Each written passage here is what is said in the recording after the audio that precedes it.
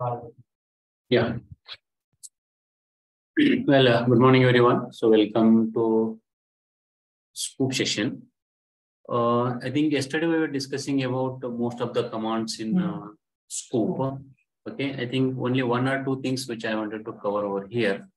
One, I think yesterday we stopped, we were able to write a command, okay, like a job also. Okay, so we are able to write a, we can create a job, Scoop jobs, and that Scoop job can be called through Unix and all. So in order to create a job, okay, usually, see, normally what happens that in production, see, we cannot execute this type of command like one by one. We write entire things with that create a job, and that create job through Unix we invoke. And that Unix script can be invoked through some of the scheduler, because everything is automated. Okay, everything is automated. Suppose the moment data comes, the process would be like this. Okay.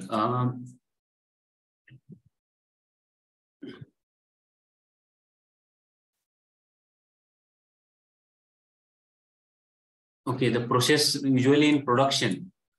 Okay, in production, how it is usually, I think you know that there are multiple sources. Okay, one source can be your database. Okay, because data can come from heterogeneous sources. Okay, other source it can be from a file server. Okay, there can be a file server and all. Or if it is a regular data, or there can be some data coming from some servers. Okay, these are the different sources. Now we know that this is my Hadoop, where I am going to use to process the data. Okay, so it's a Hadoop where I'm going to process the data, and finally I want to store them into a database. Okay, and thereafter I can my Power BI and all it will work, so I can pull a data and generate a various reports. Okay, so this I can use any tool for generating a reports here, right? So it can be any pie chart report and all. You can just generate this kind of reports. Now the question comes about how to pull data from these sources. Okay, so now we know that in order to process a data, okay, we have a Scoop. Okay, using Scoop, we can ingest the data through this here. Then we may manually put a data. Okay, we may manually put a data, or I may write a command that in the script, and that it can pull data from manually push into here. And suppose if I have one more, say, ecosystem, like a continuous data is coming. If the continuous data is coming, so I can use usually flu. Okay, in the same way, if the data is streaming data is there, I can also use it is a web server data or streaming data. Web server data, and it can also be used for a Kafka can also be used here. Okay, through Kafka also I can pull a data. Okay, I can pull a data through Kafka. Okay, through this also we can pull a data into this one. Now here you know that I can use a MapReduce here to process the data, because it will, you know that this is my I have a separate folder where it will push all data into one place. Okay, they may be having as a source folder. I have my job reads data, and like a MapReduce reads this data, and finally there will be an output folder where I will keep in an output folder. Okay, so this is what internally job MapReduce job can get performed. Okay, so this is when the final output is there, is going to put here. Okay, so to process this, I say that I can take care of what a MapReduce job here. Okay, MapReduce job will read a data from this area within Hadoop itself and push data into output folder. This can be input folder. Okay, input folder in Hadoop itself, where you are putting all data, and this is a result folder, I can say output folder. You are putting a data. Now again, this data, what I want to do, I want to take out this data and push into RDBMS. Okay, again, your here it comes about a scoop comes into picture here. Okay, here also scoop comes into picture here. Scoop comes into picture. Here web server ke liye, you can use a Kafka or Flow. Okay, here you can, if you have a manual commands, manually you can load. Manual load you can do it. Okay, now this is a Hadoop. Your data is coming, either coming based on database, it's maybe coming from a web server, it may be coming, okay, some kind of a social media and all. So all data we are putting into input folder, and I have a MapReduce, okay, which will read a data from this area, process the way based on business logic, and the output will be stored into output folder. Okay, from the output folder, so my scoop job pulls the data and push into what external RDBMS. Here it's an internal, from external RDBMS it pull the data, and from here it is sending into an external output. And from here I think your Power BI or Tableau will pull data from this RDBMS and generate reports. Okay, this I have to make automation. Okay, in that case, usually what we do that there is a controller tools are there. Okay, control M is one tool. Scheduling tools are there. Scheduling tools are there. Like usually in industry, we use a control M. Okay, control M is from BMC software. Okay, we use in Atosis is also there one more. So this here, this particular water is a control M. Okay, this is a scheduling tool. It's an external tool. Okay, in external tool, we usually schedule it. Fully we schedule the tool here. Okay, control M is the name of the tool. Control M, okay, it is scheduling, I said. Scheduling your job. So you know that this data is coming at 6 p.m. night. Let us take at 6 p.m. It's data coming. And here this data may be coming till 5 p.m. in the evening. Okay, this may come say till 12 a.m. in the night. Okay, so these data we know that so this data is coming automatically. My controller and what I'll do, I'll make one job here. Okay, I'll trigger these jobs. Okay, I'll trigger these jobs. Okay, to pull data. Okay, to pull data, so I'll trigger this job at 6 p.m. I will also trigger the job at 5 p.m. I also trigger a job at 12 a.m. in the morning. Okay, so the moment it get a triggers, it will pull data from RDBMS and bring here. The moment the moment it reaches at 5 p.m., automatically it pulls data coming from the file system and push here. And at 12 a.m. till 12 a.m., whatever data is gathered here in this place, I will just pull it. Okay. Now I have this is what a MapReduce job I'm going to call. So when I'm going to call a MapReduce job, I will not call your command. Okay, I will call a job here. Okay, I'll prepare a job. That job is being called through the script. And here also there is one job. Okay, MapReduce job. Okay, I know that all data comes at 12 a.m. Till 12 a.m. every data comes. Because last job I'm triggering at 12 a.m. So let us take, it takes 15 minutes to pull all data. So now I'll trigger this job. Okay, I will trigger MapReduce job at 12:30. Okay, 12:30 I will trigger the job. So 12:30, let us take, if I'm 12:30 in the morning, I'm triggering the job. Okay, I will trigger the job. Okay, what this MapReduce does, it will pull data from input folder, process it and push into an output folder. So I'm expecting it is taking 4 hours to complete the task. Okay, so at 4 p.m., okay, sorry, morning 4 a.m., I will trigger once again this job. Okay, because I know that by 4 o'clock, this job will get finished. Okay, 4 o'clock I can trigger this job. 4 a.m. I will trigger this job. So it means that later if it is taking a 1 hour, so by 5 a.m. your records are here. Okay, 5 a.m. your all records have come here. So it means that if your office is starting at 9 o'clock, okay, your data is ready by 5 a.m. Okay, whole night your job is running. Okay, because let us take if it is a banking business. So your job, your all data is kept in till 6 p.m. It will start triggering pulling the data. Whatever data which are done manually, I'll pull by 5 p.m. And whatever the internet banking is, all data is there. That day data. Okay, that day data, whatever day. Let us take this as daily loading. Okay, 12 a.m. Okay, all 24 hours data I'll pull from web server and push here. Then I'm just processing this entire data, putting into an output folder. Okay, another job is there at 12:30 it starts. And 4 a.m. your data is ready.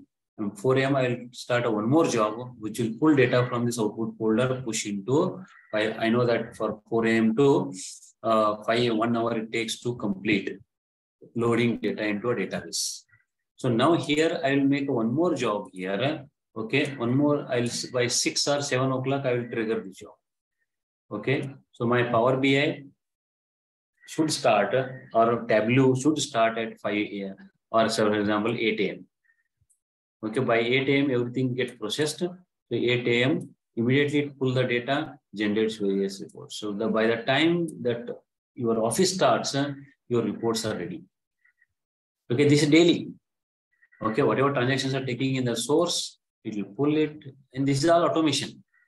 Okay, no manual intervention is here. No manual intervention is there. Only there is a scheduler which I am just running this job. Automatically it takes entirely at back end. Okay, now the coming to here is that one I am importing. Already you know that simple command. Okay, how to import tables from the RDBMS. And you know also manually also how to load a data manually. Right. So now this is what you are importing, and we can create a job here. And you can also do an export. Okay, when I'm exporting job, so there is a file importing, we have a database and writing into a target directory. And while outputting from the Hadoop into RDBMS, your source directory, okay, is Hadoop. Your target is your database. Target is your what? Database. So this way you are going to perform a task. Now, as I said, this is also you can make one job, and in which you can write a command, and this is also you can make one job here. Okay, which you can that whatever export command you can write it. Right. So this is what, of course, you can do it. So now for this, like how to create job, simple. Okay. Till now we have used only this much. Okay, we have used only that interactive mode we have used. Now we can create a job. That's what a scope job, create job name. Okay. If I use a list job name. Okay. If there are any jobs are there, so you can list also. Right. Otherwise you can create. What is the job it does? It is importing to this particular table, and username is there, so and so, password is so and so, and even you are using only one mapper, and target directory is what you are going to push this data here. So this is what with the moment you run a job, automatically it runs this query. Okay, so that's what if you want to list out jobs, or if any jobs are there, you can list out those jobs also. Scope job -- list. If you run this query, currently we don't have any jobs which are created. Okay, if I run this here, you don't find any, no jobs are available. Available jobs are nothing. If you have created any jobs, yes, those jobs will be, you can run it. Okay. Now this is a list how to list a job, the job which is created. Okay, if you have created any jobs, you will get like available jobs are, that is automated job, daily task, job routine, like this. If you have created any jobs, it will list out these jobs here. If you want to execute that job, I don't want to execute a command, I want to execute job. Job consists of a script. Okay, so this is a command: scope job -- execute, and name of the job. Name of the job. So just to execute that job. So when you execute this job, automatically it executes this entire command. Okay, automatically means this job you are reusing every time. Okay, that way you can execute the job. I think, let me open that. I don't know whether I have, because I have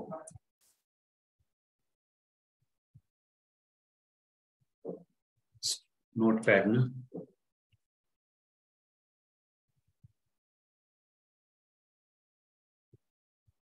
Scoop commands.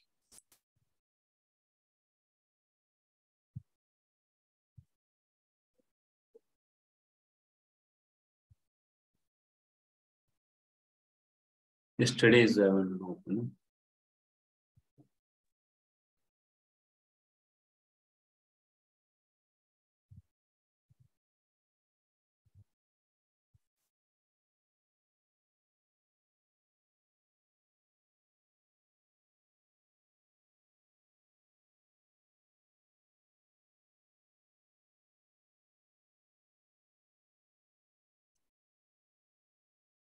Okay, I think, yeah, I think again I lost all tables. I have to create this one second table.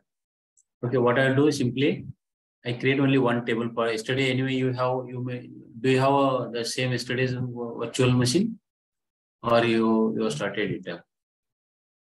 Okay. Okay. Anyhow, what I will do, I will create once again only one employee table, and you can practice on that.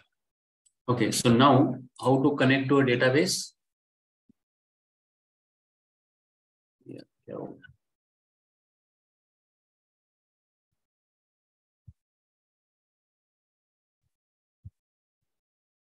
So how to connect to database? This is a command, MySQL. Okay. Okay, mine is I will get corrupted. That's what I open once again.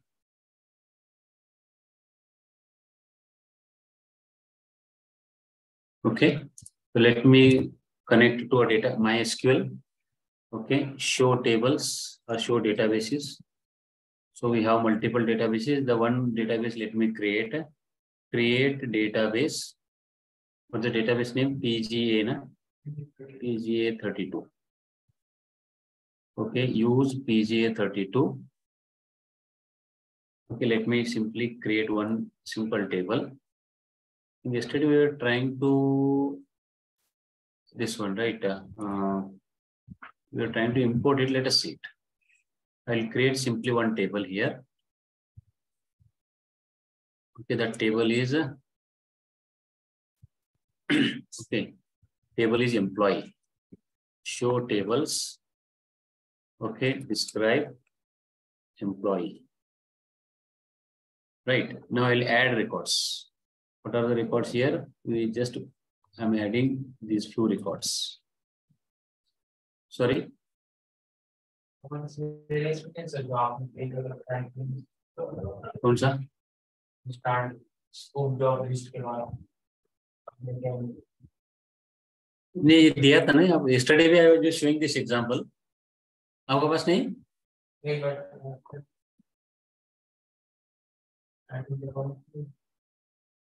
Creating the database, password. ये नहीं क्या आपके पास? No, which is not there. Same yesterday's only I have opened. Yes. Huh? Huh? Yes, sir. Yeah, I know that's creating employee table, employee with PK, no PK, department. So same table I'm using. Okay, because this I'm using now only. I think this also I have shared with you here for this virtual machine na. So username and password I'm using. अलग इसमें. हाँ. अच्छा ठीक है no problem. Because this week I want to run this command. Because yeah. So now I have created a table. I'll just simply add these records. Huh? These records. Quickly, I have added record. I think yesterday I have added these all records because it got corrupted mine. Okay, I can use a select star from employee. Because I want to show export. That's all. Okay.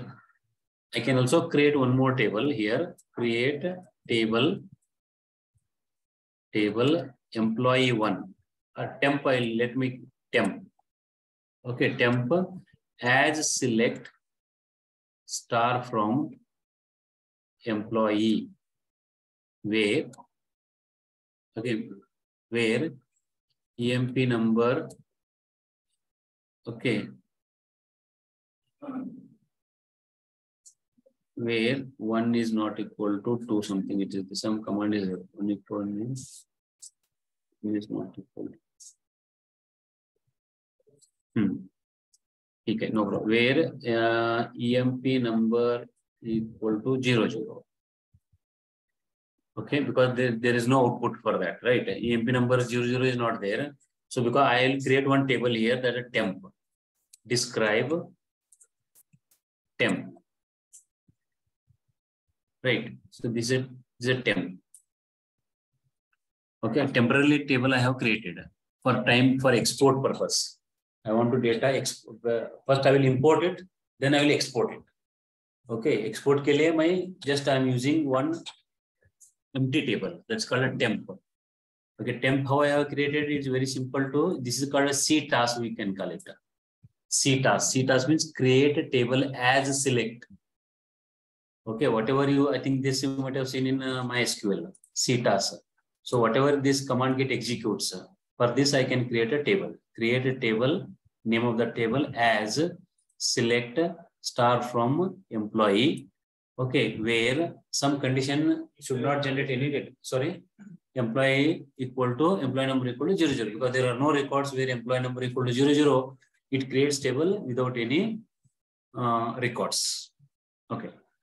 Now we have a table, one table. Now first I have to import this table. Okay, I have to import this table. Okay, through job I want to try. Through job. Okay, let me open one more terminal. Okay, one more terminal because I want to just check. Okay, here that what I want to check here. I will create one folder there. Okay, how to create folder? Hadoop fs minus mkdir /user/PGA 32. This is a folder I want to create. In this folder, this is my target folder where I want to keep a data. Right. Now, I'll come back to this here only, scoop, coming back to this command. This command. Okay, here I want to create a job. Okay, when I want to create a job, I can use a notepad. Okay, this temporarily I will take this one.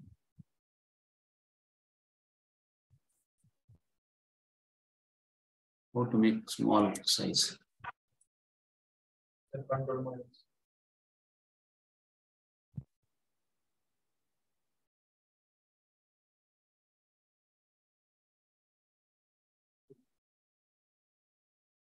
Control minus today. Control minus. Okay, okay. So here only what I wanted to do, I want to just change the job. That's all. Okay, what was my database name? So first I will take this part. 1 minute, I'll do some changes here. This. Okay, MySQL is this. Okay, localhost. Password is training. I'll take this. Do some changes here. I think till here. Okay. And this is I will use as a my job. My job. My job. Now the job is job. Connect JDBC MySQL localhost username training. Password is also training. And I can also connect to a database here. What is the database name? PGA 32, right? This is my database. I want to connect to the database. Username training, password is training, table. What's my table name? Employee. right? Employee, I want to use that is one, mapper one. Target directory is user.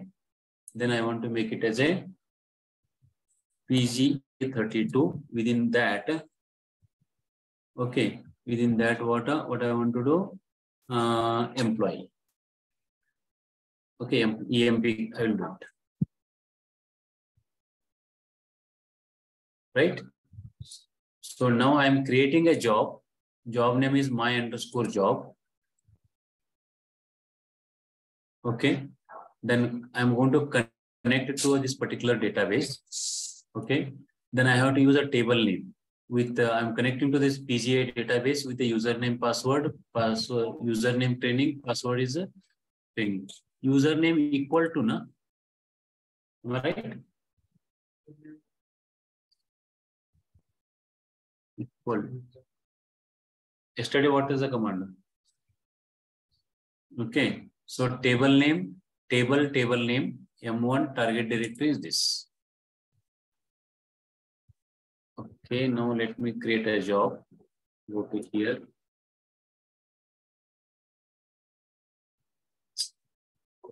Here. Run it.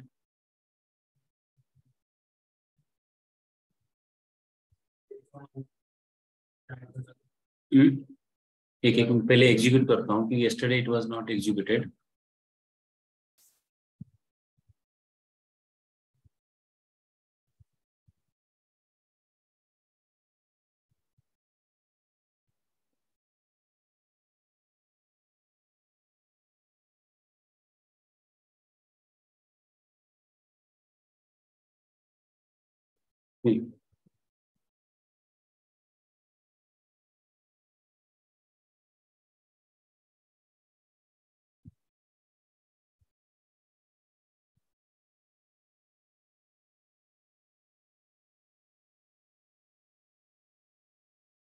It's not creating job.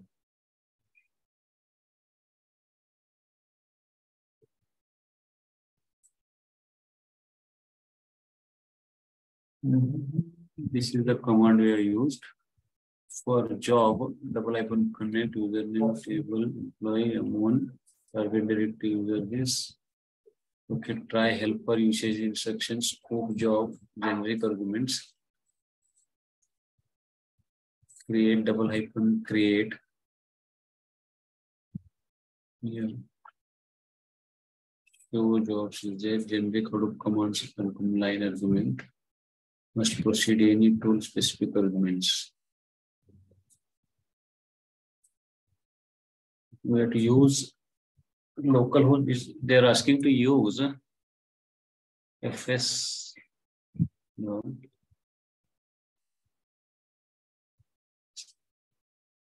Are you able to create? No. Because the same command is there here. I'm taking the same command. Otherwise, it will get. If I took that scope _ import, it will work. If I take this command,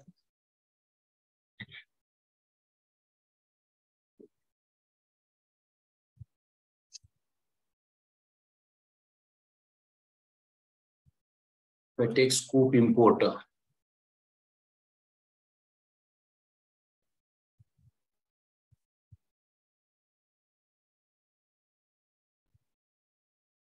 because if this command is executed, scope import,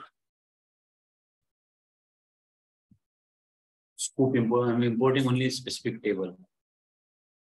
Okay, then I will not create this. Scoop import. Okay, scoop import, and rest is what? The table name is there anyhow. Take this one command, go to here. With this will import, job is not creating, otherwise it's importing. Na? Here I am importing simply a command. The scope import means only one table I am importing. So this will copy. Yeah, it is imported now. Because if you see here, Hadoop FS minus ls / user / PGA32 / you'll find one EMP folder. In this EMP folder, you have a records. I mean, one file you get created, part one something. If I want to see that data, I can use -cat. Okay. Here, part -m 000. Whatever the employee data is there, it will get imported here. They are delimited by tab. Okay, now I think why job is, I'm not even, let me just see whether it is there in my command here. Down somewhere else, go down. If it is there, otherwise I have not executed that command. Otherwise I would have shown you. I have not created any job for that. Import is there here, all import only.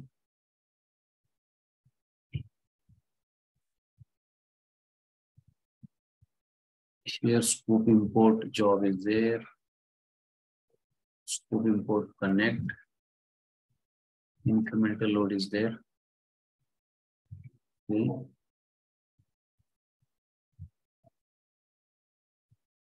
-12. Alter table, which I think this may be a export. Let me tell you export. This import, still we are doing import only with the different options. Okay, import into Hive. Just keep reserve this command, because when I start Hive now, I can also show this part, importing into Hive table part. Okay. Now export, I wanted to cover with you. Export. Anywhere else export is there here?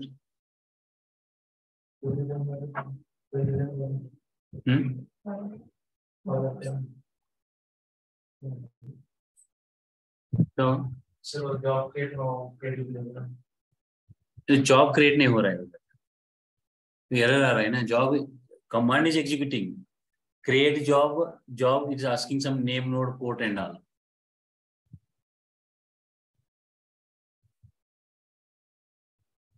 That command is, I am taking this command from here, na, here in this case. A command execute उधर नहीं हो रहा है. A command execute हो रहा है. You can just see this command. This command is executing, list out and all. Okay, if you want to execute, you can execute this using this particular command. But when I am using this, this is not executing.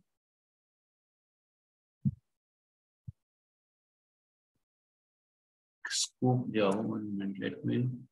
Just only this much command let me use without any.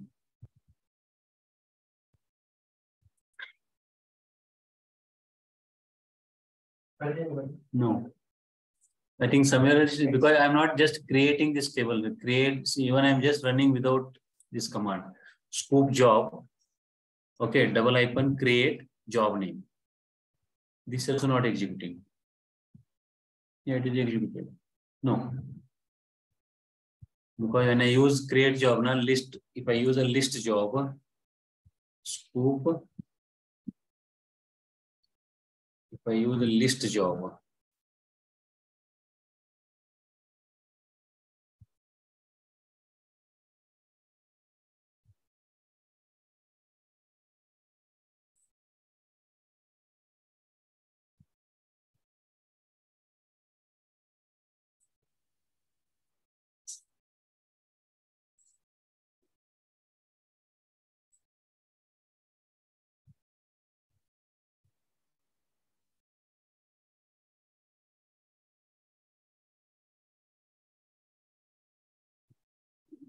this.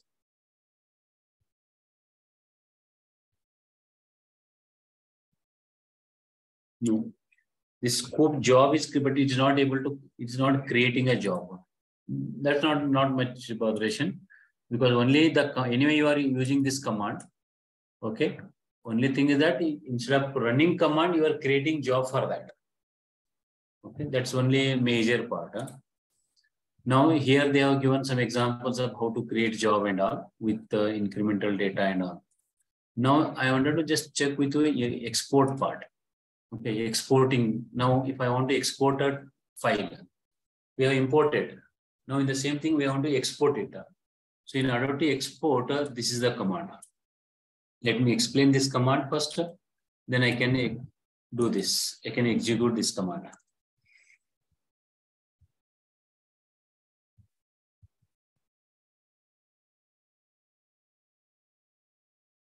Okay. So here, like import, okay, here there's a export, scoop export. Then I'm connecting to a database. Okay. I'm connecting to a database. That's a host string along with the database name. Right. So now I'll just replace here this part because this is my database. Okay. I'll just replace with this. Correct. My database is PGA 32 is a database name. So table name, username is training. In my case, username equal to training, password is also training. I will replace with this also. Username and training. Username and password I will replace. Second, now what I want to do, I want to export. Which table you want to export? Okay. One is export means what is the table, in which table you want to export. I think in my case, I have created two tables. One is employee table, which has records. And temp table I have created, which do not have any records. I think here you have to create a table here. Okay, so in this case, if you use a MySQL, I have a table called a temp here. Okay, show tables, temp. Temp is do not have any records. Employee has a records. Select star from employee.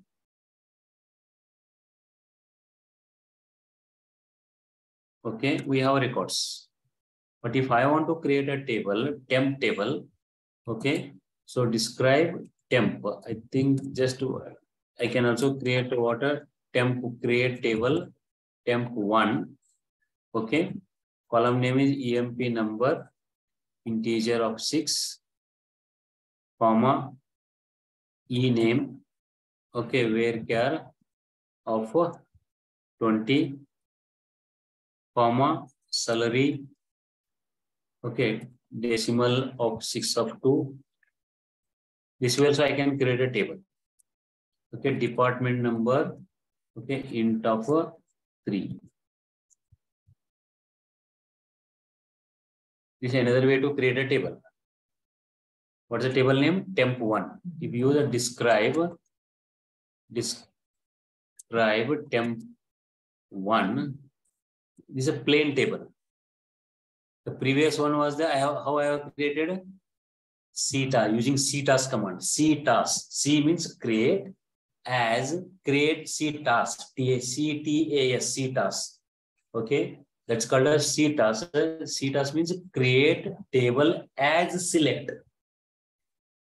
Create table as select means whatever command you use, okay, in select, accordingly it creates a table. Along with not only creating a table, it also creates it adds records.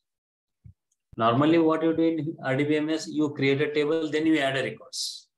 But using CTAS, it creates table plus it also adds records. Okay. Now temp 1 is selected, which we do not have any records. Okay.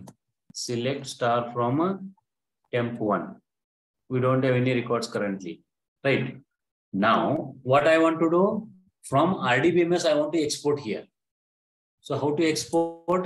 The command is there here. Scoop, export, okay, connect, JDBC, okay, you are connecting to the database name called PGA 32 with username and password. Table name. What is my table name here? Table name is a temp 1. I want to load data into temp 1. What is my export directory? Export directory, we can just see here which table, which file you want to export. Okay, so my table is what PGA 32 is a directory name in which what's the table name? Employee is my table folder here / and you can use this particular file name. Okay, that file name is a part -m 0, 0, 0. Only one file is there. And input. Okay, when you are reading a data from the input file, how it's supposed to be? How is your terminated? How the, because here we have 4 columns and you are reading a file from there. When you are reading a file, the first value should assign to a first column. Okay, but there should be some field separator here. So that field separator you have to mention here. Okay, now going back to this file first. Okay, here, let me go to what is my file. Hadoop fs-ls/user/pga32. See, let me just see what is in that file. That this is my export directory. EMP is there. My directory name is EMP. Okay, in EMP, we have a file. Okay, this is my file. Okay, I will take this path. Copy. I'll go here. This is my, I'll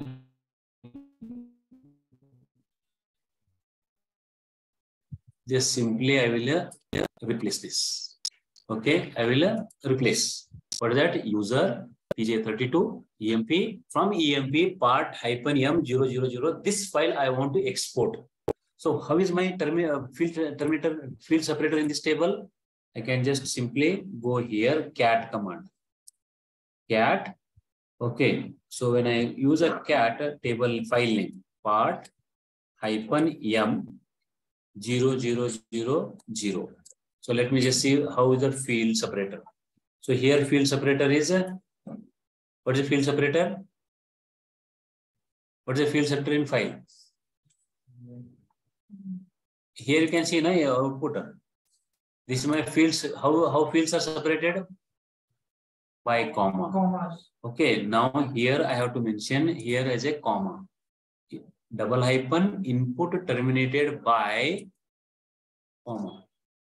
Okay, input terminated by comma. Here you can just use a single quote, comma. Is that clear? What is the statement? Scope export. Now you to where you are going to export into this database. Okay, into PGA is a database. In this database with the, what is your credentials? Okay, sorry. What is your credentials? Username is a training, password is a training. Which table you want to export? I want to export a temp1 because it does not have any record. From where you want to export? That is, which is your export directory? This is my export directory. This file I want to export, which are, okay, columns are delimited by comma. So this table I want to export into a table. So now I'll take this command, go over here. Okay, I can run this command. It's taking only half of the command. Let me go back here. I'll put everything in a single file here. Okay, single command. Okay, I'll take this entire command once again.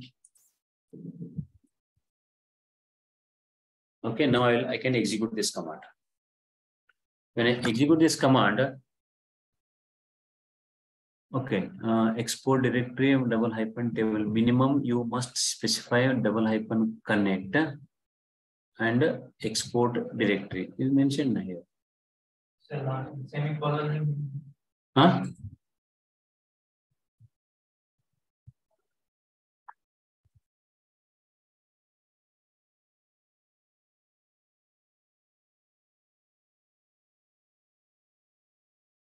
Scope export double hyphen connect JDBC username equal to training, password equal to password spelling correct na? Yes. Password equal to training double hyphen table temp. Okay, temp is there, temp table is there already. Export directory /user/pga/ EMP in that part M000 double hyphen input terminated by comma. Correct, it is there.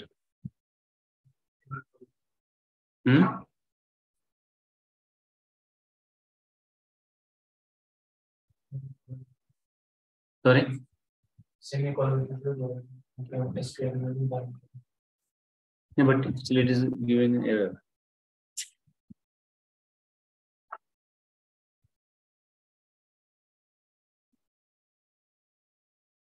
So are these commands okay? We are taking command from here only. No? Any changes is there? Scope export, double icon connect. Just check it, compare with this command and this command. I don't have that command. That's what I'm taking from the here. Okay, scope export, double icon connect, JDBC string. Okay, here also where local host is there and my database is there. Okay. Because local host means I don't need not to have any port number. Port number ka jarurat nahi, because already we have executed this command. Then username equal to so and so, password is so and so, double icon table, temp1. Okay, then export directory, export dir, user. Huh? Equal to simple username equal to. No, but we are that also executes. When you want to say this, right? Right. And export directory is this. This is your export directory. And then input terminal is this. No, it should execute.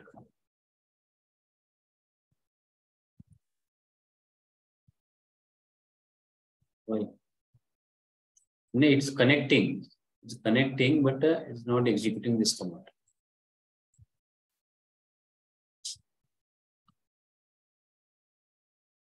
Same, na?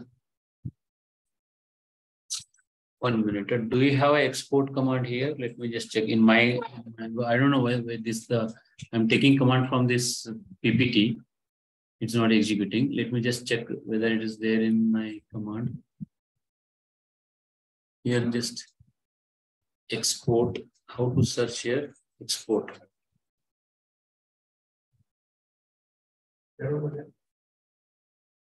No.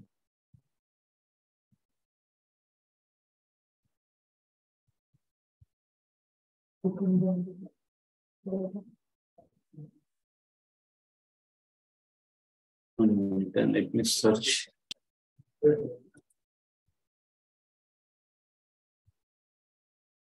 Let me search the scoop export command which is there in the PPT is scoop export.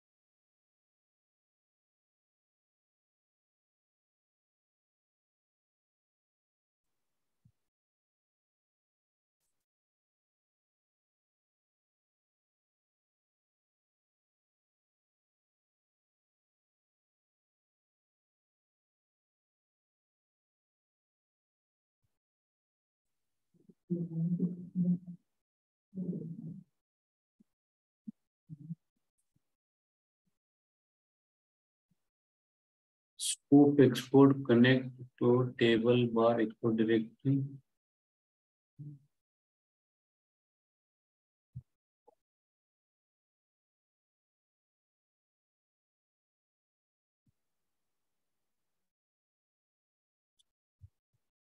Here if you see this command.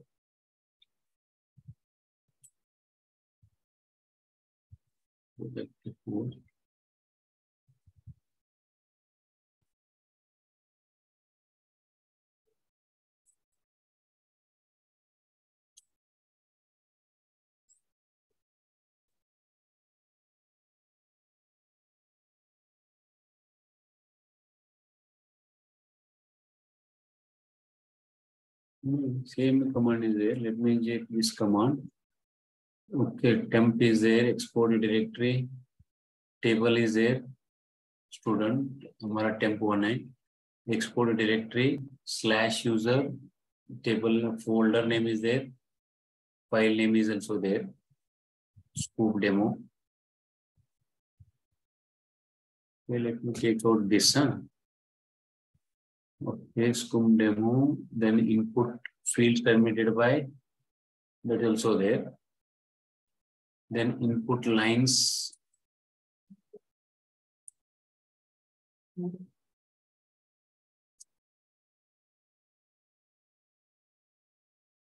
Input lines. Okay. Input lines terminated by. This is a common.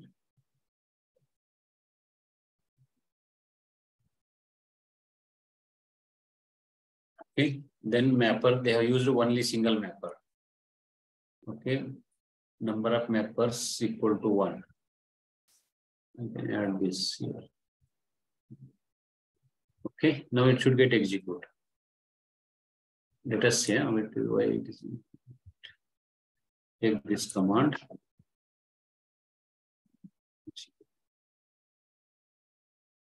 No.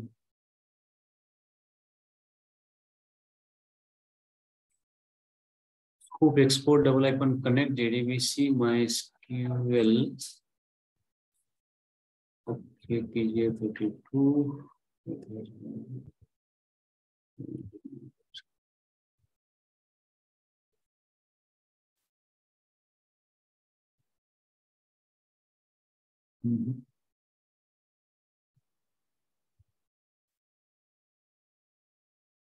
PGA 32. Export username training.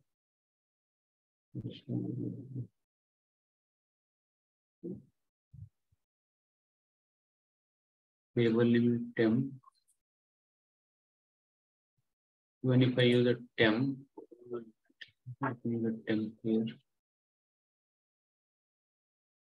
I have two tables, temp and temp1. Temp1 do not have any this one. Export use PGA user PGA.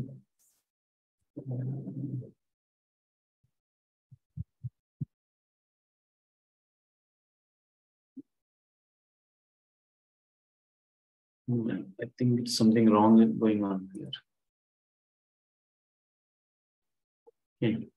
Yeah, what I'll do, let me just, during our practical, I will just come to know this. I will write exactly command to this PGA better, because somehow it's giving a wrong part for, even if I take this command as it is, so it is giving the kind of an error. So now the export is, from my end, I will just show export command. And also let me, here they have given a kind of an export only, how they have to export. So your table should be there. This is a table they have created. In that table, okay, like exporting HDFS table to RDBMS. So once you export, so this is what you can see data from the table name. Okay, then this is all how exactly the importing data from RDBMS to Hive. Import the data to HDFS. Second, create a table. Okay, steps they have given here. One, importing data from RDBMS. First, import the data to HDFS. First, you bring the HDFS, then create table in RDBMS. Load the data from HDFS to a Hive table. Okay, or we can directly import data from RDBMS to Hive table. Okay, Hive part. Now it's coming to an Hive part. One is, yeah. Now it's coming to this what Hive part here.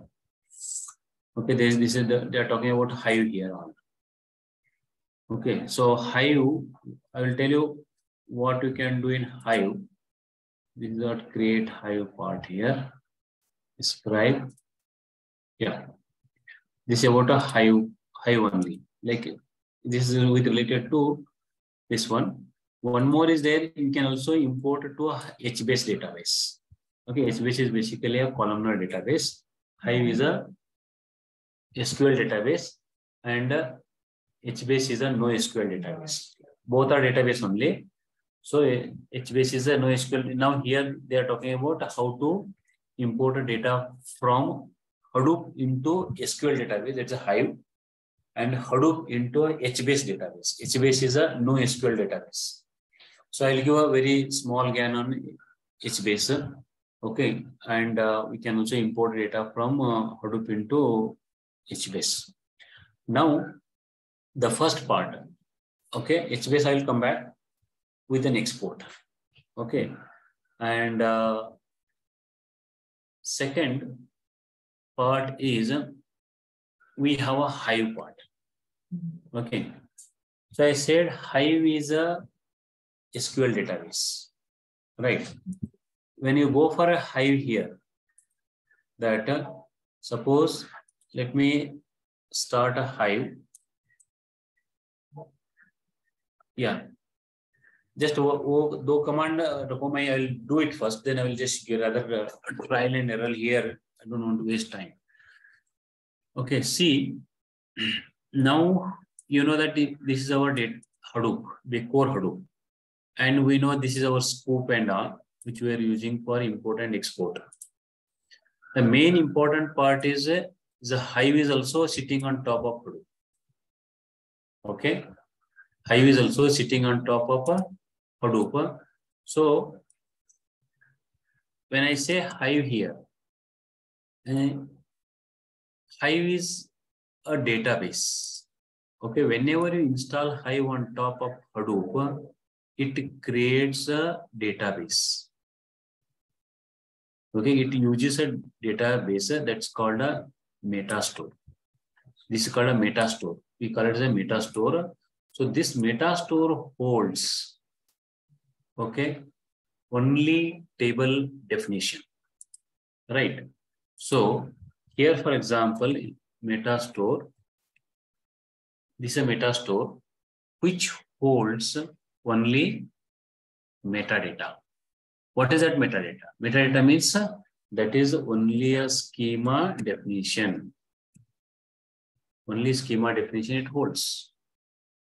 Okay, nothing else. Now, as and when you, okay, install Hive on top of Hadoop, as and when you install Hive on top of Hadoop, it allocates a memory space, which is part of Hadoop. Okay, which is part of Hadoop only. So what by default, its location name is Hive/data, warehouse. Yeah, any question? No, I'm asking about the Wi-Fi password. Achha. So Hive, now I'm starting Hive. Then I will come back to scoop. One command is left. I know that. One is export command is left, which I will show you. Second command is importing directly table into RDBMS Hadoop plus creating table. Now I'm going to show that. That's what using a Hive table. Okay. Now, so whenever you install a Hive, okay, you can install what basically it creates a metastore. Now, to whom Hive is useful? Hive always works with the structured data. Hive always works with the structured data. Okay. Even though if you have a unstructured data at back end, it uses a structured data. It means that you should have a table. Without table, it can't work. Okay. Without table, it can't work. Okay. So just a minute. One I'll take. I'm going to do double work.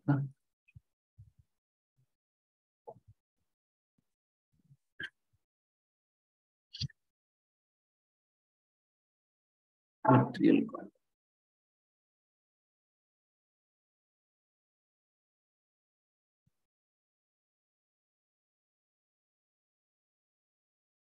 Material का Hive material I just yesterday.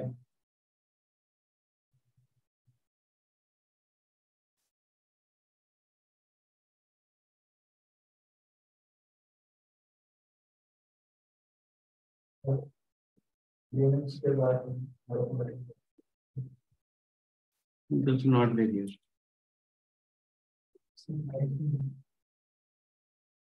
No, this is mine actually. Whatever I am going to, this I already shared with you. 1 minute here. I have stored material. Big data.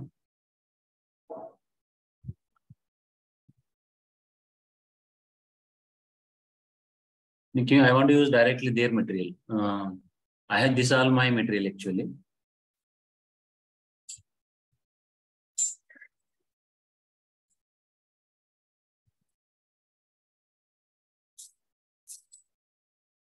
Yeah. They downloaded that material.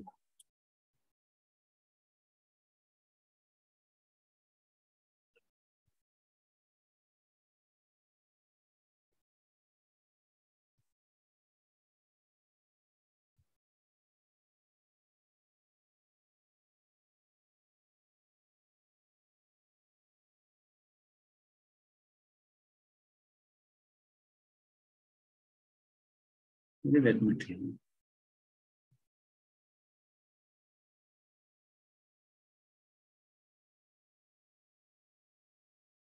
Here, high material. What I wanted to, I wanted to use their material only because sometime I start my own, then again I'll repeat once again that I don't want that actually. So I can complete the double same thing we are taking twice. Okay.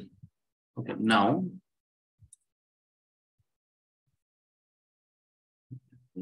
चल रहे हैं नाटक इसको कहाँ से आ रहे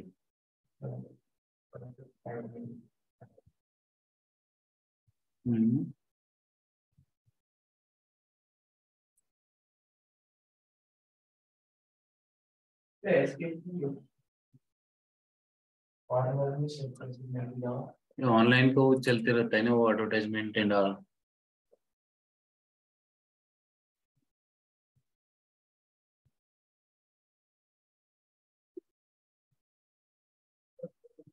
देखो इतना उपाय किया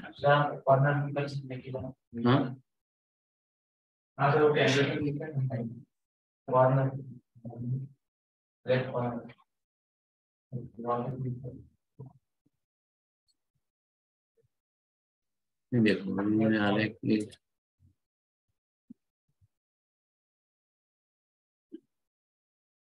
ये जेनरिक है ना वो बहुत ही okay.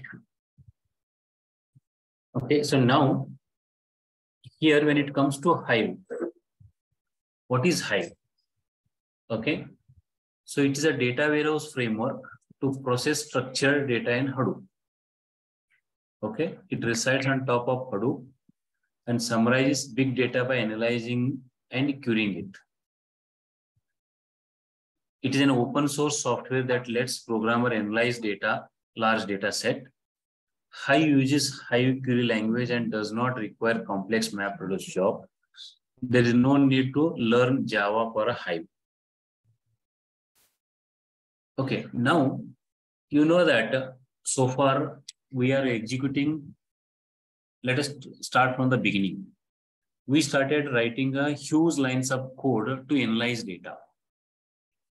Okay, like 100, 200 lines we write a program. So we know what is shortcomings or what are the challenges we have. One is the programming knowledge is one important. Second one is they should also know details about MapReduce. That was okay. So if you and me want to work with the MapReduce, ensure that these two knowledge I should have. But today the audience are more. Everyone wants to work with the big data. Like people are developers coming from a non-programming background, like a database background. Even they want to work with a database, big data, but for them they do not have a knowledge. So on top of Hadoop, okay, they introduced multiple ecosystems. Okay, like I just said, a Scoop for importing and exporting data between RDBMS and Hadoop. Okay, there was a ecosystem like a Flume. Okay, they introduced Pig was also introduced. Pig is similar to Hive only. That was also used to process and analyze data. In the same way, Hive is also one of the ecosystem which is introduced to on top of Hadoop.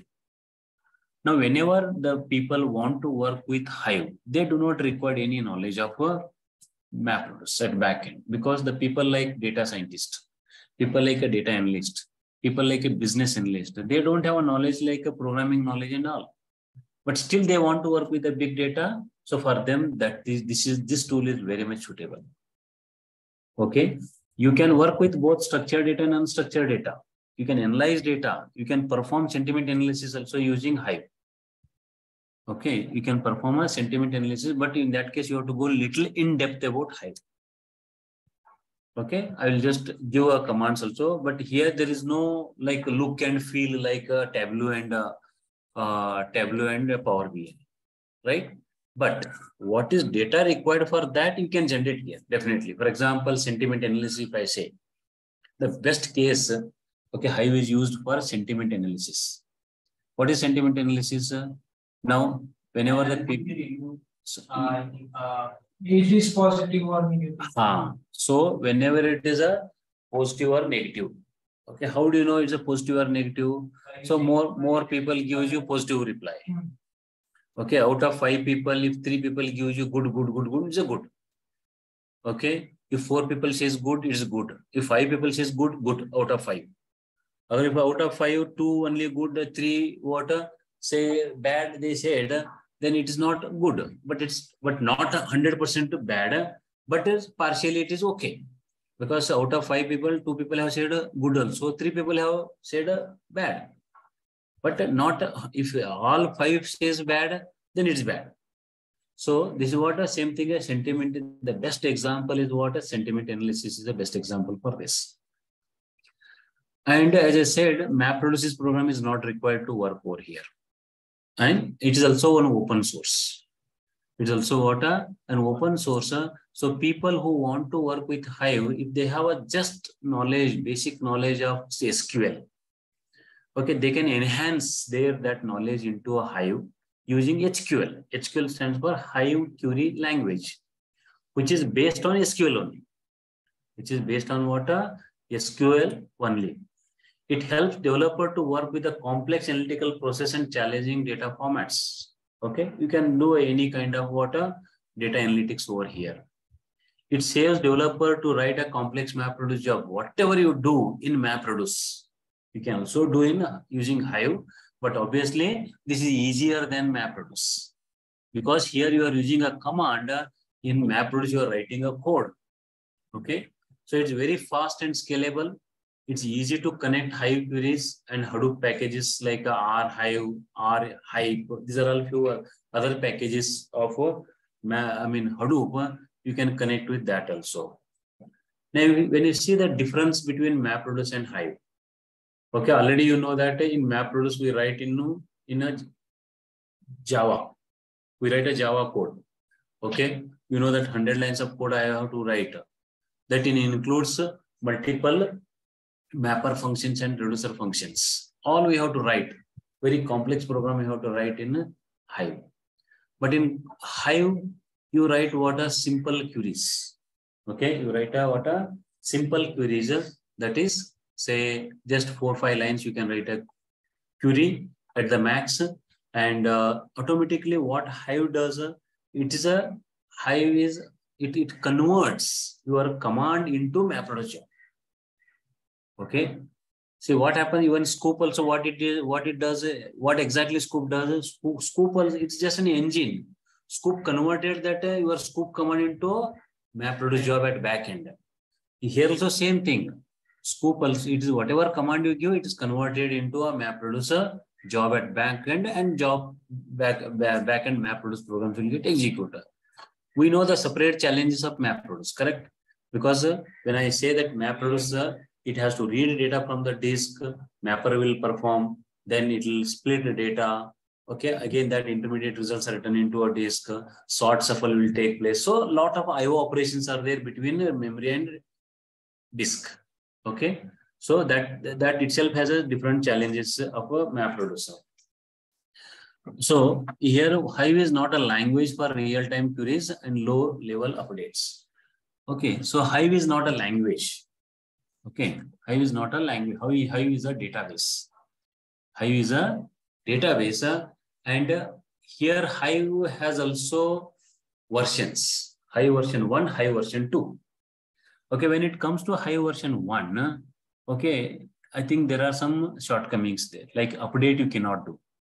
Okay, update command you cannot do in case of Hive version 1, but in Hive version 2 you can do it. Okay, Hive version 2 you can do it. But when it come to an architecture of Hive, okay, I can say Hive is just an engine. You can define it. Hive is just like an engine, processing engine or an analytical engine. When it comes to a Hive and pig, both are engines. Okay, pig is also an engine. Okay, which is sitting on top of Hadoop. Okay, Hive is also which is sitting on top of Hadoop. But pig uses a scripting language called pig Latin. Pig uses a scripting language called a pig Latin. Pig Latin is a data flow language. Data flow language, like how Hive uses SQL or HQL as its scripting language. So pig uses a data flow language. It's a data flow language called a pig Latin. Okay, you use, okay. But the features, if you see, the features of pig, maximum features of pig is used for data processing purpose. Okay, I can read a data, I can filter data, I can split data, I can merge data. For that purpose, you will use maximum. Okay, like ETL tool. Like ETL tool, pig was used for like an ETL tool. Hive, when it comes to Hive, Hive is maximum features of Hive is used for analytical purpose. Okay, you can analyze your data. When I say analyze means you can summarize your data, you can do a calculations. Okay, so that for that purpose, Hive is used. For that purpose, Hive is used. Now, when you come to an architecture, okay, you can just see this. You can use a Hive. Hive can be accessed through different way. One is you can directly command line you can use. And if you are using some like Cloudera, Hortonworks, Mapper, they provide you some kind of a interface through the graphics. Okay, that's called a GUI. If you are using basically Cloudera or Hortonworks, they provide you GUI based. Okay, GUI based means command you have to write, that is there. But only thing is that window based. Otherwise, now you whatever commands you write, it is through the character, like the way you executed scoop command. You have to use Hive. Okay, if you look into Hive client, Thrift application, we have a client. We can connect with the JDBC driver, or we can connect with the ODBC driver. We can use Hive in any BI tools. Okay, in BI tools. In BI tools, you can use SQL. Wherever SQL you use, wherever SQL is used, so there you can simply work with the Hive. Then here, whenever you write a command to a Hive, directly command will not be executed into a map producer. First, it goes to Metastore.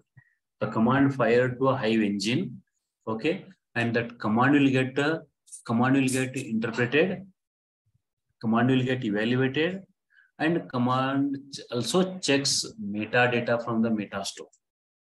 Okay, in Metastore, actually the table is created, and where exactly that physically the table is existed in the Hadoop, that link is also there in the Hive Metastore. Okay, I told you that Hive Metastore holds schema definition. When I say schema definition, it holds only schema, no records. Physically, your records are there in Hadoop only. Okay, so that's why what we do that Hive is, we can say Hive can be used to build data warehouse infrastructure on top of Hadoop. Data, when I say data warehouse infrastructure means you can build a lot of data. But on top of Hadoop actually you have a data on top, you can access that like a database.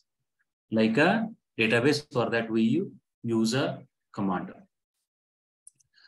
Now, I think here, if you say that the major components of Hive, one is Hive client.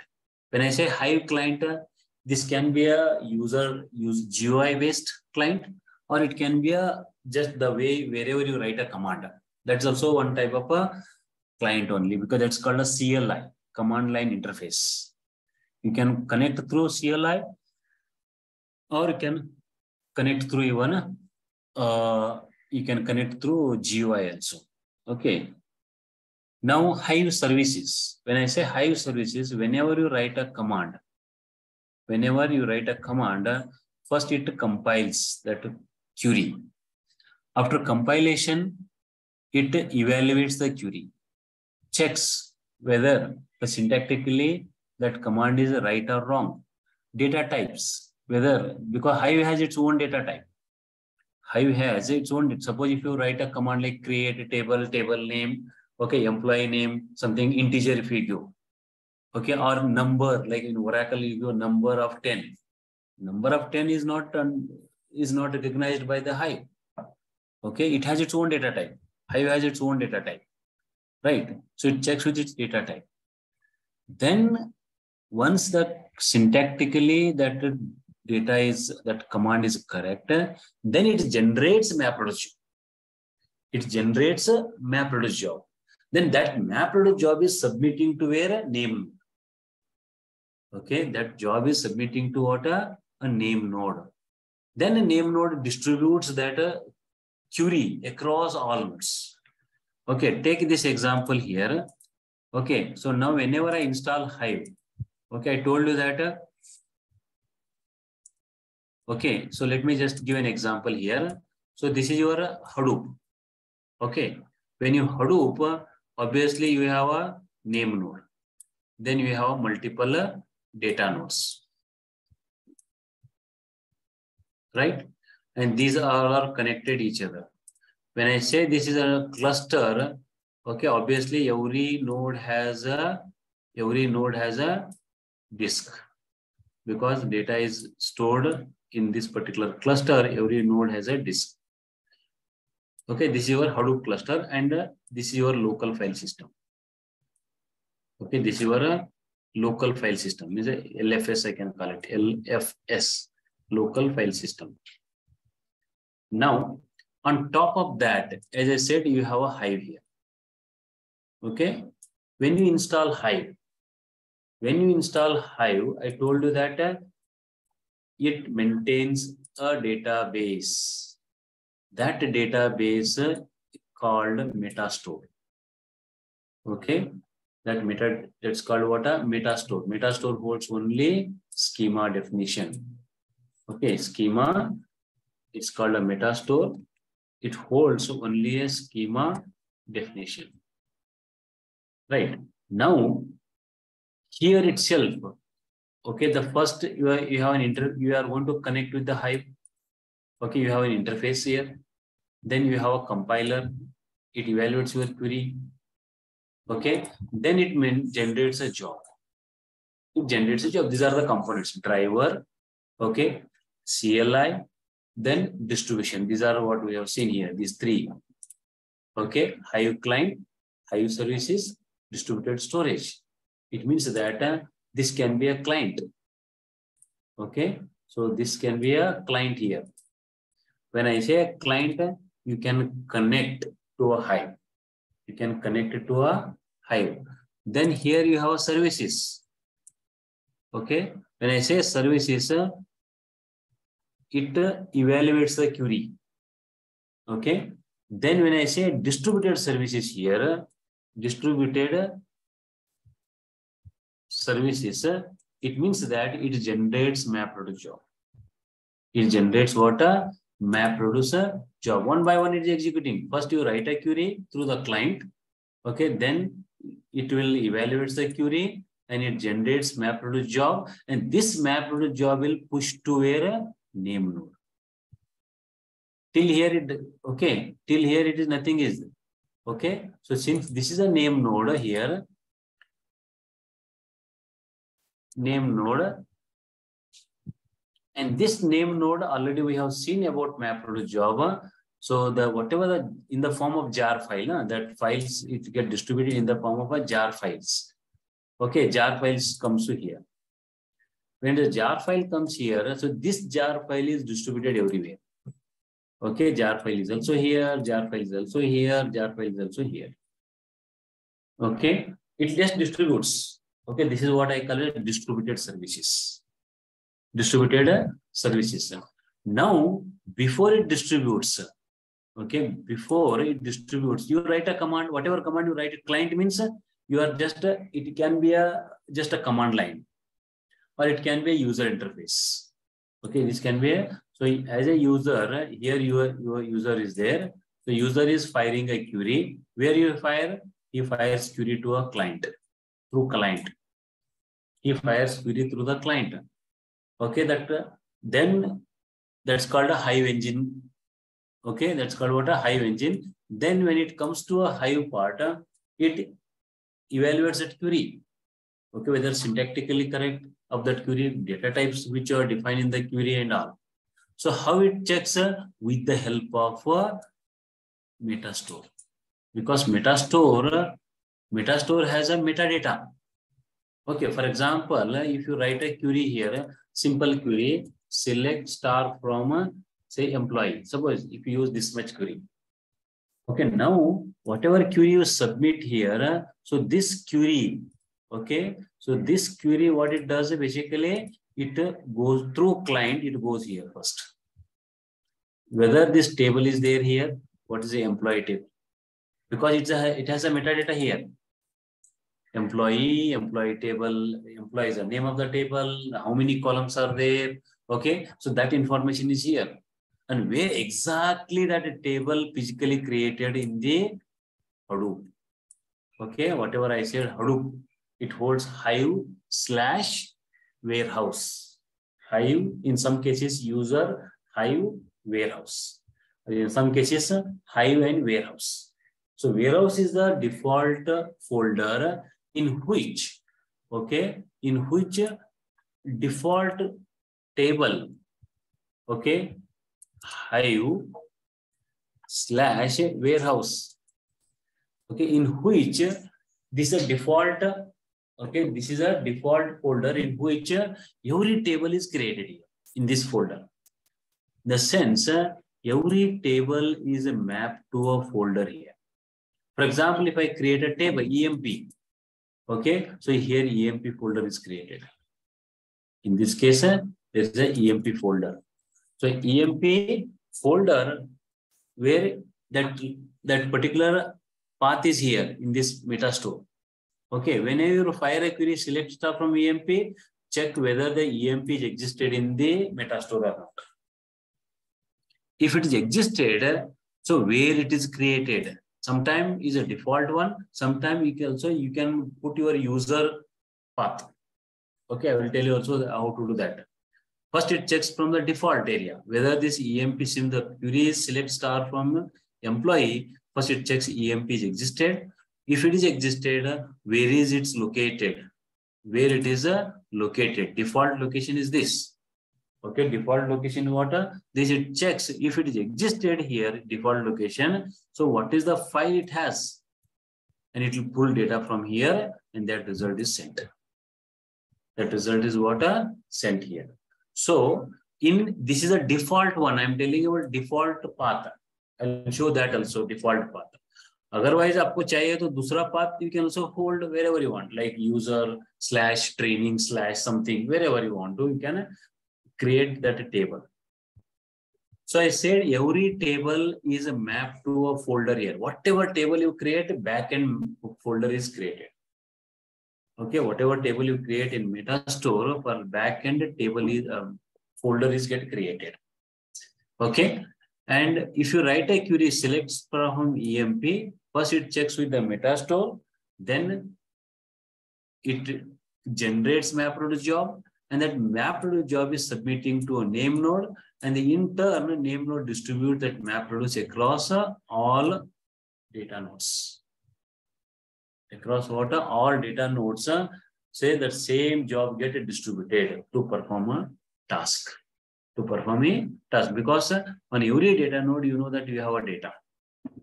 Okay, you have a data, so you can pull data out. It's very, very simple, right? So now coming back to here, okay. So I think they have given about Hive provides different drivers for a communication with the different types of application. One can easily write Hive client application in any language.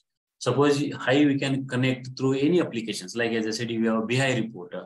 Okay, so in BI report you can call Hive tables.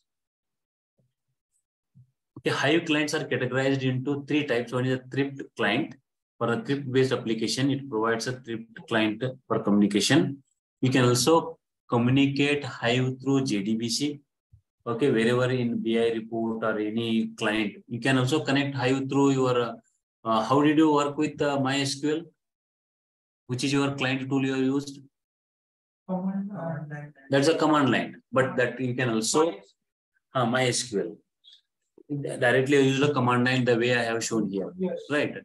But this MySQL is you can also connect through some client applications like a Toad, Workbench. Okay, they are all client applications. Through that you can connect Hive also. Like Workbench, through Workbench also you can connect.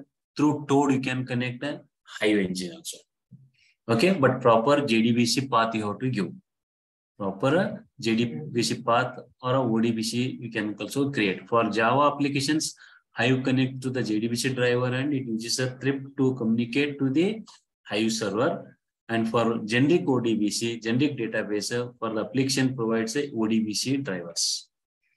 Hive also, like whenever suppose MySQL, for example, if I want to connect MySQL through Workbench, you should have a driver, right? So driver program should be there to communicate with the server. So in the same way, you can also do here. Now you can Hive services, Hive CLI, you can connect through CLI, you can connect through web users, you can connect to a Metastore. These are all different, we can say, services. Like it compiles, okay, it compiles your job, it optimizes your job, it also executes. Okay, it has to get execute that job, na? Optimizer means whenever you write a query, it try to optimize the query. Okay, it try to optimize the query.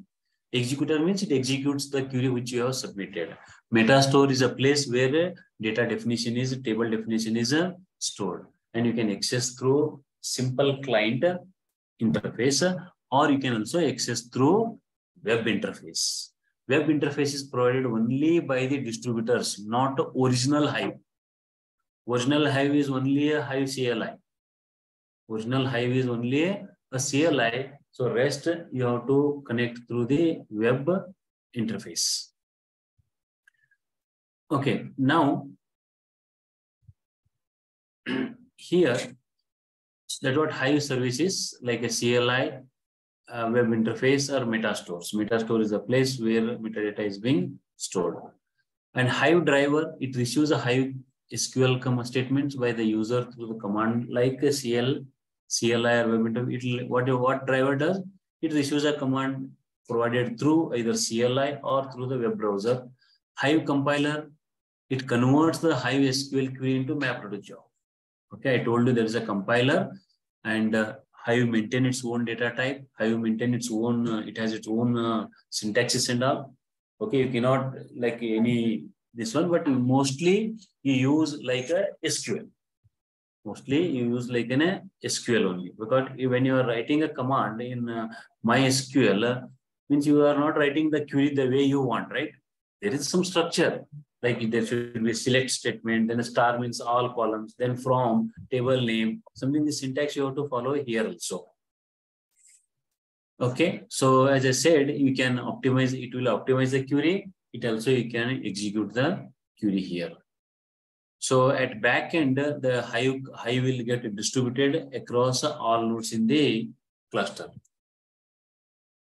Now, when you see that Hive query, okay, when you using a Hive query, like in SQL also, what are the different types of query you executed? In MySQL, what are the different? But how do you categorize these commands? Your DDL. Correct. DDL means data definition language. DCL means data control language. DQL is a data control language. DCL is a data control language. Let us go with the DDL first. Okay, the data definition language. What are the DDL commands? Create, alter, propagate, drop. So anything command which is related to a structure. Okay, like which does not require a commit statement.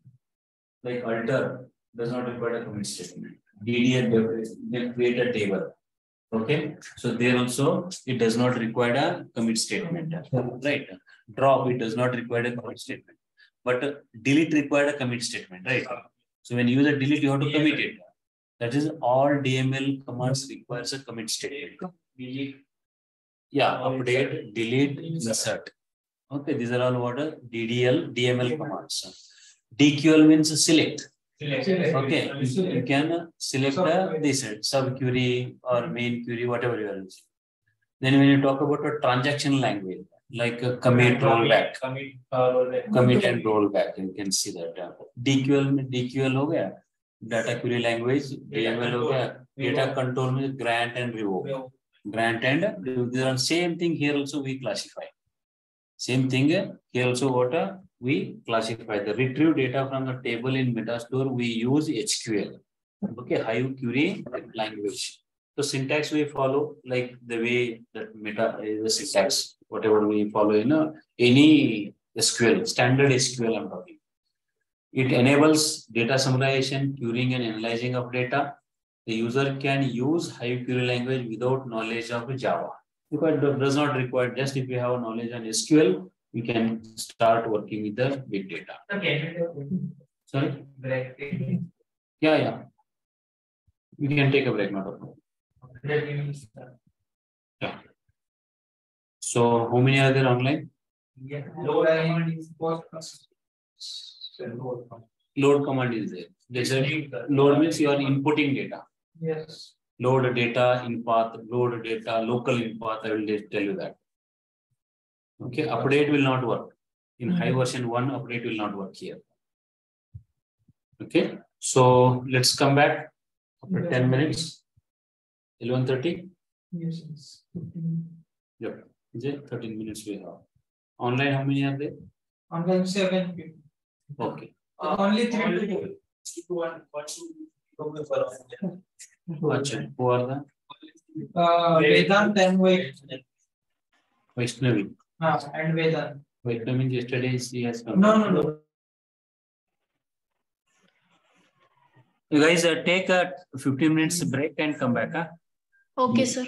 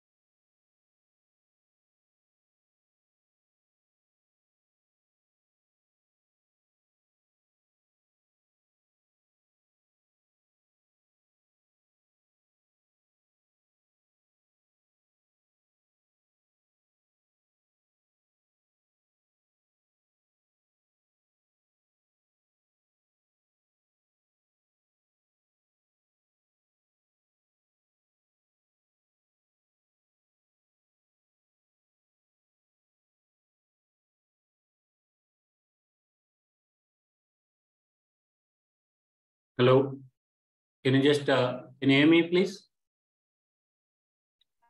Yes, sir.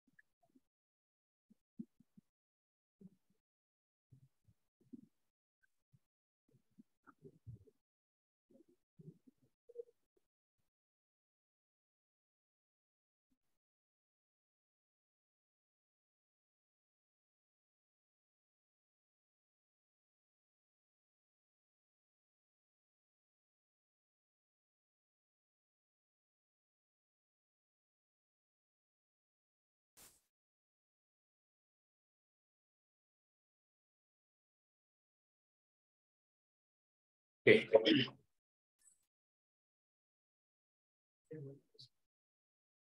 Yeah.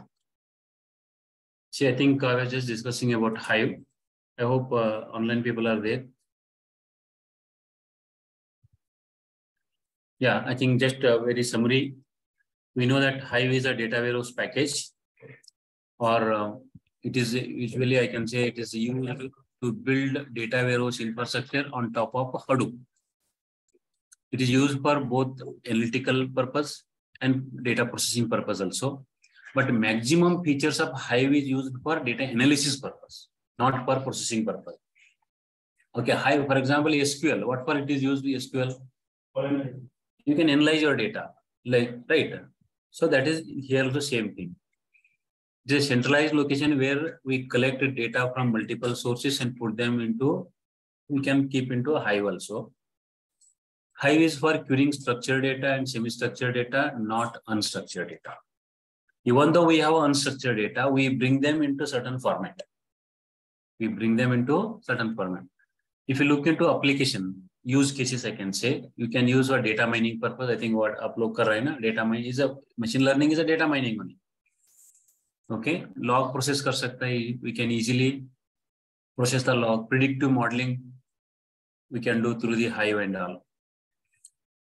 Okay, if you see the components also we have seen, like a driver, compiler, education, metastore. Driver, which is very important, which connects. Okay, it take a request from the client, and we have it will not only taking a request, it also compiles. There is a compiler we have. Then execution means it converts that command into MapReduce job.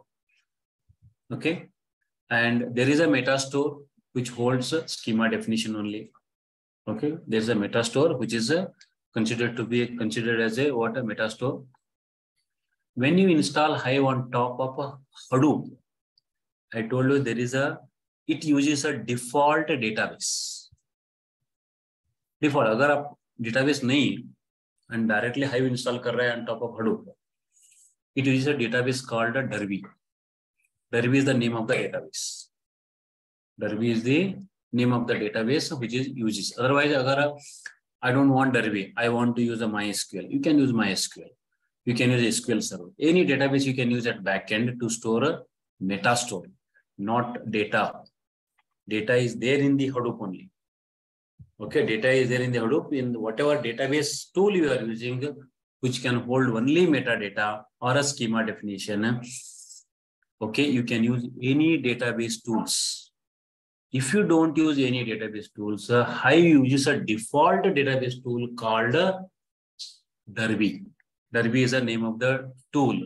Database tool is also one database like Oracle, MySQL, SQL Server. So Derby is also one of the database which is being used by Hive by default. Right. Now, suppose if you want to do any configuration part. Okay, if you want to do any configuration, there is a file called a hive-site.xml. Is a file actually. Whenever you install a Hive, agar changes karna chahta hai to that configuration can be taken care by in the Hive in this particular file. Okay, like replications and all those things. We can use any other database also, store metadata, just need a configurations.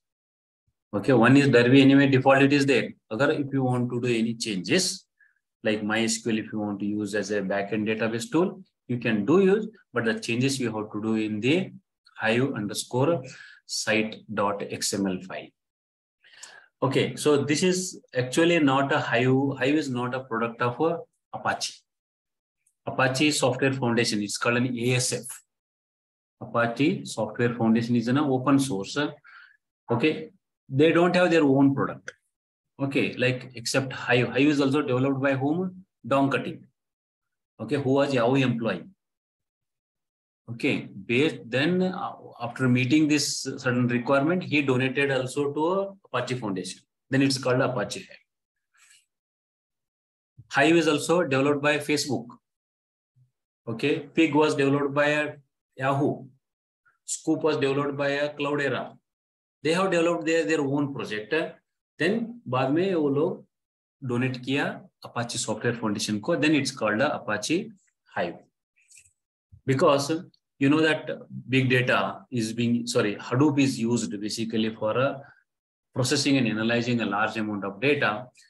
Yes, Hive can also be used to process petabyte of data, to analyze petabyte of data. Because Hive does not do anything, because Hive is generating MapReduce job, and MapReduce job can be used to analyze or process a large amount of data. Okay, so now coming back to this here, the commands.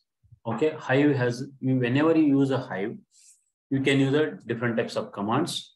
So we can classify these commands as a DDL commands and DML commands. So few DDL commands like a create a table, create view, create index. All you can do here also. Show tables, show databases, we can use it. Describe, if you want to see the metadata of a table, we can use a describe. Use, if you want to open a database.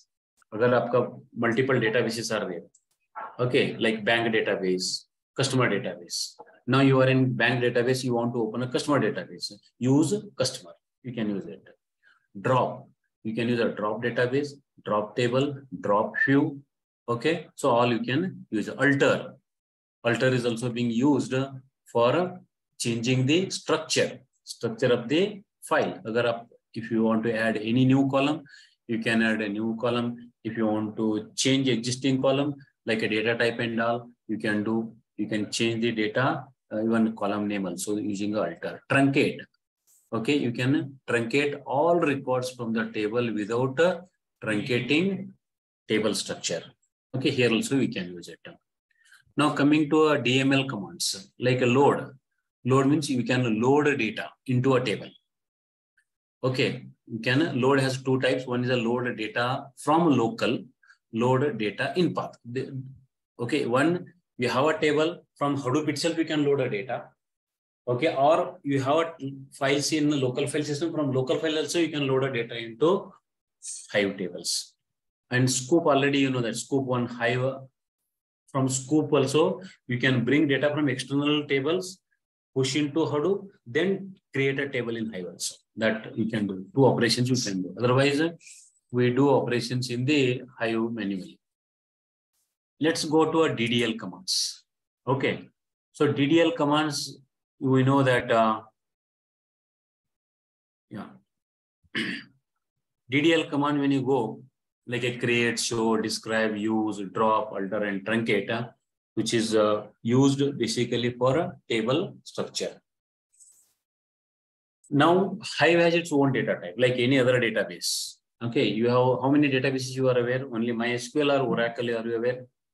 Only MySQL. Okay, MySQL is, you know that whenever you want to create a table, it has its own data type, like int, varchar.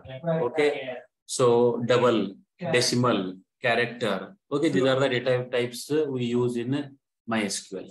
Same thing in SQL Server also, it has its own data, like string they have. Okay, integer they have, right? Double, float, they have. Oracle also, they have their own data types. Okay, so concept is same, but different names might be there in the same way. Okay, Hive also has its data type like numeric, date, time, string. Okay, and suppose if you want to hold a complicated data type, like in one column you want to hold a more values, you can create an array data type. You can create suppose if you have a data like key and value format. Okay, like I have a one in the employee table, I have a department. Okay, I want to, in department column, I want to store department ID also, department name also I want to store. So for that type of column, we can create a map data type. Structure, union. Okay, union and structure, you can define your own structure also. So these are all few data types that Hive has like any other database.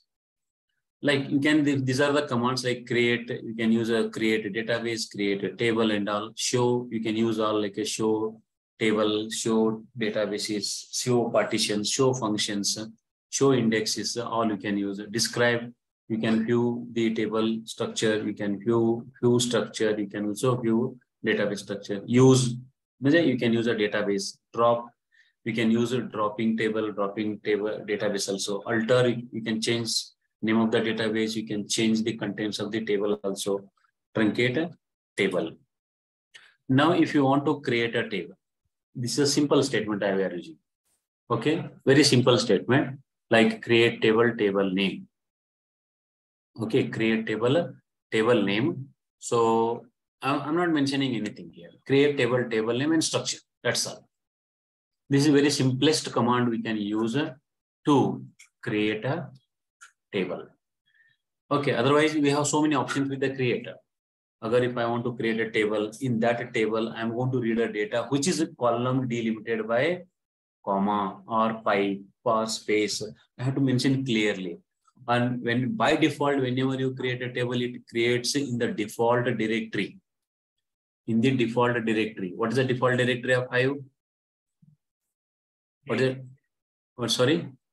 What is the default? Where exactly it creates? user/hive/warehouse. Okay, this is a default directory in which, okay, folder is get created. Folder get created. Right. Now, same thing if you want to create a database, create database. And if not exist, you can create it. If it is not there, you can say one is a create database name. When you use a create database name, what it does, it creates a database if it is not existed.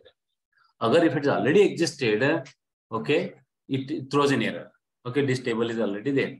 If you use a command create or replace, okay, it creates a database if it is not existed. Replace means if it is if it is already there, it replaces with the new one. So that's what we can use it. Show databases, you are using show databases. Describe table name, you can use it. Okay, so if you want to open a database, you can open a database. If you want to drop a database or table, you can use a drop database or drop a table. Same thing with the truncate. Okay, you are truncating records. Only records you are truncating, not a structure. Right. Alter, you are using alter means if you want to change column name, if you want to change a column type, if you want to add new column, for that purpose you can use what a alter as such. Right. Now, with this, let me go back and show practically. Right. So now when I go to here, okay, here, so like if I want to create Hive table, to start a Hive, whenever you start a Hive, Hive is already installed here. Okay, to start a Hive, it has its own prompt. Hive is a prompt. Okay, to start Hive, just simply type Hive. Okay, you will get a prompt, Hive prompt. Right. So you will get this Hive prompt. Now I will tell you where it is installed at backend. Okay, how to go back here? I'll just change here. I'll quit from the MySQL. Okay, now I'll just see that here. Hadoop fs minus ls slash. Okay, this is in Hadoop. This is Hadoop part of Hadoop, right? So you can see here HBase is there, user is also there, temp is also there, where is. These are the 4 folders. Now user means in which we have, okay, in which we have our user directory also. That's called a training. I think you can also see a Hive directory here. Correct. User slash Hive slash within this, you can see there is a folder called warehouse. Okay, warehouse. Within warehouse, there is a folder called default. Default is a one database. Default itself is a database. Okay, if you want to create your own database, you can create your own database. Otherwise, it has a default database. So currently, I don't have anything here. Correct? So backend in Hadoop.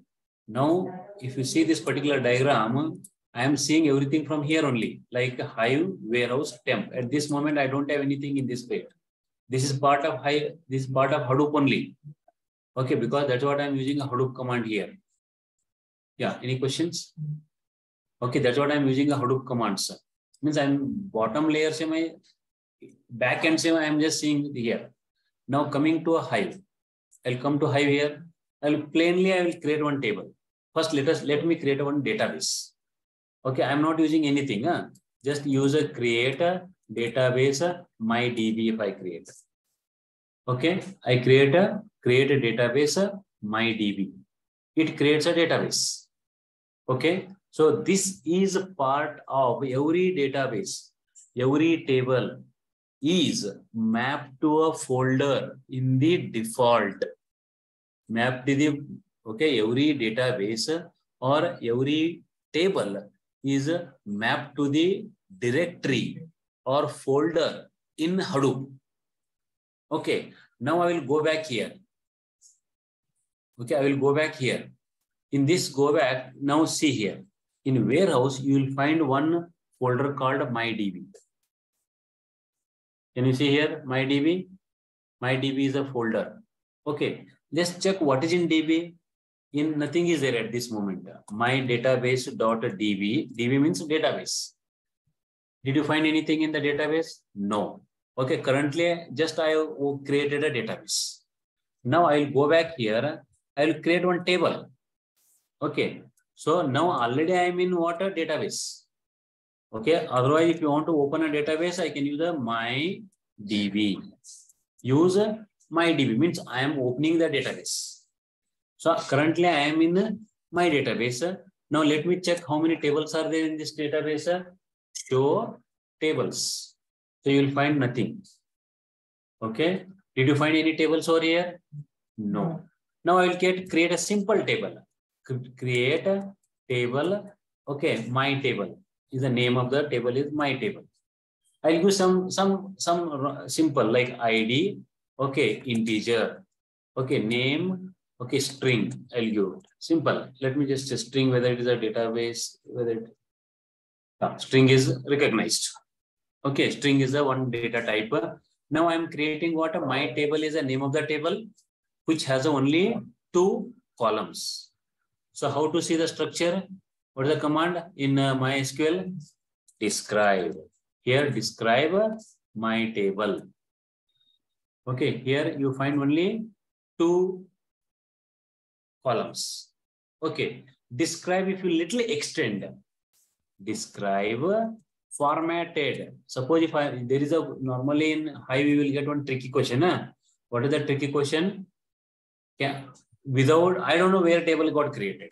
Okay, but as a user, I want to know where table is created in Hadoop. Now आप बोल सकता है अगर say it is in user Hive warehouse table it is created. But how to see that path? In Hive, how to see that path? Okay, for that there is a command called describe formatted table name. Okay, so if I use my table, so you can see here. Okay, describe formatted table name. You can see the location. How you may get a question this. How to find the location of the table. Okay. So it is a local 000 is a local host. User is a user Hive warehouse. You know that table is get created in my database, my db.db. Within that, there is a folder called my table. Okay, my table. So now here you can see type of table here. Type of table is what? Managed table. Okay, just remember this word. Now you know that this is a structure, ID and name, and you know that how to, where is the location in which a table got created. Now go back here, back end. Go back here, just check in warehouse. You'll find one folder called my table. Correct? You'll find one table. Here is a my table is a folder. You can see this is a folder D. D is a folder. Correct? Now check what is in this folder. I think you don't have anything. Okay, you don't have anything because you have not added any records. Okay, it's an empty. Okay, it's an empty. Now coming back to front here, Hive. Here what type of table it is? Managed table. Managed table. See, I think these PPTs are there at the end. I know here in the your here. Now itself, let me explain you. There are two types of table that Hive maintains. Okay, there are two types of table Hive maintains. So those tables are called managed table and external table. Managed table and external table. Right. So I will tell you the difference between managed table and external table. Now, managed table in the sense the table which is managed by Hive engine itself. Okay, Hive engine itself. And the difference of these two tables are in terms of a drop. Okay, difference of these two tables in terms of a drop. You can differentiate these two tables only with respect to a drop column. Sorry, drop table. Drop command is there, right? So now coming to this, if, okay, if, as I said, two types of tables in Hive. One is a managed table. Okay, and second one is an external table. Right. So one is managed table, you are using just simply use a word create table. That's all. Create table only. Directly, it creates a managed table by default. And differentiation, how do you make with respect to a drop? Both table. Okay, the first, so let us take a symbol about a create table. So the syntax we use for creating a managed table is a create table. And to create an external table, you use what? A create external table name. This is syntax we use it. Okay. For a managed table, use simply create table name. Okay. Create table name you use in case of managed table, and to create an external table, you use a create external. Okay. External table name. Okay. Now I told you that differentiation is in terms of what? A drop. Okay. Drop in case of managed table. Okay. What if you use a drop? It drops. Okay. It drops both table structure and data from the Hadoop. Okay, data from the water Hadoop. It does both. Okay, when you use a managed table, it creates, it deletes or it drops data structure from the meta store. So where data structure is there? It is there in the meta store. Okay, it is there in the meta store. And where is your data actually? Data is in Hadoop. Both it does. Okay, it means that whatever table you create in the Hive, Bottom layer, it creates what? A folder. If you create a table, if you drop that table, it drops table from the metadata also. It deletes folder also. Clear? Now let me delete it. Now you know this is a managed table. This is a managed table. What I do? Back end, you know that there is a here folder is also there, my table. Correct? Back end, my folder, my table is there. Now what I'll do, I'll go and drop table here. Drop table, table name. The table name is a my table. Okay, you dropped it. So now how to check whether it dropped or not? You can use a describe my table. When I say describe my table, it will fetch data from the metastore. Okay, in metastore you don't have. Data structure is deleted. Now go back here. Go back here. Just check whether it is there or not. Now I want to check whether in the database, do we have that my table? Enter here. Did you find? No, it means that in case of a managed table, okay, in case of managed table, you drop a meta structure from the metadata. You also drop data from the Hadoop. Both you do it. Now, coming back to this, the second type of table. Okay, now external table. How to create external table? Create external table. Table name. I create once again my table. ID, integer, name, string. Okay. I create it. It created. Now check where it is created. You can also mention that describe. Okay. Describe formatted. Describe formatted my table. If you want to show the detail. You can see where it is created. In the same place it is created, my table. Okay, what type of table it is? What type of table it is?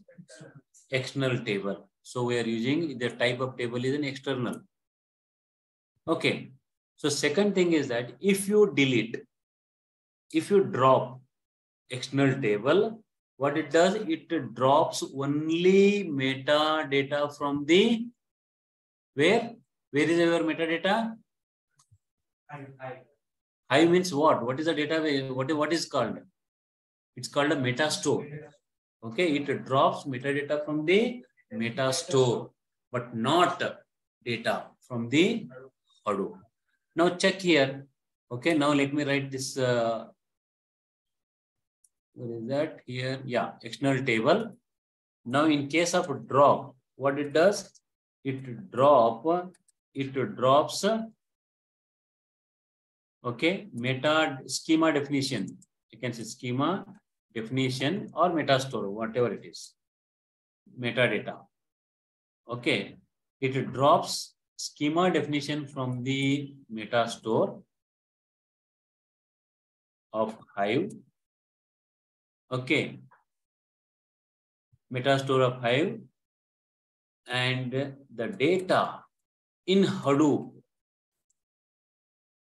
are not deleted. It keeps it. It does not delete. Okay. Now, you know here, coming back to this practical point of view. So now we have created a table here. Describe formatted my table means this is a table. It's created in the same place where your default metastore is there. Okay. Now I'll go back here. Okay, when I go back here, I'll just use it in my DB. There is a folder called my table because it does not have any data. Now I'll come back here, I'll drop table here. Drop table, table name. Okay, I dropped it from the metastore. Okay, when I drop this from the metastore, I'll just check it here. Show databases, or I can use it even describe also. Okay, show databases. Show databases. Sorry, no, see, database is only one. Show tables. Show tables. I don't have any tables here. Even if I try here, describe my table. Okay, it finds that no table, my table does not existed. Okay, go back end. Okay, now here check whether that folder got deleted or not. Run it here, still that folder is there. Okay, so usually external tables are being used for security purpose. Because what happened that if I create in production in our regular project, if I create an internal table or managed table, if someone drops that table, I lose my data also. It's very dangerous because that is a common database which is shared across multiple users. Okay, maybe multiple users are accessing same data. Suppose in a project, I have a batch of 4 people and 4 people I have given access to access this database. If someone by mistake that drops the table, I lose my data also. Okay, I lose my data also. Hence, what I do that, I create an external table. Okay, I can ask you to use that table. Even by mistake, if you drop the table, your data, you are not touching upon the data. Again, you can create a data. Again, you can create a table based on that data. Okay, there's one more question in your interview class when it comes to Hive. Suppose if you drop, okay, external table, how do you recover? How do you recover if you drop an external table? No, because drop does not recall. You cannot use. You recreate. Yes. Right. It's a tricky question. This question is being not answered. Some people who are certified. Some people came certification. I did certification apps analytics. Certification. There also the same concept is there. Okay. Whenever I create external table, it creates in some other place, S3 or somewhere else, and your structure is in the database. Suppose a drop kiya, external table. Okay. And your data is there. They are not deleting. You are not touching upon the data. Okay. If you drop this, okay, how do you recover it? They did not answer it. Easy, recreate, you point to that location. That's all. Okay. So you can recover it easily. But when you drop an internal table or managed table, you can't do anything because you are deleting from the both places. Okay. Second, when I use this external table, the path you are using, right? The path can be any place. Now I have not used path. I am giving a very simple statement here. Simple statement, create table link. That's all only I given. If you extend this definition, extend the syntax of create, okay, you have to use location also. Kahan chahiye aapko? Don't go to default because default folders are always shared. Okay. अगर आप PGA folder आप create किया समझो, there is a PGA folder, PGA 32 folder you have created in which there is some file you have moved, like employee file you have moved. Okay, now through scoop I have moved employee table. I have imported employee table. उसका ऊपर मैं table create करना चाहता हूँ employee. I can create.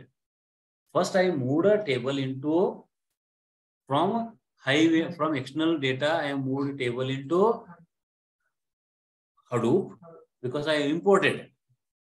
Okay. So now I can create table in Hive which is pointing to this location. I can do it. We can do it, right? So that's what we can do that. First, say when I go for this Hive, okay. So if I am having Hadoop is this and your Hive is this. I'm just focusing only on this part. Now I have a database here. Okay, this is what you call a meta store. Okay, meta store. Your data default, it is anyhow, it is this is a default. Okay, so default is usually it's called what? /user /hive /warehouse. This is a default. This is a Hive warehouse is compulsory, but user in some places you can set as a user. In some places you can that path, customized path you can do it wherever you want. Like in some places temp is also there, user is also there, or sometimes I want to put into a application app also you can make it. Okay, this is part. But the default is Hive/user is a must everywhere.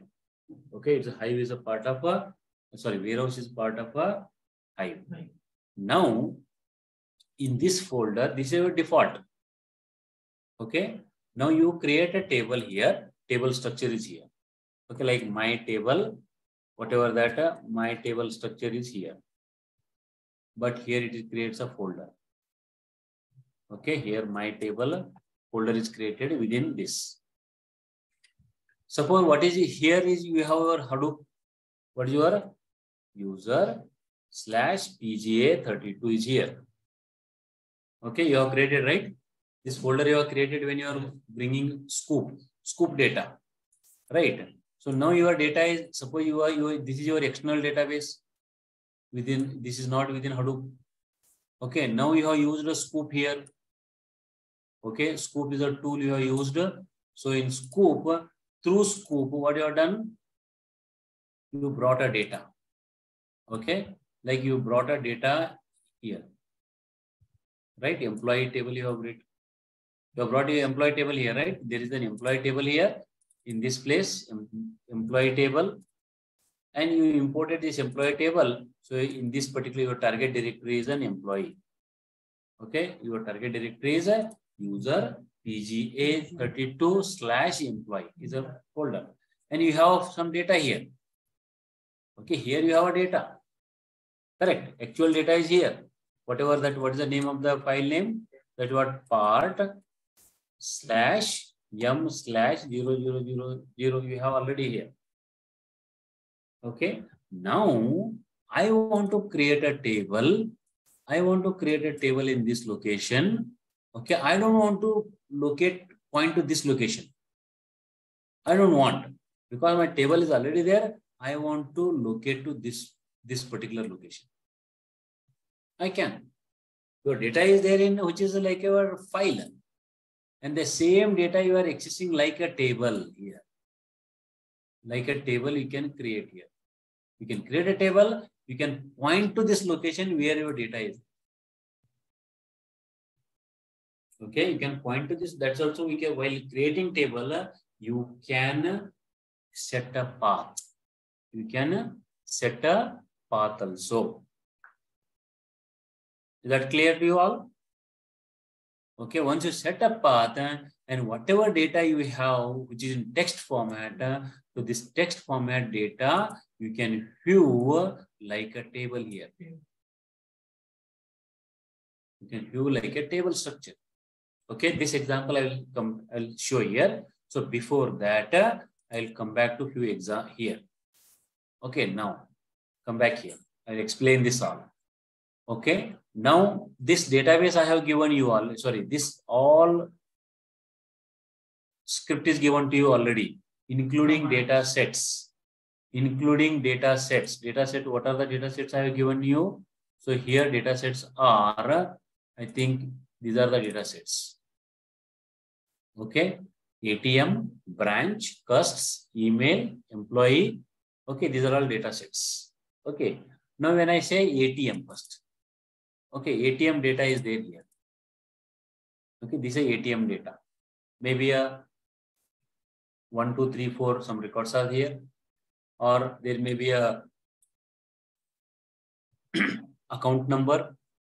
Then can be a debit, like a transaction type, whether debit or credit. Then you have a amount, maybe a ATM ID. Okay, every ATM has an ID.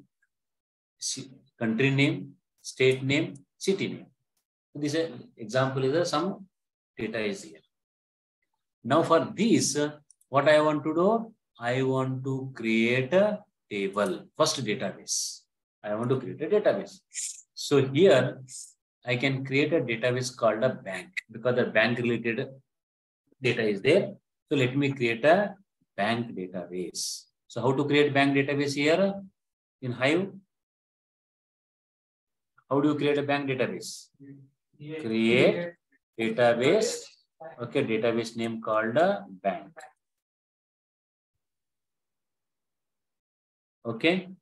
Now I have created a database. How to check whether the database have created or not? Oh, show databases. Okay, we have a bank database. We have a default is one database. We have a MyDB is also one database. Right? There are three databases are there here. Right? Default anyway, it's a default is one default database. Okay. MyDB I have created. Okay, bank just now I have created. Now, whatever transaction, whatever tables I want to create, okay, I want to create tables in bank database.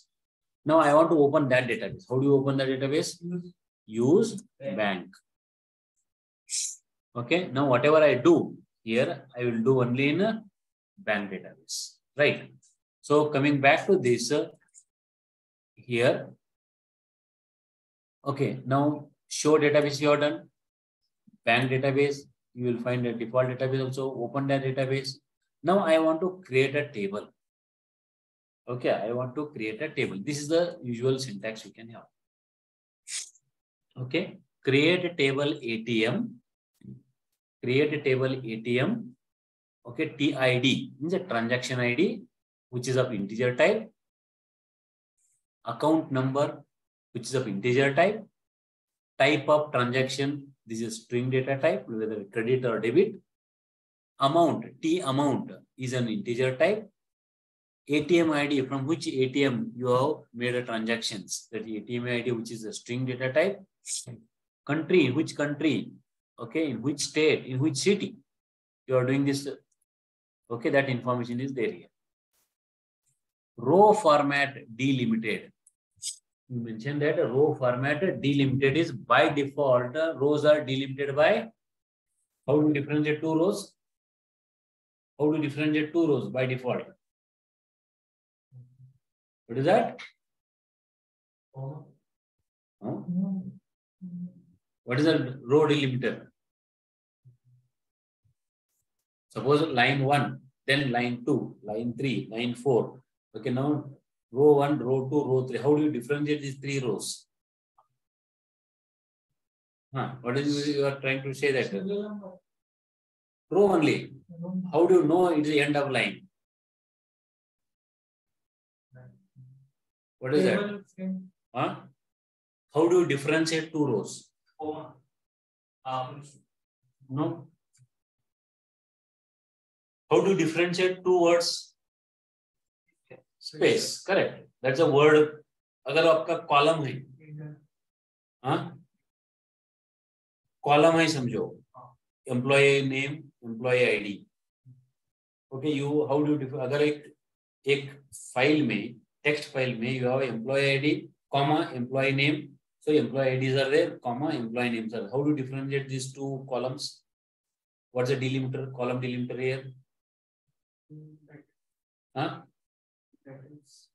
No. Suppose if you write a data here like this, okay, like employee ID, comma employee name, then employee ID is 1, comma Desai. How do you differentiate? These are the two columns. What is the different field? What is the field delimiter here? Comma. Correct. It's a comma. Now, if it is a field delimiter, if it is the data comes like this, sorry, data comes like 1 pipe Desai. It means a vertical line is a delimiter. Okay, now suppose if there is a record here 2, okay, colon, okay, Kumar is the second record. Now Desai 1, Desai 2, Kumar. How do you differentiate these two? No, here kahan hai pipelines?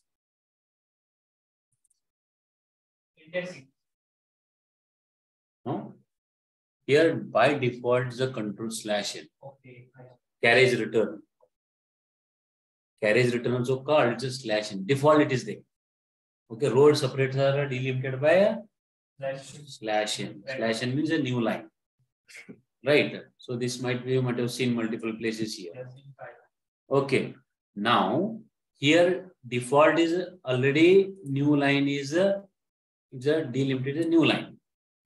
Now field terminated by comma. So now whenever you are reading a file from the place in Hadoop, if you want to differentiate two fields, what is the field delimiter? Comma or anything.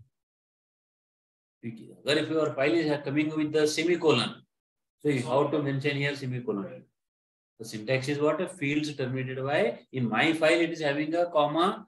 That's okay. But if file is having other than comma, then you have to mention that here that column type. Stored as text file. This is a default. If you don't use it, is there. Even if you don't use stored as a text file, by default it is a text file only. By default, it's a text file only. Suppose if you want to store in Auro format, or if you want to store in a per quit format or JSON format, then you have to mention stored as a per quit, stored as a ORC, stored as a whatever JSON like that. I think some of them are not supported, but JSON, I don't know, it cannot be stored as a JSON. It cannot, but definitely text is by default. Okay, now, so here first I have to, since I'm going to create a table with respect to ATM. Okay, if you come to this particular architecture, okay, one is I can keep this file here first. Okay, now where is that file? User/PGA. Let me keep this file here. Okay, on my folder, this is my file. Okay, this is a file, ATM file. I'll just take this data. Okay, I'll go to here. I'll just create one folder. I'll create one. What is that? ATM, right? ATM. PI ATM. Enter. I'll just copy these records here. Okay, I'll copy these, whatever the data is there, I'll copy.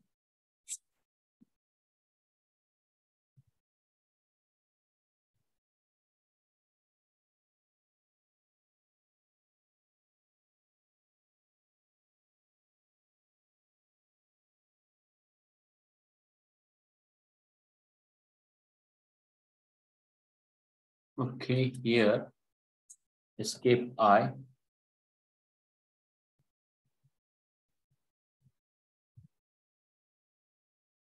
One comma ACD something. And delete this.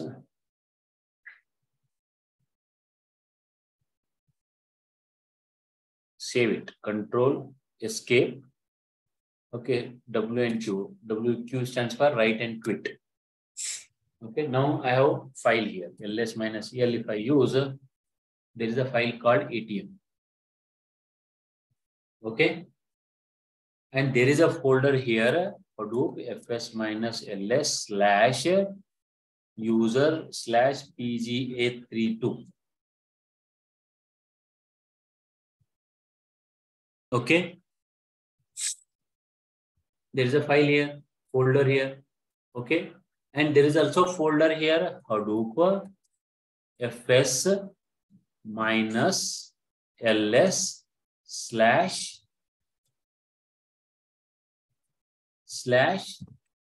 where is that Hadoop? User/hive/warehouse. Okay, /bank. Bank is a database. Okay. Sorry, I have ATM.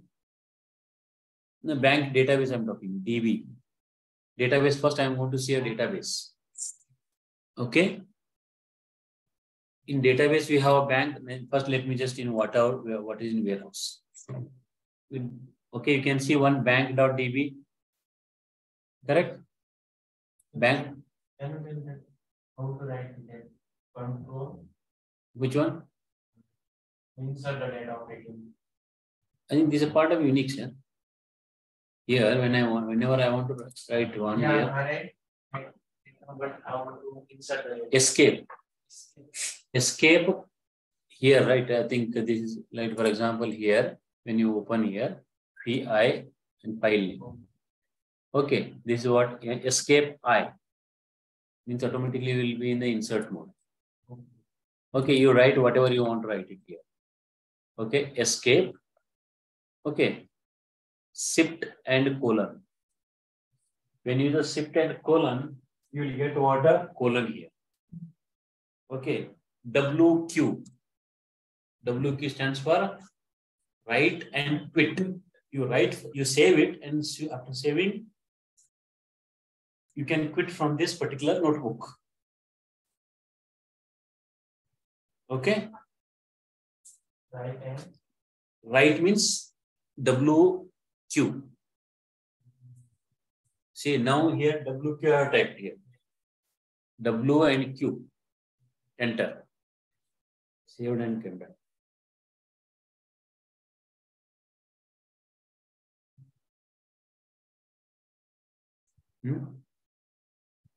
Linux में नहीं थे क्या आप लोग? Linux class. I think this is Linux part of Linux, na? I think multiple times we have used this command. It's an editor similar to a notepad. Okay. Okay, now you are saving this one. Now coming back to this part. Here. In this case. So bank database is there. In the warehouse, you will find two databases. One is a bank.db, second one is a mydb.db. Mydata.db I have created. Bank.db we don't have anything, correct? Currently, I have not yet created a table. So you can just check it. Bank.db. Just check it. What do you have anything here in bank.db? Mein? You don't have anything. Because I have not yet created. I have not yet created.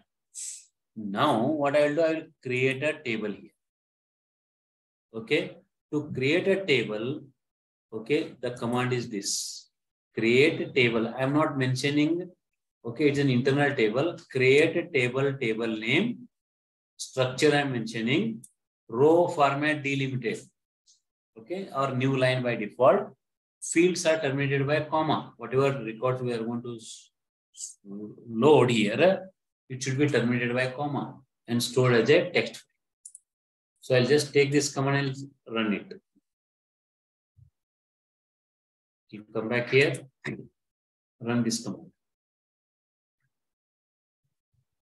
Sorry, that I did not copy that file. This command. Here, I have to first copy. Copy. Come back here. I can create a file. Now I have created a file table. Just check how to see whether table is created or not. How to show tables. How to see the structure of this table? Structure. How to see describe? Okay, describe table name. What is the table name? ATM. Okay, there is a structure. How to know that where it is created? What is the command I have to use? How to find out the location of this table where it is created? Yes. What's the command in Hive? locate. Yes. I'm talking about Hive command.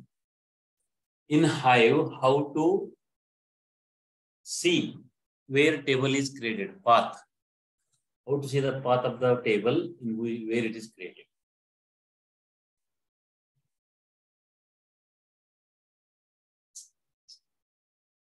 Yes.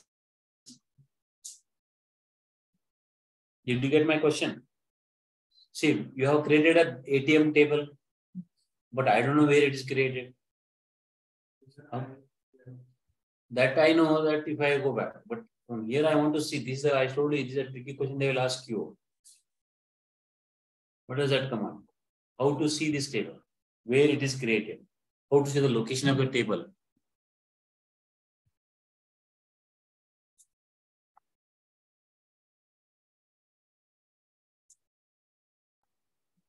Come on. I think just now I have told you na, how to see the location of the table in Hive. You use a describe Okay, formatted table name. What's the table name? ATM. You can see here, this is a managed table. Location is, you can see that user, hive, warehouse, and that's a database name, that's a bank.db.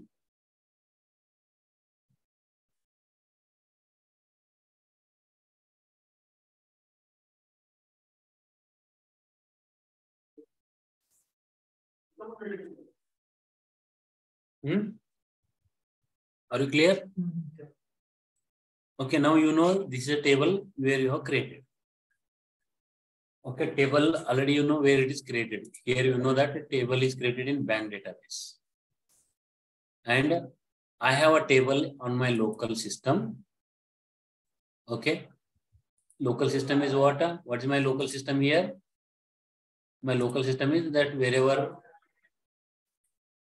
here, if I use ls minus l, you can see that ATM file. Okay. As per this diagram, I will tell you. This is your diagram. Okay. Now, when this is a diagram, so I told you that this is a LFS, local file system. This is a local file system in which you have kept ATM file. Yeah. Just now I used ATMs. I have created in this area. And my table is created, table structure is created here. This table structure is created. What is the table structure? It is there in the my bank database, bank.db. Within that, you have a ATM table. Okay. ATM is the name of the table. And automatically, for this, you have created a structure here. Okay, here it is structure is created. That actually bottom layer, physically, it is there in hive, it is there in warehouse, it is there in bank.db, it is also there in ATM folder. Okay, this is the folder where you have, this is what exactly. Are you clear? You have created a table here. Within bank.db, you have created ATM table, but its location is actually user, hive, warehouse, bank.db, within that ATM. Okay, now your data is where it is. Your data is here. Okay, local file system.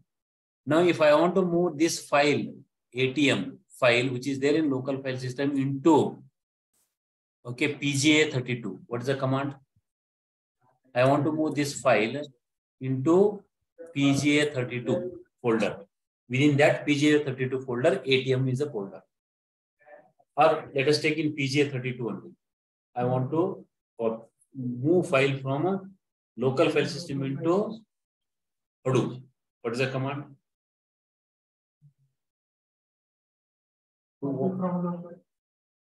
Copy from local. So now I can bring a data from here to PGA. Copy from local, equivalent to copy from local. What is the next? What other command is there? Put command. So now what I do that? Hadoop fs minus, I can say put.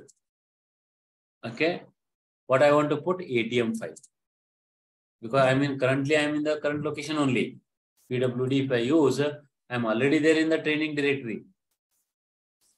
Okay, from here in that directory, there is a file called ATM. So I want to copy that file. So Hadoop fs minus put. Hadoop fs minus put, the file name is ATM. Where I want to copy? I want to copy into user /PGA 32 /ATM. Okay, it copies file from the local file system into ATM. So it means that as per this diagram, your file is currently here in this location. EMP file is here. Oh, sorry, ATM file is here. In this user, page 32, one more folder is a ATM. Are you clear? Let us see where ATM is there. Here you can see here, user. Within that page, ATM. Okay, if I want to see what is in page PGA 32, Hadoop fs minus Hadoop fs minus ls slash, what is that? User slash PGA 32.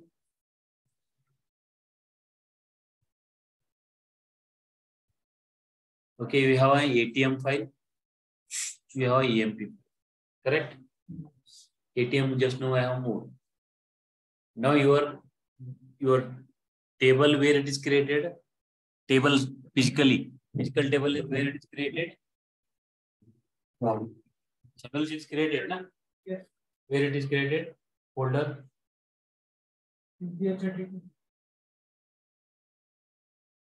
No. Where the table? I have created ATM table, right? Yes. So, where it is created? I have created table structure in a Hive. But where is the physical structure? Where physically where it is created in Hadoop? What's the path? User Slash slash warehouse. That is the physical location. That's the physical location where folder get created. Right. Now, as per this diagram, your file was here, correct? Okay, your file was, I have created this file here. From here, I have moved into this location, user PGA 32. Okay, within that PGA 32, I have moved this file. Correct? Now you have created a table here. The ATM table structure is here. Correct? And physically actually it is here. Correct? Right. But it's an empty. It's an empty. Right. Now, if you want to copy data from ATM is here, correct? ATM is here also, it is you have copied file, right? ATM in this case. If you want to copy from here in this location to this location. If you want to copy from PGA 32 into this location, what is the command? What's the command? You have your file here, right? Yes. I have copied from here, na? Yes. Okay, using which command I have used? To copy from here to here. What is the command? Copy from local or put. Okay. Now your file has come here in the Hadoop. Yes. Okay. Now your table is created here. Okay. Physically your table path is this. Yes. Now if I want to copy a file of ATM file here to this location, what is the command? Very good. Hadoop fs minus cp is a command. This is a Hadoop command. Okay, Hadoop command. And this command is, this also Hadoop command is a put command. Okay, within Hadoop, if you want to copy file, the cp command. Right. Now, equivalent to cp command, okay, cp command is there. Equivalent to cp command, in Hive, there is a command called load. Clear? Load is a function. Load is a command in Hive. Load is a, I think somewhere else you have seen DML command a load. Okay, load is a command. Now, load has two commands. Load data in path is one command. Load data local in path. Are you clear? One is a load data in path. Other one is a load data local in path. So tell me, I'll tell you what is the difference. Okay. Right. What is the difference here? As I said, CP minus CP is what for it is used?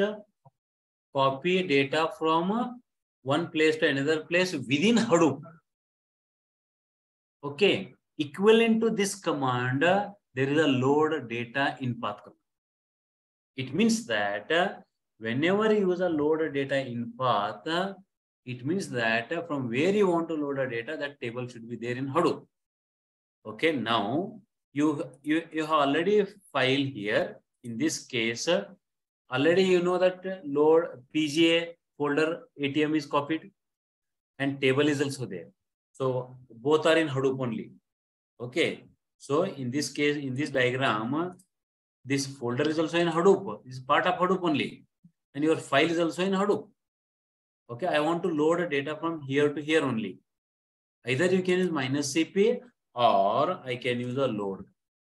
Load data in path, source path. What is the source path here? What is the source path? What is the source path? From where I want to copy a file? Where I have kept my ATM file? User slash PGA 32 slash ATM. This is my source. Right. So where I want to copy into because I want to copy into a table. Table into a table. What's the table name? What is the table name which I have created? ATM is a table name. Okay, load data in path, source path from where you want to copy and into a table. Okay, ATM. Enter here. When I enter here, we can see here what is the result? Loading data to a table bank.atm. Because ATM is a table which is created in bank database. Are you clear? Now, if I want to here select star from ATM, if I use, we can see the data here. Are you clear? Let me know. If you are not clear, ask here only. See the understand the architecture at backend.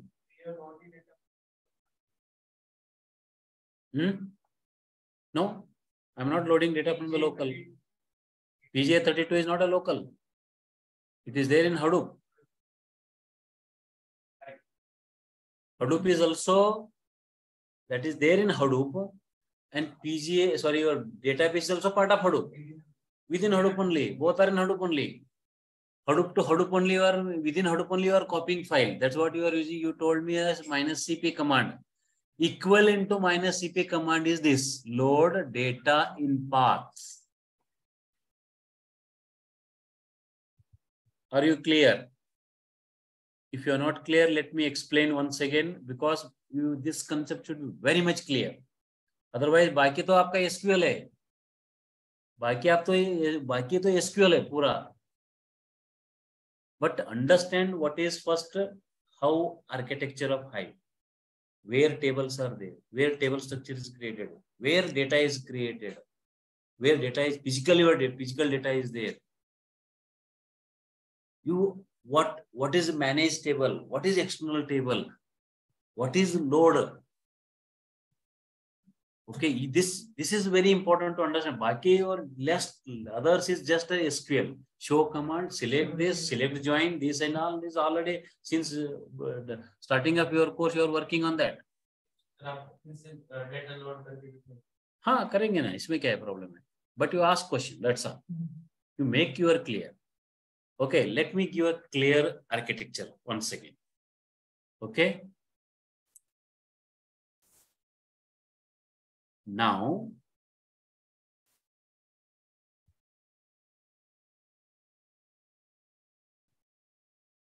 okay, understand clear, yeah? ये मेरा Hadoop है. Clear? Hadoop, this is a Hadoop.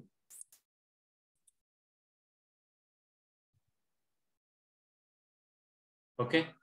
Hadoop default directory कैसा है हमारा? /user. इससे default है. बाद में इसमें हमारा ट्रेनिंग भी है, PGA भी है. That is users, but default is this /user. Okay. Now, first of all, and this is there where on Linux. It is there on Linux, right? Your Hadoop is there on Linux only, or Ubuntu, whatever you can say. Okay, this is a Linux. Your $sign is here. Okay, this is what I call it a local file system. It's called what a local file system. Clear? Now you have installed Hive. Okay, you have installed Hive here on top of Hadoop. Okay, so this is what I can call it as a Hive here.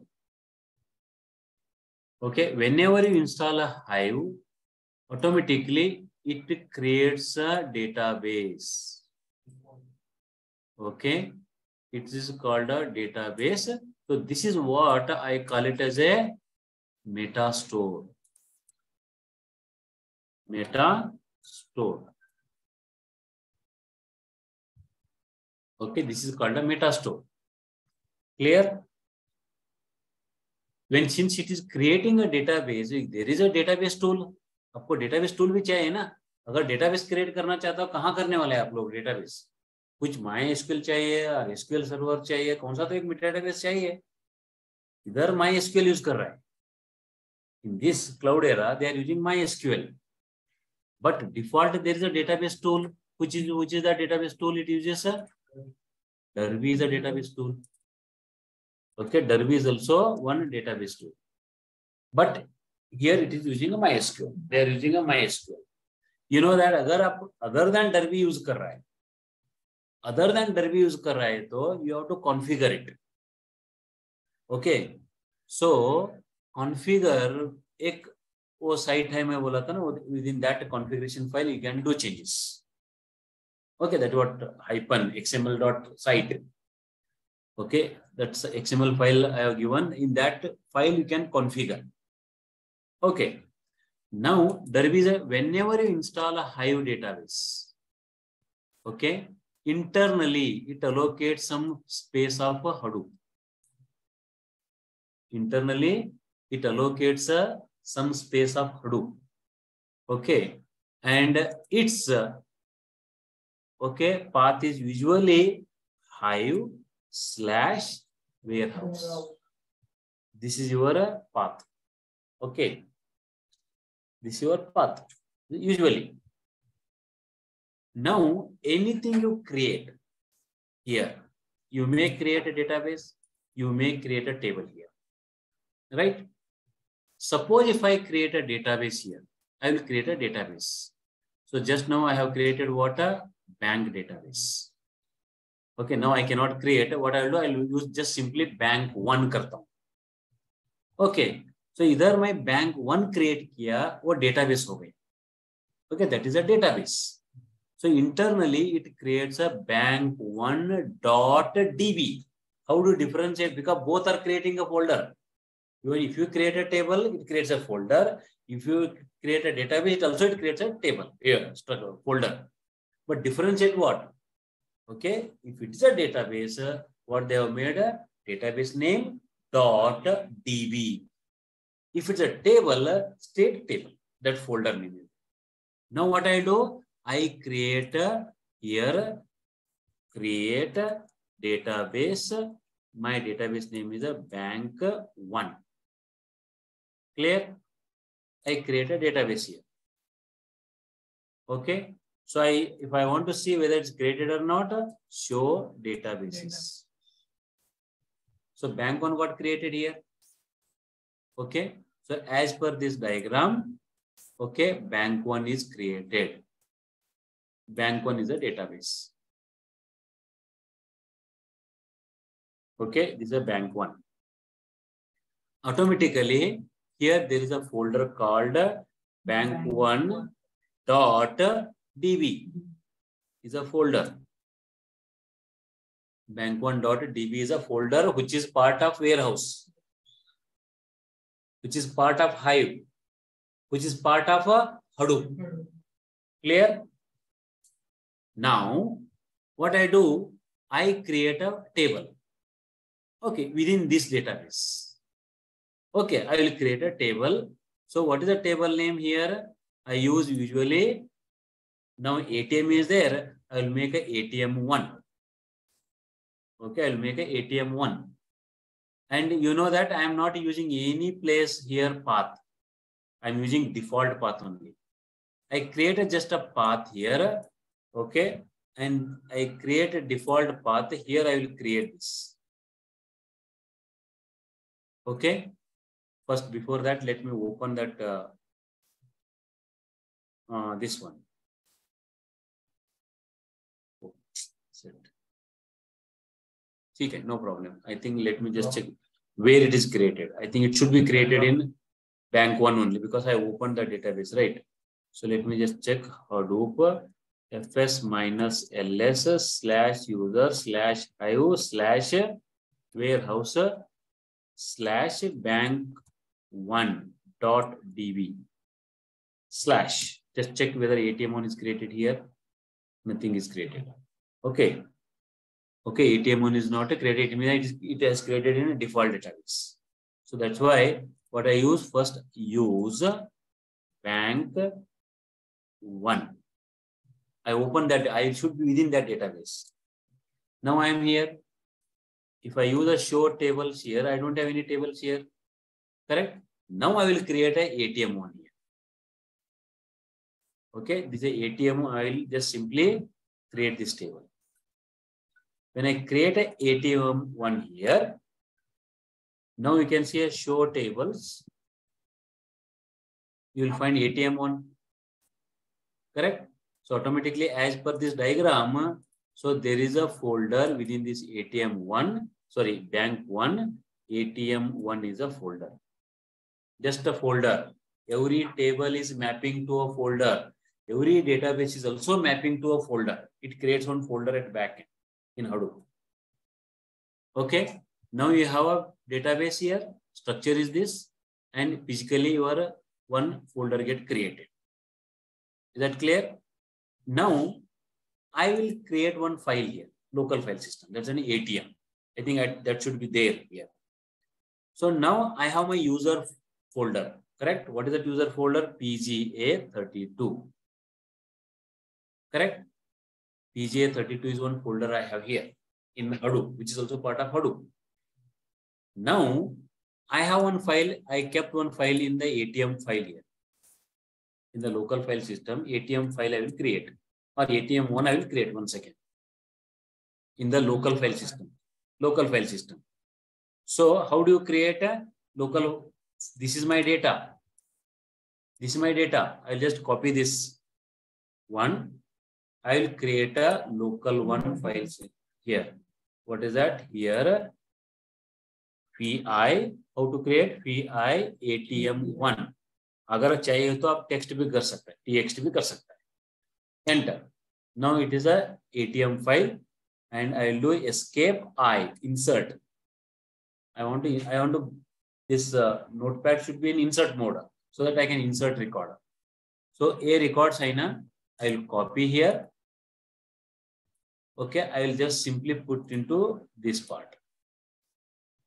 Okay, I'll save this file. Escape shift:/WQ. I have copied. So check whether it is.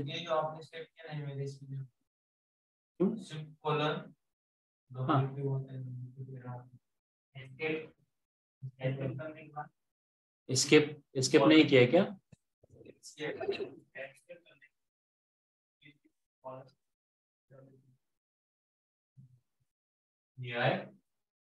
Okay, ATM1 अगर चाहिए तो TXT करो. ATM1.txt करो. TXT Enter. Escape. Escape. Escape. I. You brought an insert more. Copy that one. Whatever the file you have copied, that text file na. Change करो इधर. कुछ गड़बड़ हो जाएगा ठीक है. One करो. बोले से one करो. One. Shift colon.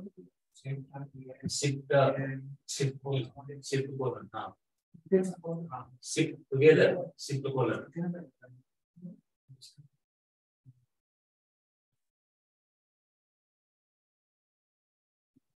Escape colon. Escape shift colon. फिर आ गया W तो enter.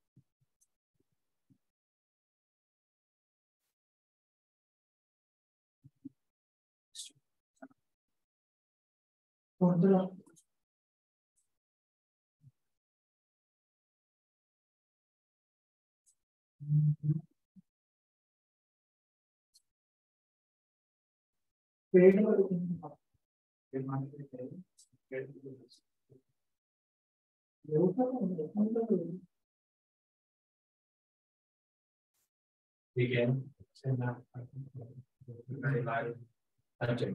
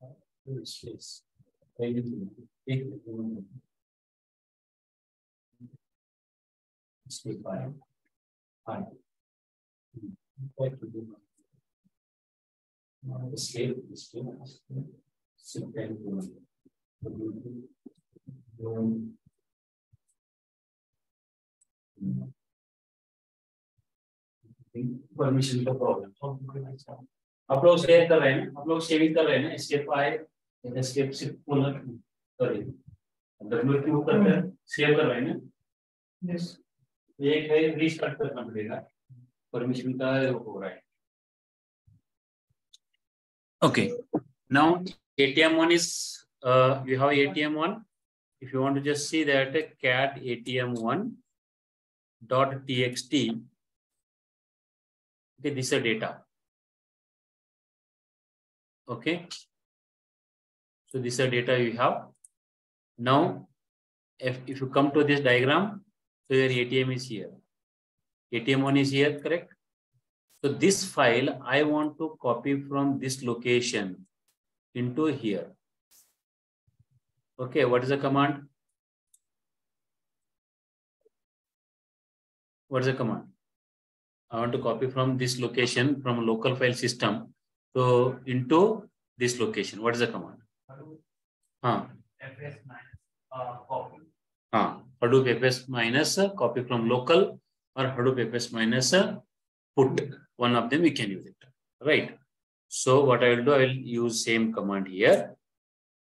Okay, Hadoop fs minus put or copy from local, one of them. Anyway, I am in the local file system. What's that? atm1.txt.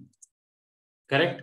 Where I want to copy user slash PGA 32 slash. Okay, अगर आप same करना चाहते थे atm.txt, you can use the atm.txt. Okay, it copies. It copies only. So it means that from here, okay, it came, that file you copied into this part. Right? So this is a atm.txt is a file name. Has come here. Okay. Is that clear? Yes. Now, suppose your file is here. Now this file to this file you want to bring here. What is the Hadoop command? Hadoop command I'm talking. Okay, for Hadoop command is what? Hadoop. If it's a Hadoop, Hadoop fs minus cp. What's your location? User slash PGA 32 slash atm.txt. To where you want to copy? You are copying into your target path is slash, okay, user slash hive slash warehouse slash bank1.db slash atm1. This is the copy you are using. Usually copy comes. This is a Hadoop command. Right. Now equivalent to Hadoop command in Hive. Okay, equivalent, same. Both command are same. Either you can use a Hadoop, but use a Hive command. Hive command क्या है? The command is a load data in path. Okay, and no source file. Source path, file path here. That should be within single quote. Into table name. Into table or table name? Into table name or only into table directly. That let's check it.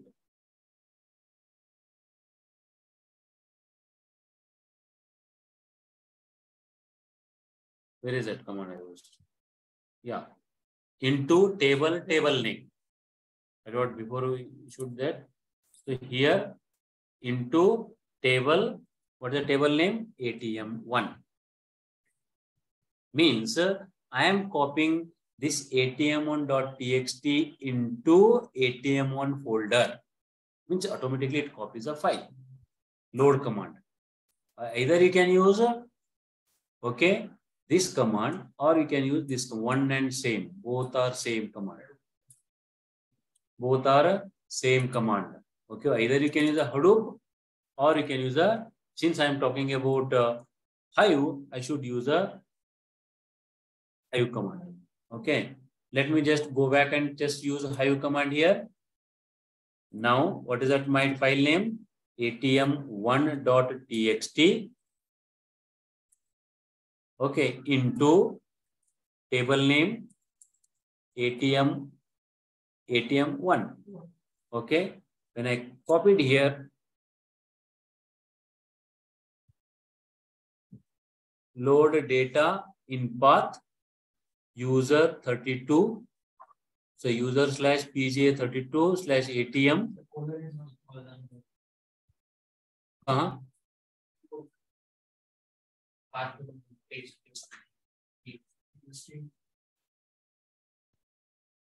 No, what is that?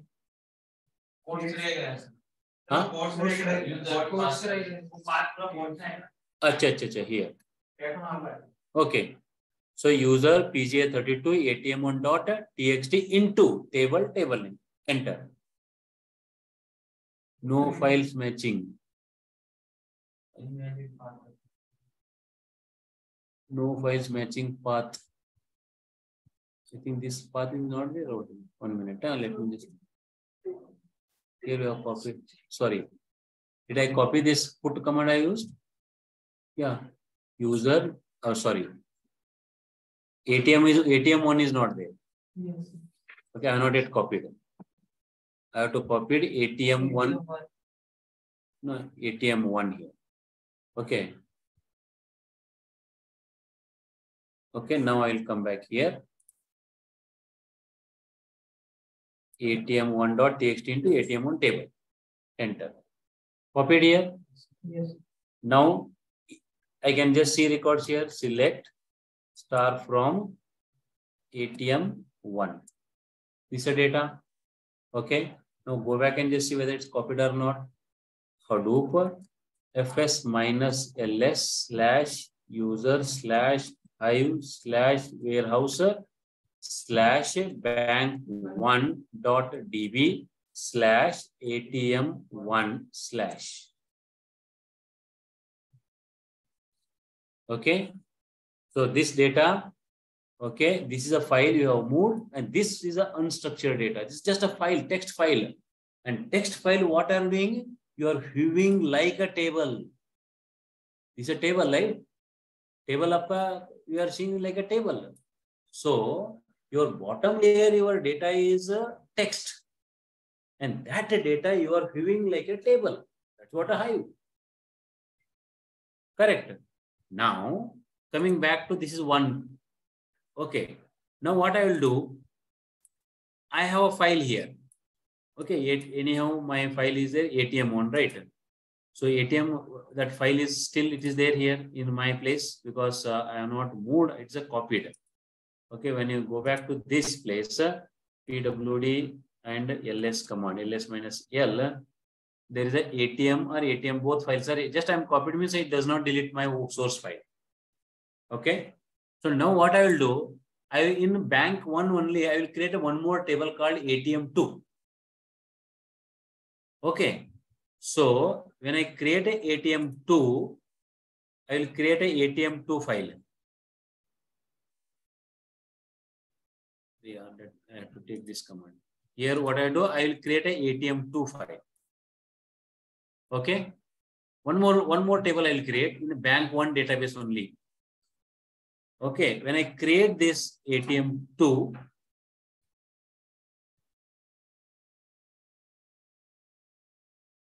we'll take this command, we'll take a break, then we'll come back. Okay, I will create a ATM2 table. One more table is got created. So where it is created here, when it comes to this place, there's a one more folder called ATM2. Correct? Now I have a file here. In this location, I have one ATM is also there, ATM1 is also there. Right? So this is, I have a source path. Now ATM2 is here. If I want to copy from here to here directly, what's the command? Very good. It's a copy from a local or a copy from a put command. Also, you can only the path you can use it. Okay. Equivalent to put or equivalent into what? Copy from local. Okay. Either you can use a put minus put command or copy from local. Equivalent to this command in Hive. Okay. Load. Okay. Local. Load data local. Only this much. Local in path. Okay. You give a local file system path. Local file path. Okay. Local file path into same thing. Into table ATM2. Okay. Now let me go back to here. This command. Okay. Load. Anyway, my file is here. And already I know that this file. what is the structure of this? What is the path of this file? Let me just see here. PWD. This is my path. Home training. Within that home training, ATM1.txt is there. Correct? So I will use command here. Load data local in path slash. Where is that? Home training slash ATM1.txt. Okay, I am pointing from local system, local file system into table. What is the table name? ATM2. ATM2. Then I use this. Okay, it copied from a local file system. The difference is only date, load data in path, load data local in path. Local means it copies from the local file system and load it. Okay. And load data means it copies only. In that case, the file should be there. When you use a load data in path, the file should be there in Hadoop. Okay. So now we can just see that file here. Use, anyway, select star from ATM2. You can see same data here also. Okay, same data here also you can see. Is that clear to you all? What is the difference between local load data in path, load data local in path? Okay, so let us take a break and come back.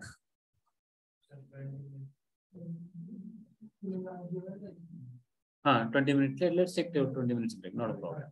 Okay, it's a lunch break. Guys, you take a 20 minutes break. Like 1:30 we'll start a session. So at what time you will be? Actually, I was thinking to take a 5 hours. Okay, let us see. We'll take at least 1 hour. First, we'll complete today's quota. Okay. 4 hours quota. And yesterday is also 1 hour is there. Yes. So that also we'll try to see how we can do it. Okay, we'll finish so that my week quota will get over. Okay, 3:30 tak we can take it. 3:30. Not a problem. Yesterday also we took around 2:20 tak na. So अभी 3:30 तक लेंगे. Okay, एक lunch break ले, बाद में एक देखेंगे अगर बीच में छोटा 5 minutes break here only we will give it and we'll start the session in another 30 minutes. Okay guys, take a break for 20 minutes. Come by 1:30. Please come by 1:30. Yeah? 1:30 take. Otherwise अगर कितना आप extend करता है उतना मैं extend करने वाला हूँ, क्योंकि मेरा भी स्ट्रेस है. I want to complete the task. Okay, this meeting I have to stop it or what? No, sir. Keep it and keep it and.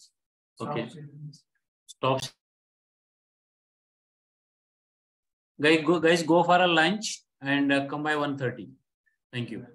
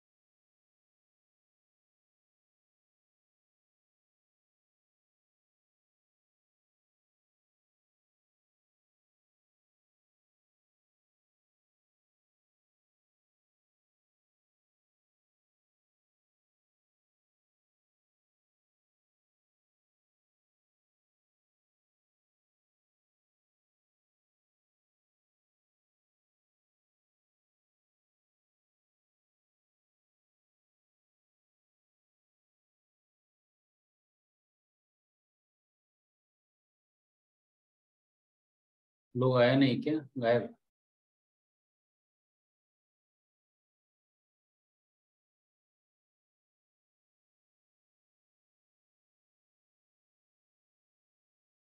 Okay, so now they are. Yeah, वो लोग then how they learn यार, actually इतना पैसा दिया है तो you should learn.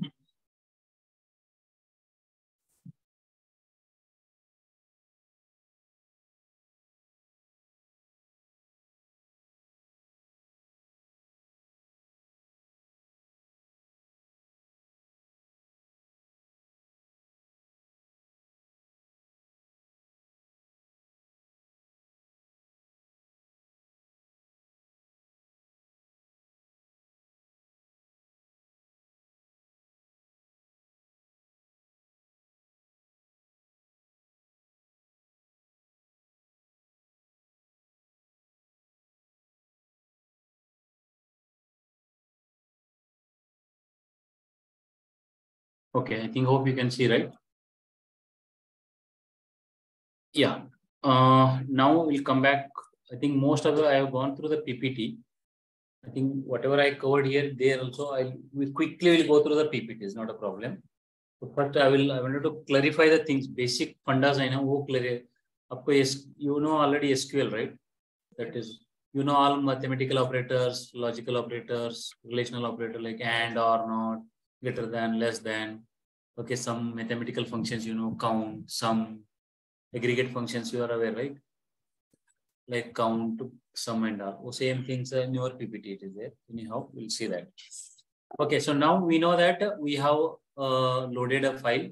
Okay, both load data in path and load data local in path. Correct. So still you have any questions on that? This is what I did not understand and I'll can you repeat?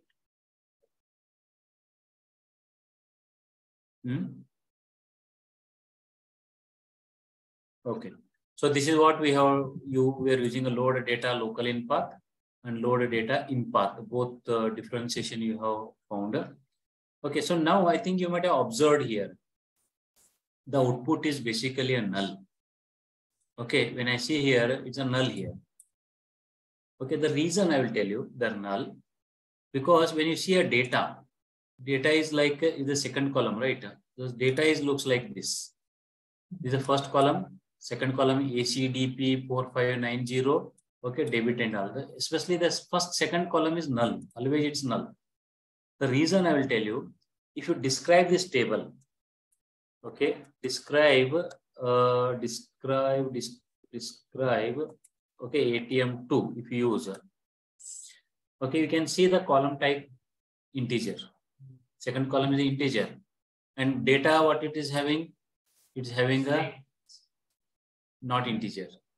It's both. Integer is also there. Character is also there. Alphanumeric, we can call it. It's like a string. Okay. String you cannot assign to a number. But vice versa, you can do it. Okay. In a string, you can assign number. But for a number, you cannot assign string. Okay. So Hive does not throw an error because it's not matching the metadata, correct? Is it matching metadata? Because you have an integer and you are trying to assign a string here.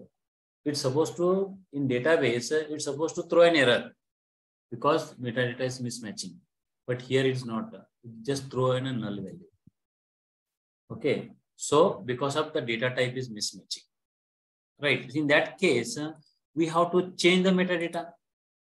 In order to change metadata, so what we need to do, we have to actually use a alter command. Okay, we have to use a 1 minute. Please do this all. Yeah, we have to use a alter command. Alter command is, did you use a alter command in here in MySQL? So here also same thing. So let me just example, I will just show how to do. Now I want to change the data type. When I want to change the data type, you can use simply alter table name. Alter table.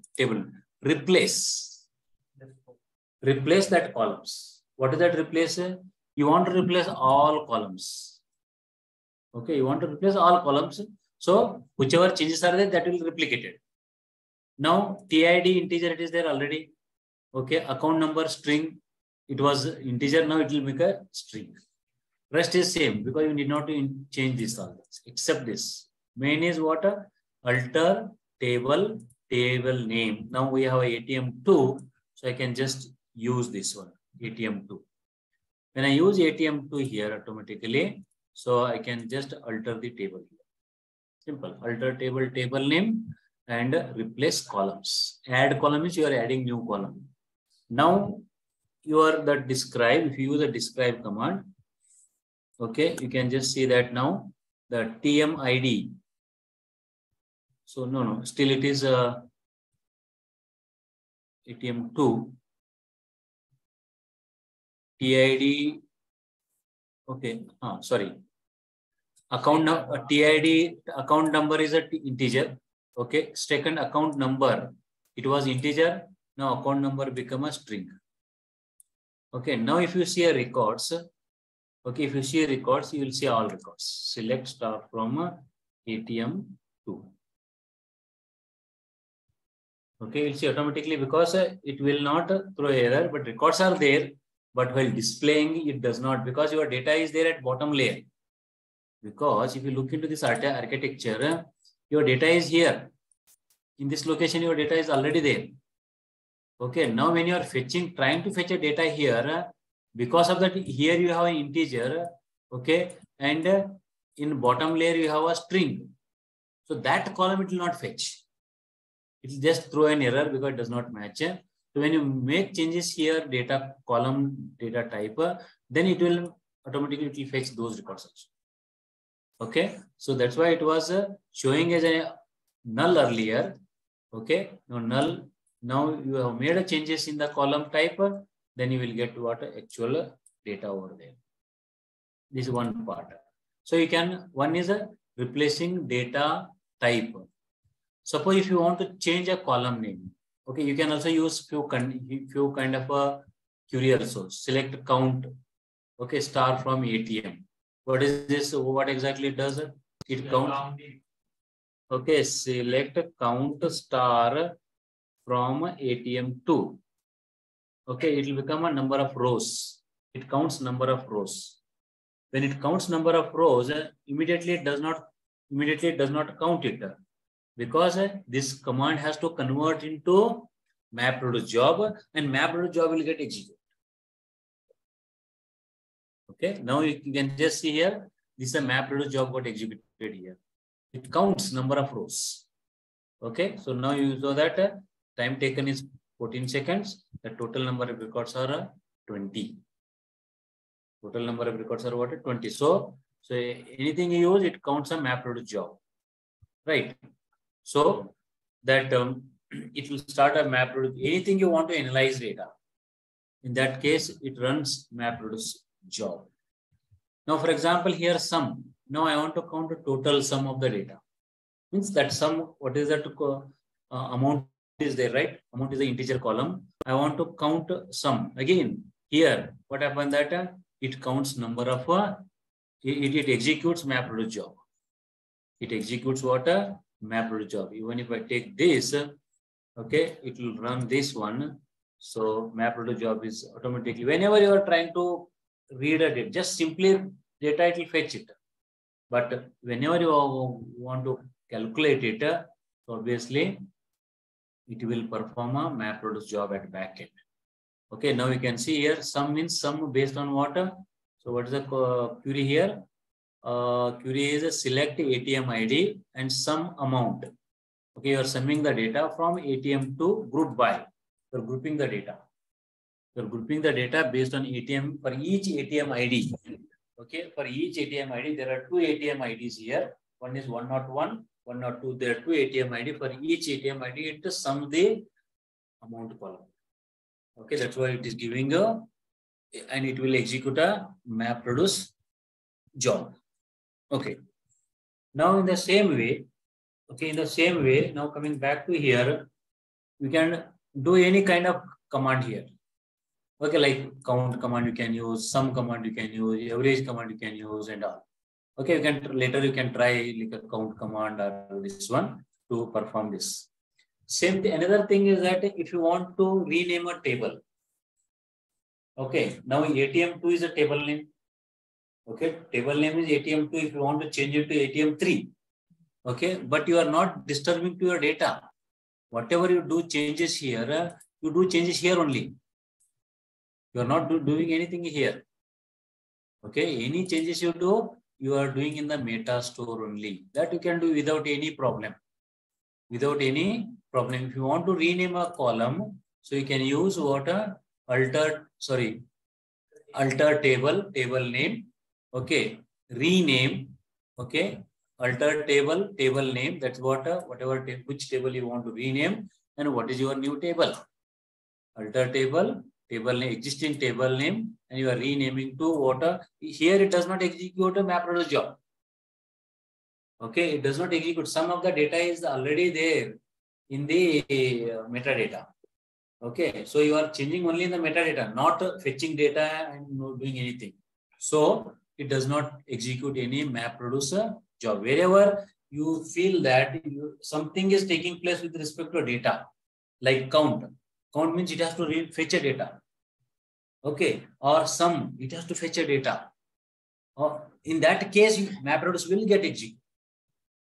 Map producer will get executed. But when you are changing metadata, you are not doing anything to the Hadoop.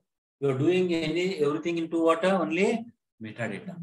Okay, so map producer will not get executed. For example, here, if I want to say change from ATM2 to new ATM. Okay, ATM2 to new. I'm changing only a table name here. Okay, if I use show tables, so here you'll find a new ATM. Okay, ATM2 table I'm renaming into ATM2 new ATM. Same thing. If you want to say, like if you want to just again automatically it means that you are as good as you are renaming your what is that? You are renaming your folder. Okay, back end it renames the folder also. Okay, if you want to see here, back end you go here, back end. What is that?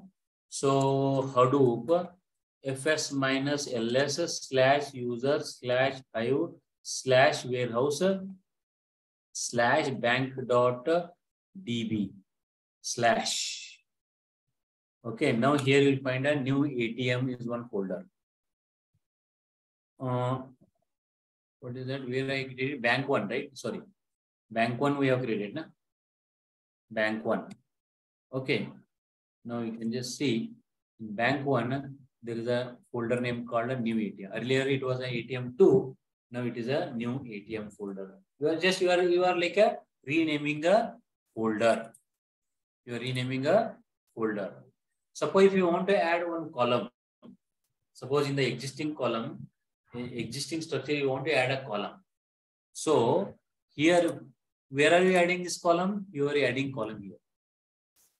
Okay, here you have 5 columns. Whatever you have 5 columns, but here you have 6 columns. Okay, in metadata you have 6 columns, but the actual file where you are pointing, it has only 5 columns. In that case, what about 6th column? 6th column, when you see select star from the table name, the 6th column is just a null values. It does not find data, na? Okay, bottom layer you have only 5 columns. 6th in metadata you have 6 columns. First column match to corresponding column will match it. Second column, third column, fourth column, fifth column. Sixth column, it is there, but no data is here. So automatically it throws null values. Okay. So now you can just do changes here. Otherwise, you can add one column value in the table. Now first let me just change the column name.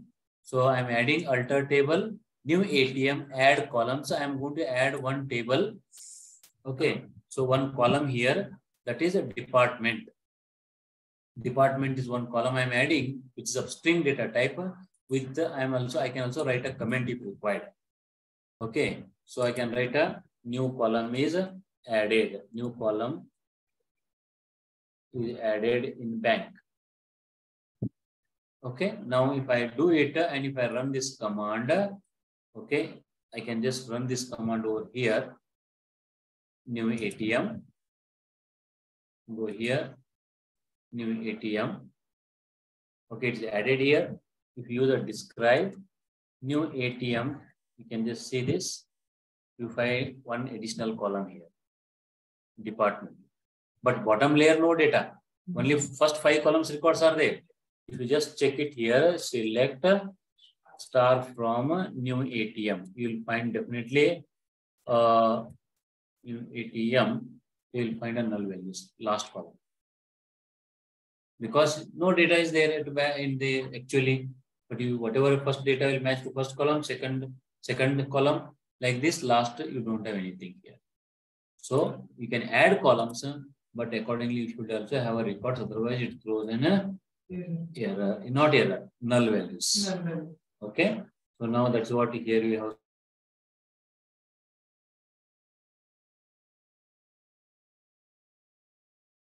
Okay, so now if I want to replace once again, what is here? TID in account number string, type string. Okay, amount is there, ATM ID is there, country is there, state is there, city string. So here, what changes you are doing? Sorry, account number is a string. No, we have made changes that also, right? Already we have made a changes. Type is string, amount is there, amount is an integer, ATM ID is a string, country is string, state is string, city, I think. Sorry, what was last column? Last column we don't have that. Okay, when I don't have this column, changes are there. What changes are there only with the last column, because earlier we have already 6 columns. Some additional column we have put it as a department, but now I am renaming it. Renaming where when I am renaming without new column, so automatically you are bringing as like a previous year only. Okay, I can just simply the department I have added. It is as good as what you are dropping that column. Okay, that's a dropping that column here. Now, if I run this, here that city column is there, right? Describe. Okay, describe. That's what new ATM. Okay, so we have one additional column, a department. Okay, now here what I do that in new ATM I change. New ATM I change column, but I will not add that department column. So automatically it does not. You are bringing like a previous. Here, describe new ATM. Okay, so it means that as good as you are dropping that one column, right? So that's what you can use over here. Then if you want to change data type, okay, if you want to change a data type, or one is a data type changes, other one is a name of the column you can also change by using change. One is a replace. In case of replace, what are you doing? You are replacing a new column with new column type. For data type, you are making replace in the beginning we have used, right? New here, replace table, replace. Okay, replace column can be used for 2 purposes. One, if you want to change data type.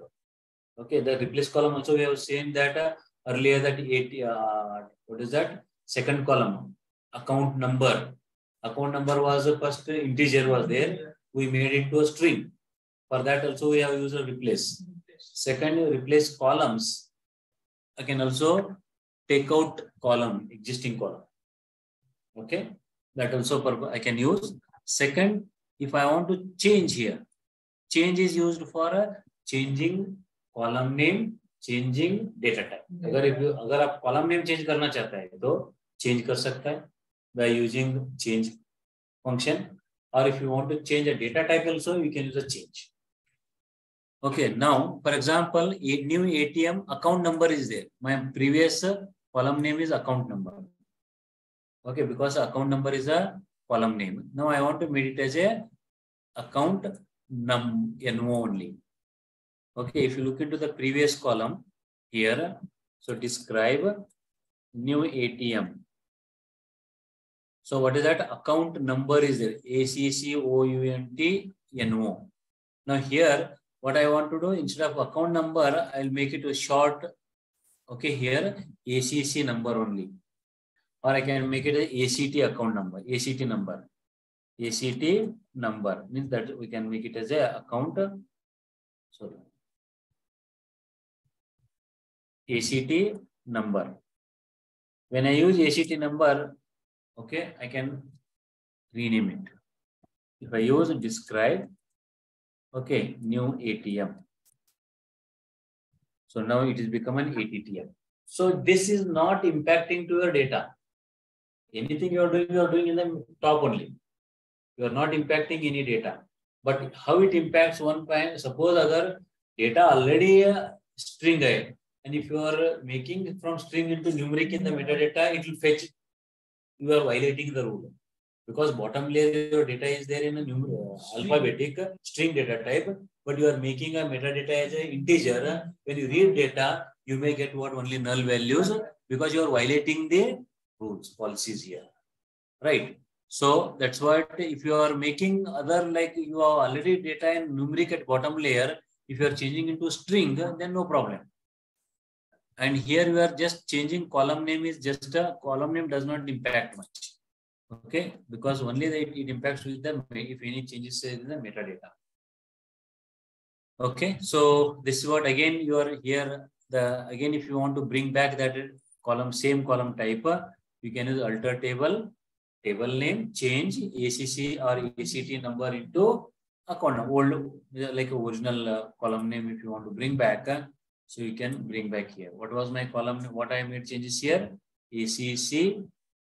ACT number, okay, ACT number and renaming into account number. That's we can do it. These are altered, okay, altered. You can use it. Altered describe new ATM.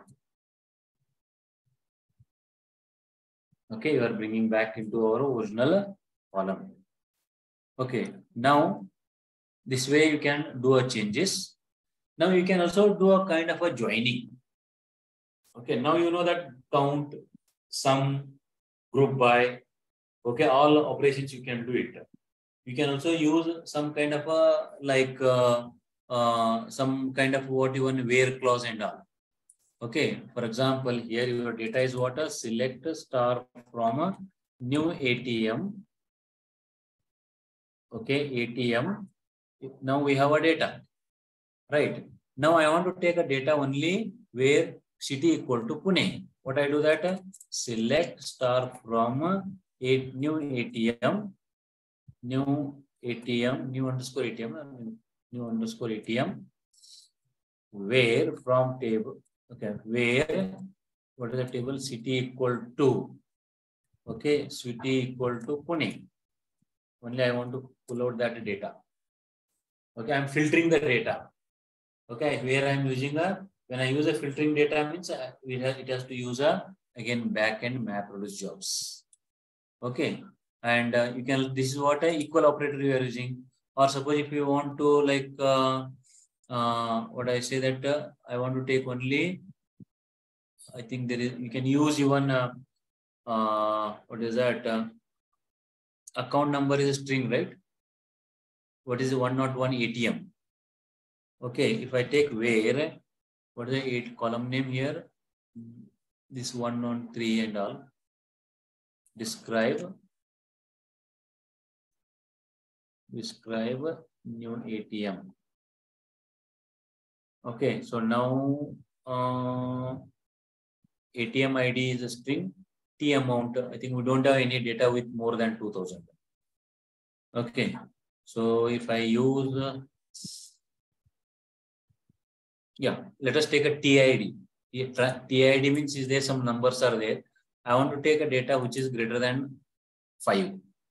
Okay, select star from new ATM. okay, where TID is greater than, okay, 5. Okay, it means that TID means a transaction number. There are 19 transactions. So I want to start from only 5. You can see here 6th, 7th, 8th, 9th, 10th, only those transactions. So what I'm trying to show here is that you can use, okay, you can use even relational operator, less than, greater than, equal, not equal, all you can use it. Logical operator and also you can and or not. Okay, and or not also you can use. For example, here if you see, TID is greater than 2000 and city equal to Pune. Okay, only these two records I want to take it. Okay, and operator also I can use it, and or not. Okay, these kind of operator also you can use over here. So it is greater than 5, it's about 6. Like your TID is 6, 7, 8, 9 up to 19, and your city equal to both the conditions are matching. So and operator also you can use it.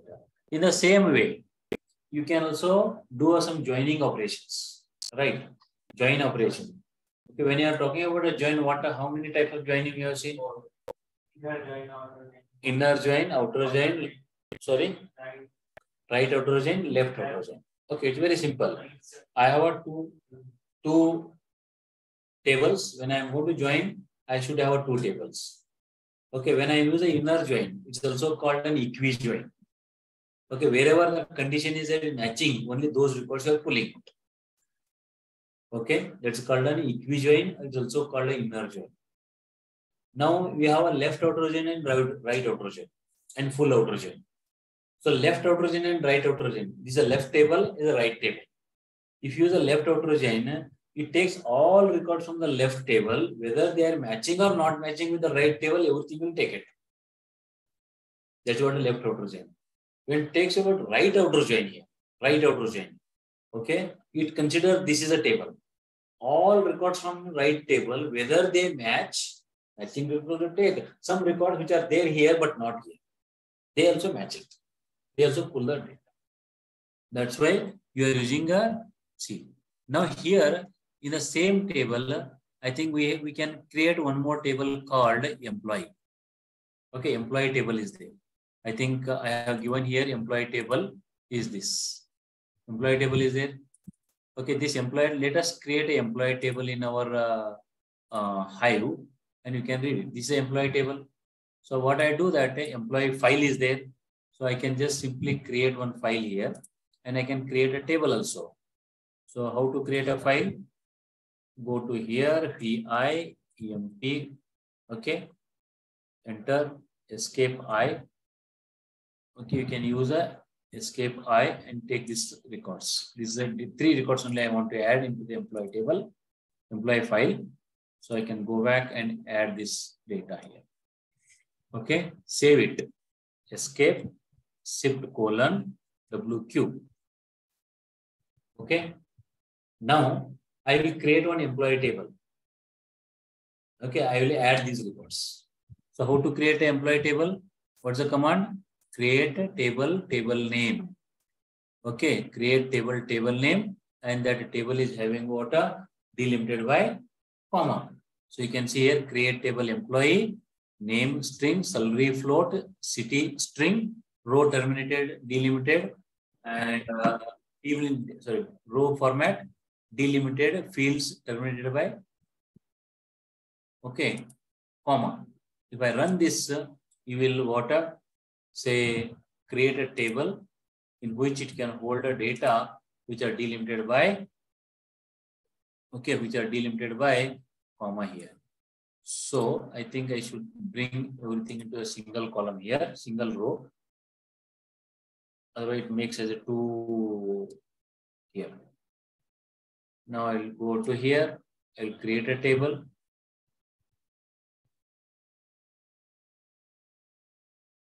Okay, I'll create a table over here. What's the error here? Create table employee name string salary float city string bracket complete. Okay, row format delimited fields terminated by semicolon. Syntax error. The syntax error actually. Just check what is that in this. Anything is missing.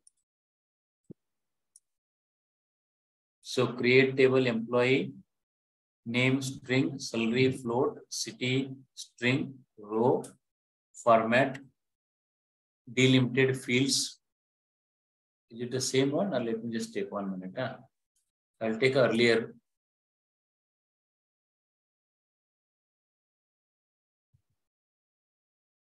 Sorry, from here.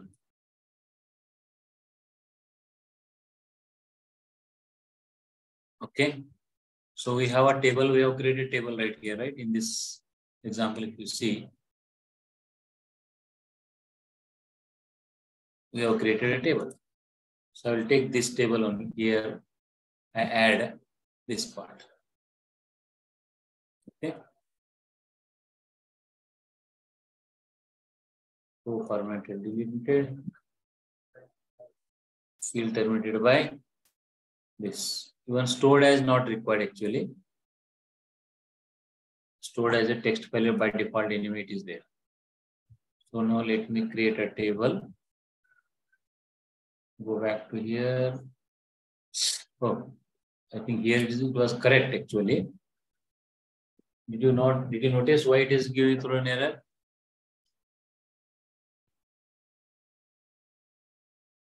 Earlier command was correct. Why it throws an error? Where I have executed this one?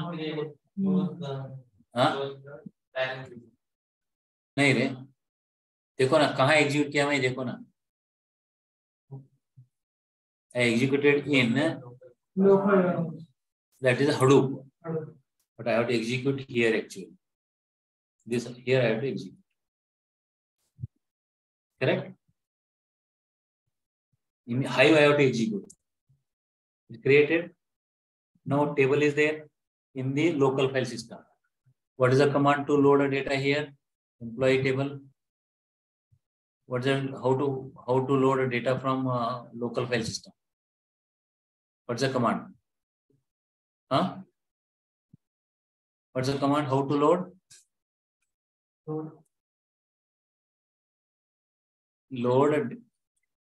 Load data local in path because my file is local file system. What is the name of the file? Employee. What is the table name I have created? Employee. Is it an employee? Sorry. Employee file I have created or what? EMP, sir. EMP. LS minus L. EMP is there. Right. I will go to EMP.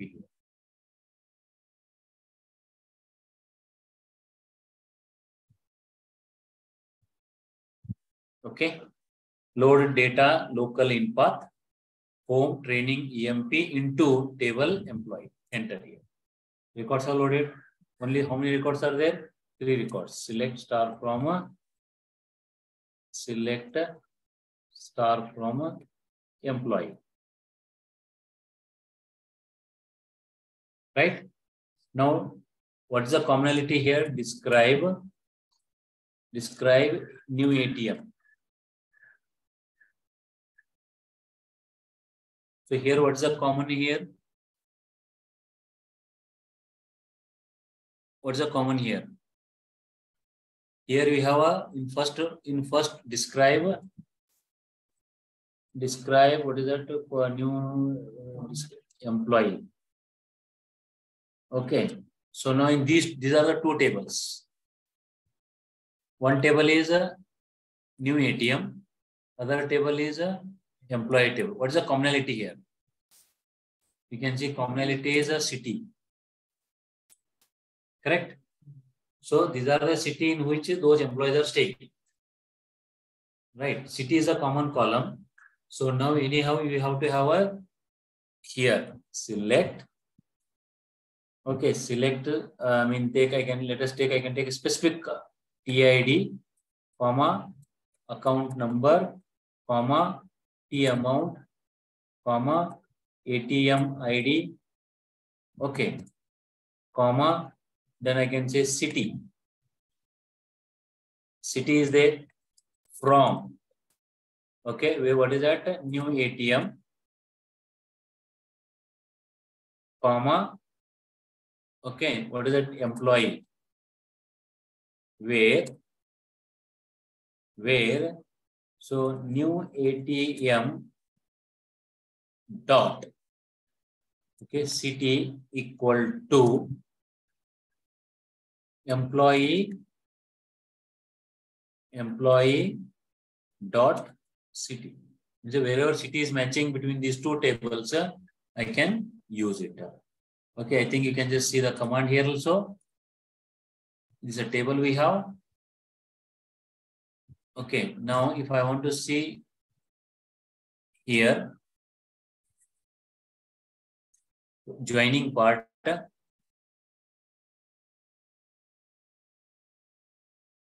these all commands are there here. I want to just check with the join right here.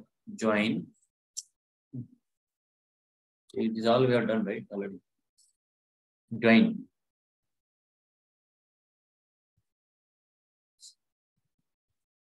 Yeah, here join. When I want to, I have added this data, two data, and we have created a EMP employee data table also.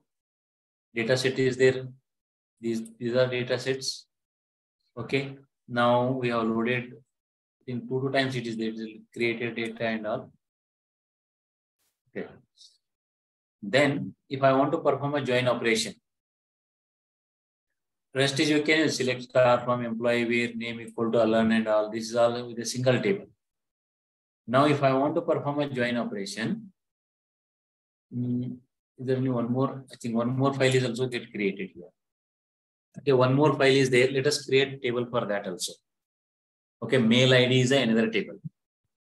Okay, mail ID is another table. I think you can also see a data here. Mail ID, email. The email, okay, we have a name, Alan, NT, James. Right. So this, let us create this table also. Let me first create a file. What is that? PI emails. Email. Escape I. Paste it. Okay. Escape WQ. Okay. Now to load this data also, I have to create a table. What is table name here? So I am using the table name called create table email ID, name, string, email, string, row delimited by this, comma. Okay, we can use, okay, let me create. So now we have three tables. Okay, now we have three tables. I can also load a data.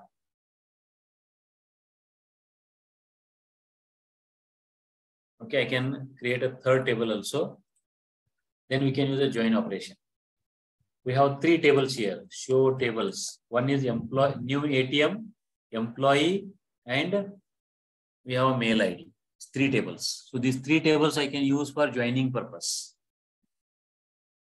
Okay, the commonality is what? What is commonality? Suppose if you see, let me use a describe new ATM. Okay, here city, state, country, ATM ID, T amount, type, account number, TID is there. Describe employee. So between new ATM and employee, the commonality is what? What's the common column here?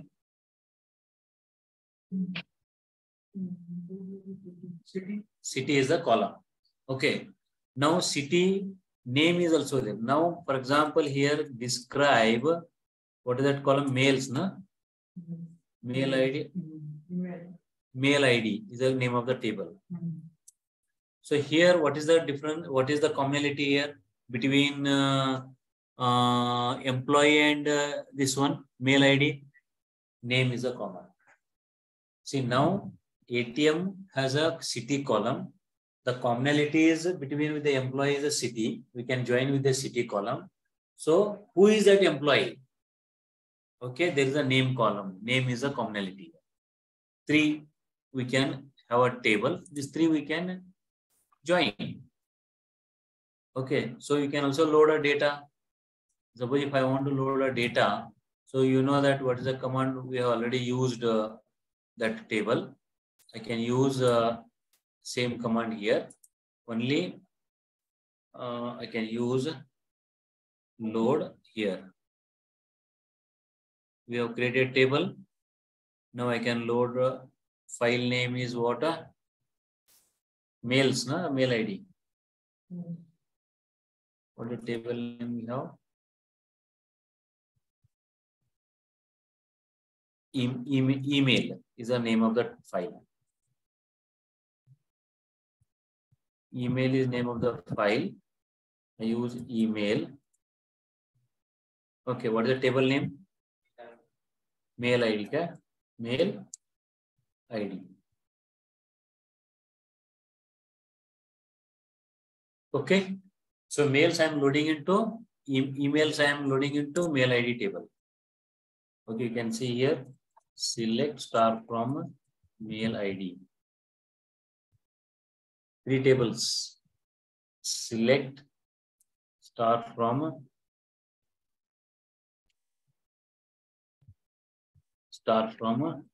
employee. Okay. Alan is there. Kathy is there in the employee table, but Kathy is not there. Smith is also not there. Okay. James is only one commonality. Only one is a James commonality. No, not James. James is column and Alan is also there. Alan is also common data is there. One is Kathy is there in one table and Smith is there in another table. Okay. So now we can perform a join operation across all 3 tables.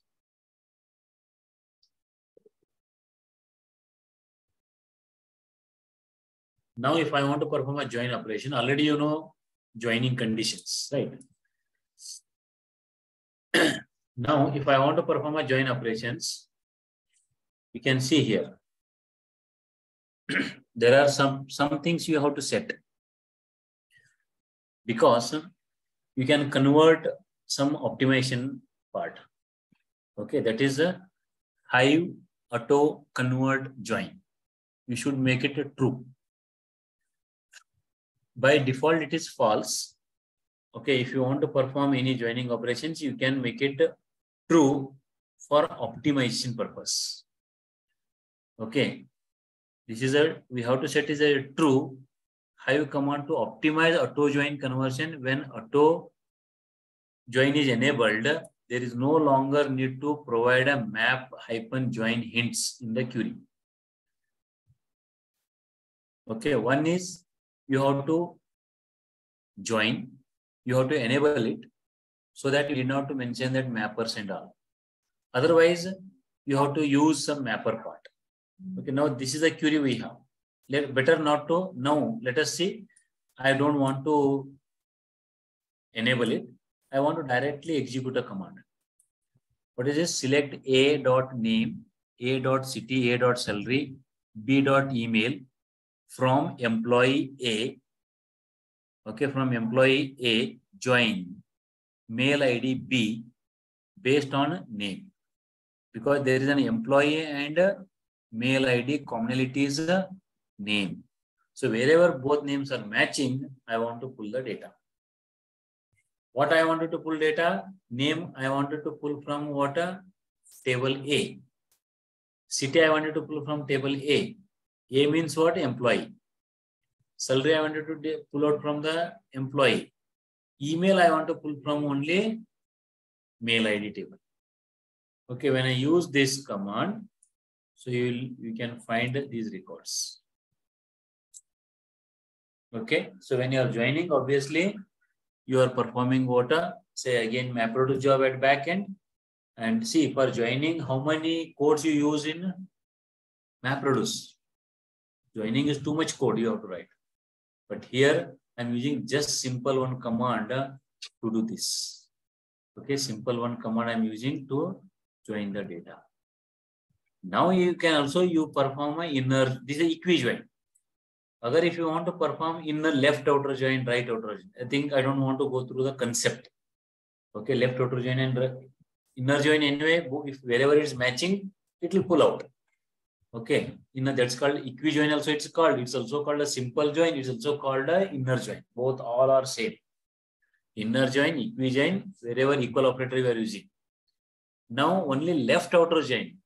Okay, you have a left table and right table. Two tables are there. Suppose you have a left table, 3 records or 5 records are there. And here you have a right table, you have only 3 records. Out of this 5 records here, 3 records is here. Out of this 3 and 5 records, only 2 records are matching. Okay, if I use a left outer join, okay, it takes all records from the left table, whether they match or not match with the right table. How many records are matching? Only 2 records are matching. It will take that also. It will take that also. Remaining 3 records in the left table are not matching here, but still it takes. It takes, but this will generate as a null values. Okay. Suppose if you take a right outer join, what happened that here I have 3 records, here I have 5 records. Out of them, we have 2 records are matching, but 1 record is extra here, which is not matching here. Though it is 3 records are there, but this record and this record is different. So in this case, what when you use the right outer join, it takes all data from right table, that 3 records which are matching. 2 records are matching, it will pull. But 1 record is also matching, that also it pulls. Is that clear, all of you?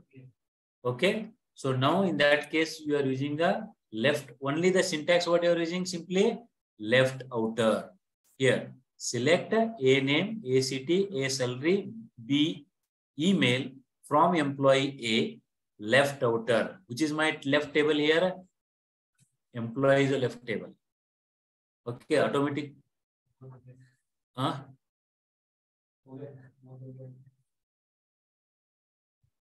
Okay, you want to take a little break?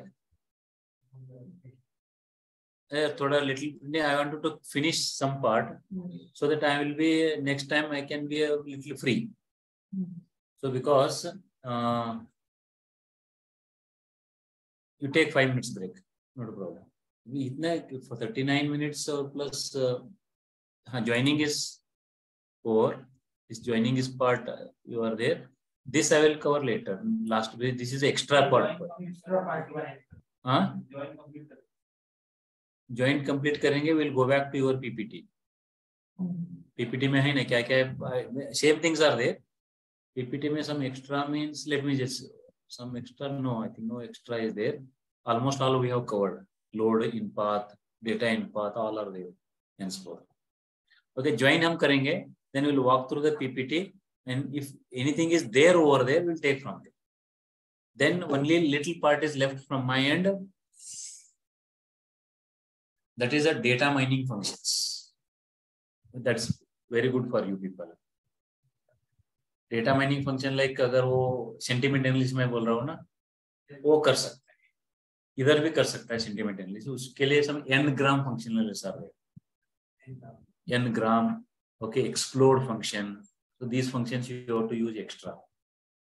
Okay, otherwise, as per this, it is they have not covered here. But because of you people are machine learning, okay, machine learning. So n-gram is must. Okay, n-gram is what the must to understand because sentiment analysis you can also do in Spark. चाहिए तो इधर भी कर सकता है. Okay. So, quickly go for here. Joining part.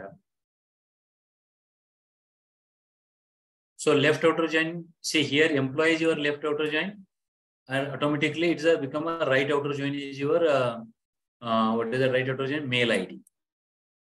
Okay. So, when I use this command, okay, so now I am going to match with the employee and mail ID. Let us see first. Select star from employee. How many records are there here? 3. Select star from mail ID. Okay, commonality is what? Name. James, suppose now if I take a left outer join, this is my left outer join. That's what employees are my left outer join. Okay, it means that it takes all records from this table. James, Alan, Smith, it takes all records. Okay, which are matching here, also not matching. So which are records are matching? James is matching, Alan is matching. But Smith is there in the left table, but not there in the right table. So it pulls that data also. It pulls that data also. If you use this here, you come to this part here. See, we can see that first that table. What is that employee table? Employee table James, Alan, Smith. All 3 records you will pull out. But one record is not matching. That's Smith. Still, it will pull out data. You can see here. Alan is matching. James is matching. Smith is not matching, correct? Which is there in the left table. Okay, it will pull that data also. For that, it will pull a null values. Okay, it's pull a null value. Same thing if you use with the right. Okay, right is if you take the same table. In right, what is expected here as per this diagram, as per this data?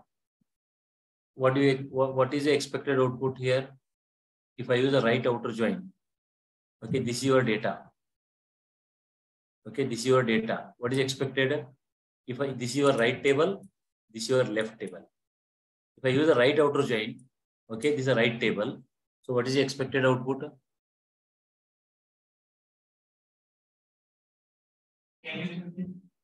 See now, this is employee table. This is a left outer join. Okay, this is employee table, and this is your mail ID table, which is having 3 records. Now I will make this as a right table. Okay, this is a right table, and this is a left table, and I am using a right outer join. So what is the expected output? James. Correct. Catty as a null. Absolutely right. So here, if I use same thing here, output is same. Is a right outer join means that record, because Cathy as a null, because it does not match that record from the left table, it will pull the data. So this way, okay, Cathy email is there, but others are null. So I think this is same as what MySQL only. Okay. Now coming back to your part, which is, let us quickly go through what is left over. I think most of the things we have covered. I have gone through this PPT. So DML commands, loads, we know that load, select already we have seen. Okay. All types of load, inner load, data in path, load, select also we have seen. Anyway, delete and insert will not work here. Okay, this is what we are creating a table here. We are loading a data. Okay, then we are selecting data, select star from CS and file name we are using. Then we can also use a count and distinct. Count, like count, you can use it on which column you want to count, sum, group by, all you can use here. Count star you can use, you'll get an output. Then you can use count star from CS bank, group by also you can use. Okay, you can also use order by. अगर चाहिए तो sorting कर सकता है data. Okay, then same thing is a count here. We can also find a bit where clause, age between 30 and 40. Between these 2 ages, I want to find out also, I want to group it. Greater than, less than, you can use other operators like less than, greater than, you can use. Okay, these operators you can use. And insert, creating a new table named new table and overwriting an existing column with the new names using insert command. Insert command here, the difference between your MySQL and Hive, you cannot insert a record individually. Like उधर कैसा करता है आप लोग insert MySQL में, insert into table name, values and value assign. So ऐसा नहीं कर सकता इधर. If you want to insert record, you have to insert via SQL query. For example, here insert overwrite table, new table. Now I have a table like product key, customer from something. So whatever the query you will get it here, through this you can insert, not like a insert into table name. Is that correct? So you can insert only through you can insert via query. Okay, shall I show demo if you want? You can practice that. So now other operators are there. Okay, other operators are like arithmetic operator, relational operators. Okay, already we have seen like plus any column you can operator you can use. A equal to B, or agar aapka column integer column we can add some square root function you can add. Okay, those things you can, logical operators. Okay, and or not. Okay, these are all things how to use operators. Simple, it's an operator part. Built-in functions are there. Like sum function we have used. Count also is used. Okay, there are so many other like ABS function, square root function, all mathematical functions you can use, date functions you can use. So these functions, I think whatever functionality you have seen in MySQL, you can also use over here. Like round function, which rounding of your number. Floor means it will return the maximum in big integer. Square root, you can use square root of that number. Or like these are all few examples. You can select age, job, square root of duration. Okay, agar aap 4 hai to square root of 4 kitna, what is that? Square root of 4, 2. It will give you square root of 16, 4. Like this, it prints a square root function. Okay. Date functions are there, like Unix. If you want to only pick up year or month or hour, so you can use the year function, the date column. For that, you can pass for year function, you can pass the date. Okay, like year, this particular date, if you pass 2020 or 0101 10 20 30, it will replace it returns only 2020. Okay, so this is string function rtrim, ltrim. You have used in MySQL rtrim functions, ltrim functions. So rtrim and ltrim function, like suppose there is a name is there, some space is there here, leading spaces. Here some leading spaces are there. Agar you have a string, okay, you either left side some leading spaces are there, or your right side also you have some leading spaces are there. If you want to trim it, okay, I don't want a leading space. Okay, in that case, rtrim, ltrim you can use. Agar aapko left side say if you want to trim, okay, so you can take out leading spaces from the left part of the string. Okay, agar if you are going to have a rtrim, okay, rtrim, so in that case you can use with any function. I think if you see here ltrim and rtrim,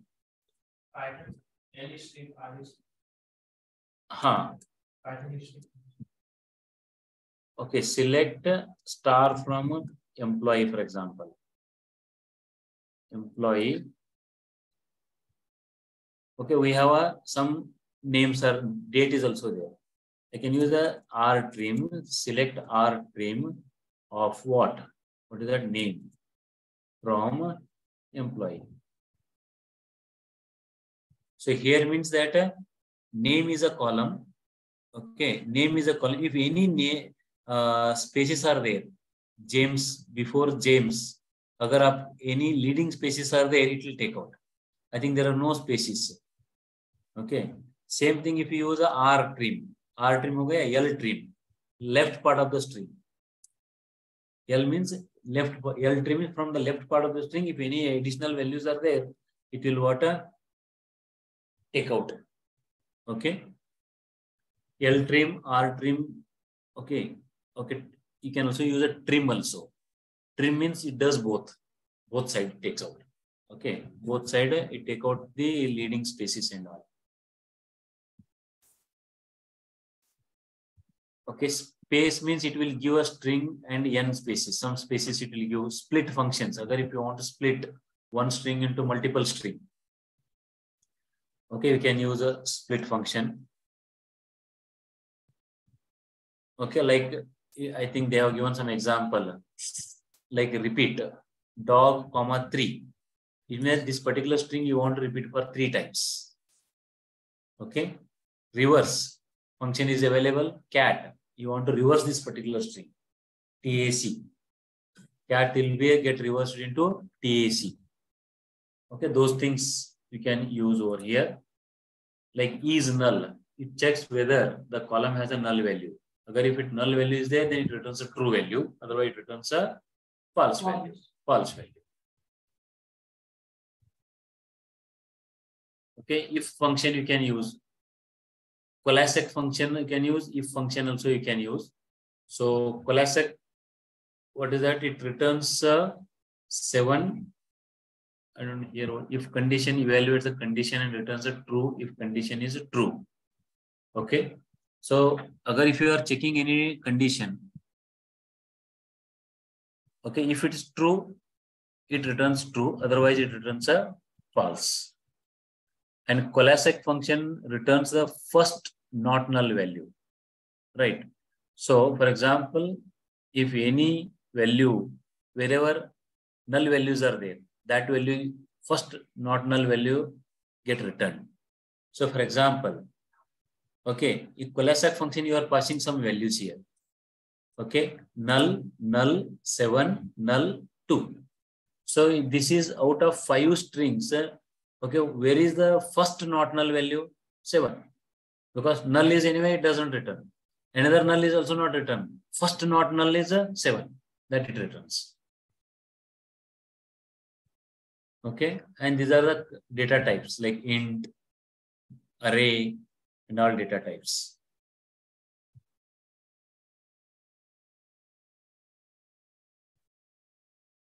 Okay, size function is a collection function is used to find out the size of the complex types. If you want to find out the size of the data, for that size function is used. This already we have seen, internal and external table. Okay, creating internal table and external table. The same we have whatever you have discussed, loading data, load data in path, load data local in path. This we have covered already. External table, how to create external table, we have already seen. Okay, create external table. Okay, create external table, table name, string, delimiter. Okay, one more thing here, what you can do. Suppose if we have already data here, I'll give an example here. Let us take, I have a data here. Already data is there. Okay. On existing data, you can create a table. On existing data, you can create a table. Okay. Now what we did is that we have created a table. We have moved a data. From there, we have loaded a data. But my data is already here. Huge data is there. Too much data is there. Okay, terabyte of data is here. Okay, there is no point in moving data from here to here, right? In the same location, in the same Hadoop, there is no point moving data from this location into this location. Suppose if you have a terabyte of data. Okay, terabyte of data. So if I have already data, I don't want to disturb to this data. What I do, I'll create a table here. Instead of default anyway, it's pointing to here. Okay. Now what I do, there is a parameter called location. What I do, location pointer I'll set to here. Without moving data, I will set pointer to the data where it is already there. Are you clear this? See here, see the difference. Earlier, how we did it? We moved data from local file system. From here, we moved data into Hadoop. Okay. And we created a table. And default location is here. Warehouse, database name, and table name. This is what our default. And automatically, whenever I create a table, it points to a default folder. Automatically, without mentioning anything, always it points to default location. Okay, so that once the folder get created here, then I can move a data. I can either from using a CP command or I can use load up command. Okay, now the scenario is different. What is the scenario? I have data already here. I have a data. Already data is there. Huge data is there. When you have huge data here, there is no point moving that file, copying file from here to here. So the all are in Hadoop only. Okay. यहाँ से इधर रखने का मतलब नहीं. Because you are in the same. You are in the same place. So there is no point in moving from here to here. Let it be here data. Okay. So now here I can create a table. I can create a table. Okay. Default anyway, it is pointing to this location. I don't want that. Because my data is here in this location, Hadoop location. Okay, I set a pointer to this location directly. Okay, without moving data, still I can point out to the data which is outside this default location. Okay, I'll show an example here. The command is this. What is this command? Okay, additional, this command is same. Whatever you have in this regular command is there. On top of that, you have to use a location, then that particular location you have to use. That particular location you have to use here. When you use a particular location, then you can directly fetch data from that location. Okay, now I'll just show example here. Come back to this part. I think morning we have moved some data, right? Scoop through say. Okay, let us see that where that data is there. Hadoop fs minus ls / user / training.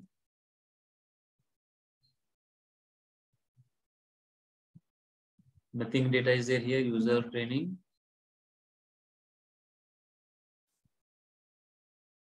Nothing is there. Hadoop fs minus ls / user.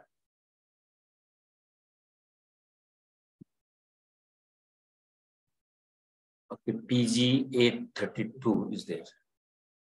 PGA 32. Okay, I have a EMP.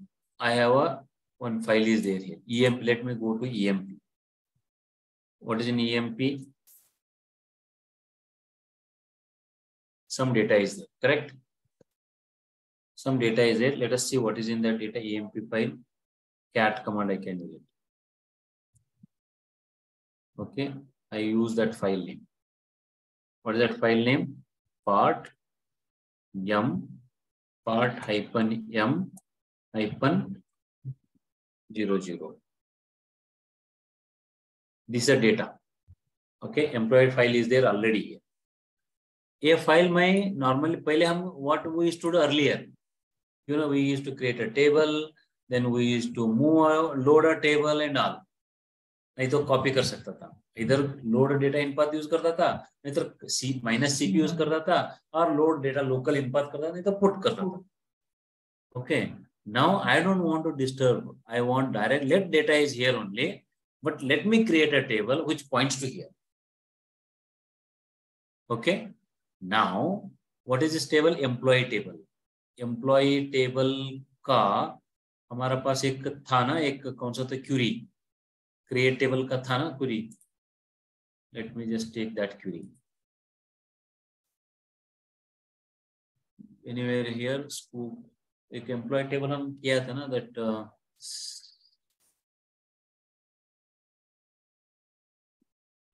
one scoop में था ना वो. Let me check it. Yeah. A employee table है हमारा. Okay. I'll take simple table. I don't want to make complicated one. I'll take a very simple table here. What is simple table? I don't want to refer and all. Department code, different. I don't want to refer. Simple table. Reference name is simple table. Because I want to match with the column. That's all. Create table employee, EMP number, primary key. I'll take out this primary key also. Okay. E name, salary. Okay. This is just a matching. What I do that, I just create a table. One, yeah. Here, notepad. This is my command. Okay. What is this command additionally? Additionally, I have to use a location. Okay. The location I have to use. Take that command here.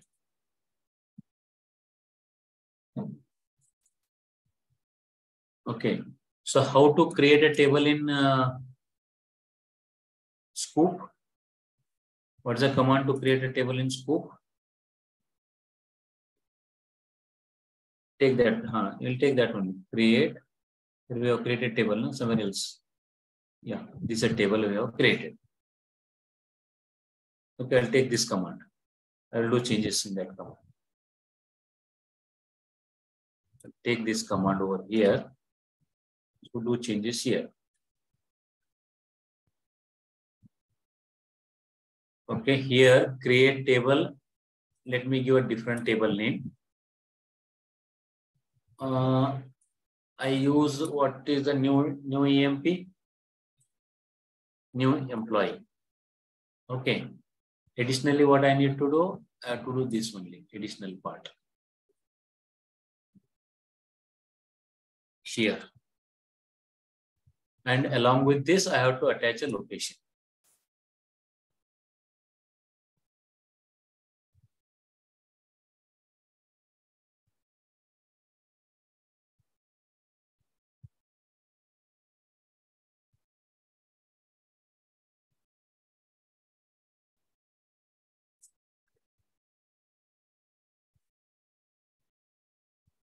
Okay, let me make a form of here.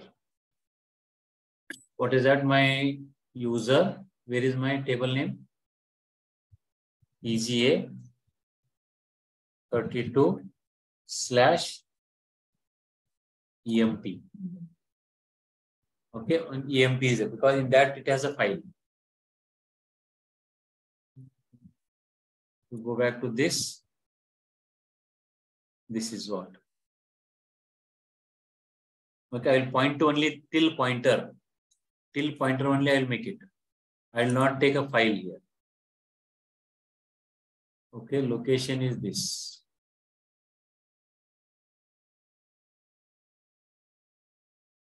Let me bring a complete command. Okay, now create table new EMP. EMP number integer 6, E name, salary, department number, row format delimited. Okay, row format delimited. Then how is the file delimiters? Delimiter is, I think, let us see how delimiter is here. This is what EMP, right? EMP has the cat command. Let me once again use it. Yeah, because this is delimited by comma. Correct? So I will change here delimited by, terminated by fields, terminated by comma, location. Additional parameter is a location. That's all. I'm pointing to this location, EMP. So now I can take this command. I'll take this command, go to here. Okay, I'll run this command here. Okay, enter. What is that changes here?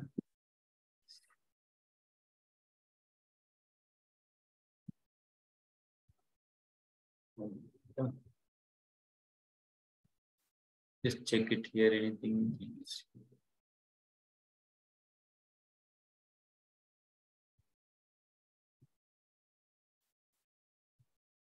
Create table name EMP. Open curly brace is there. Here ending, e-name, ending, salary, ending, department, also ending here. This is ending here. Row format delimited, field terminated by semicolon. I think this may be the okay. Because the cut paste may it will not recognize that.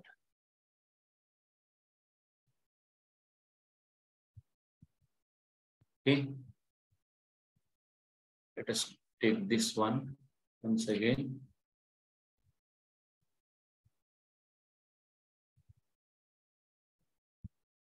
Let me cut paste this command.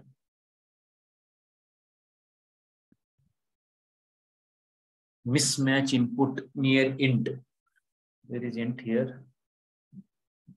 Create table name.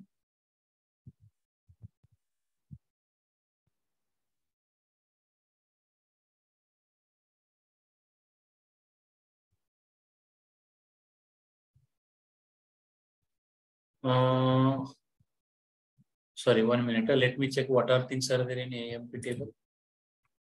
How many columns? 1, 2, 3, 4, 5 columns. Okay. 5 columns are means 1, 2, 3, 4 columns are there. EMP 1 column, e-name is second column, salary is third column, department is the fourth column. Okay, we have 5 columns here. What are the 5 columns in this case?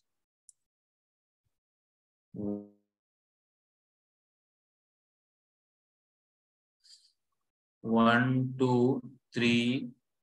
No. 1, 2, 3, 4 columns are there. Here are the 4 columns, no? 1, 2. So safer side, what I will do? Safer side, I use varchar only. Varchar means that's easy to. This one. Anyway, it is that. Okay, salary is there, department is there. So create table name, EMP number, and all. Go here. Go here.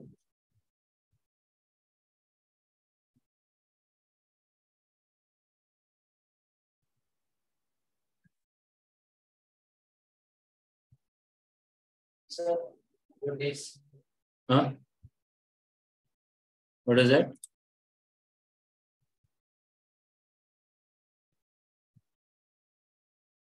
This is not recognized actually. What is it? Is completing here. Okay. This is completing here. This is completing here. This is also completing here. And this. It's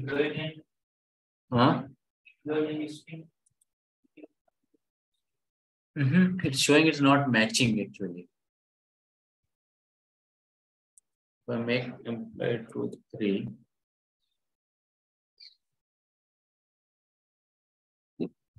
It's not matching actually. Somewhere else syntactically error is there.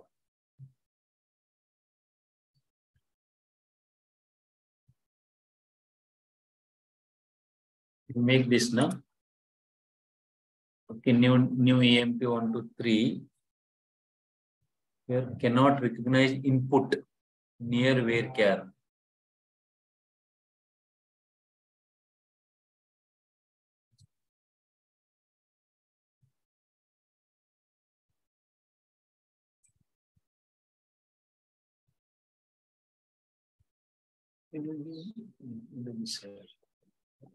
ये मैं यहाँ से cut करता हूँ, वो मुझको problem आ रहा है क्योंकि मेरा कमांड से तो फटाफट तो काम हो रहा है, लेकिन ये command if I take it and execute ना, always it is throwing in error.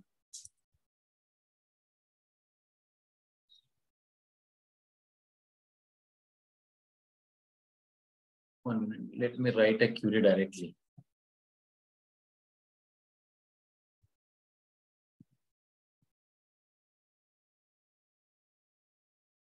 Create table, new EMP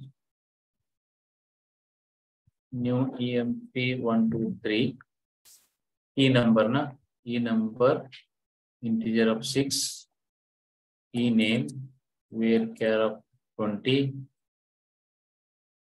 Then what is that next? Salary. I'll make varchar of, that's not a problem. 8, comma DPT, varchar of 4, not a problem. That remaining is this.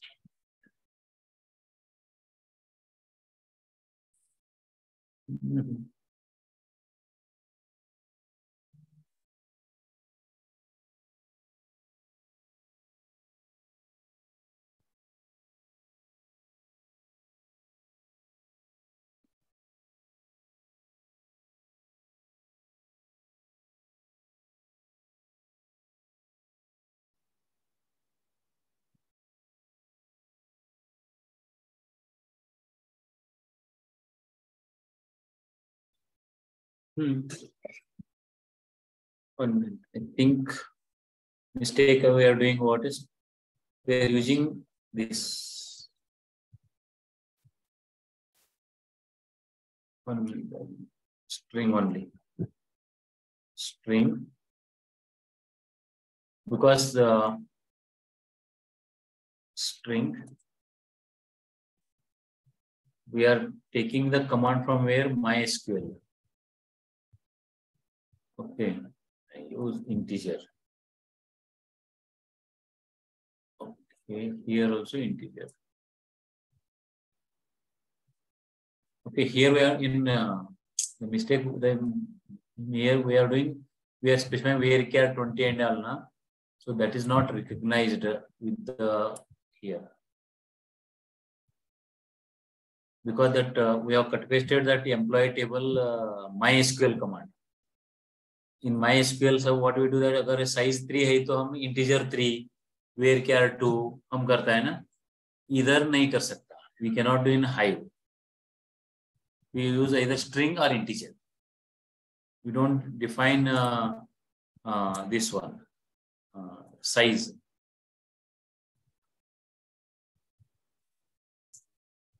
Okay, suppose if I take this one here, done, correct? Because earlier the command, you know that we are like this we have mentioned. हम क्या किया था? We cut pasted from the MySQL command, that table. Okay, in Hive we cannot do that. We have to use either string or integer. Varchar 2 and all we cannot. Like 20 size we cannot mention. So now the table got created. So if you want to see here, describe, okay, new EMP 1, 2, 3. Describe formatted, you can make it. It's pointing to here, formatted.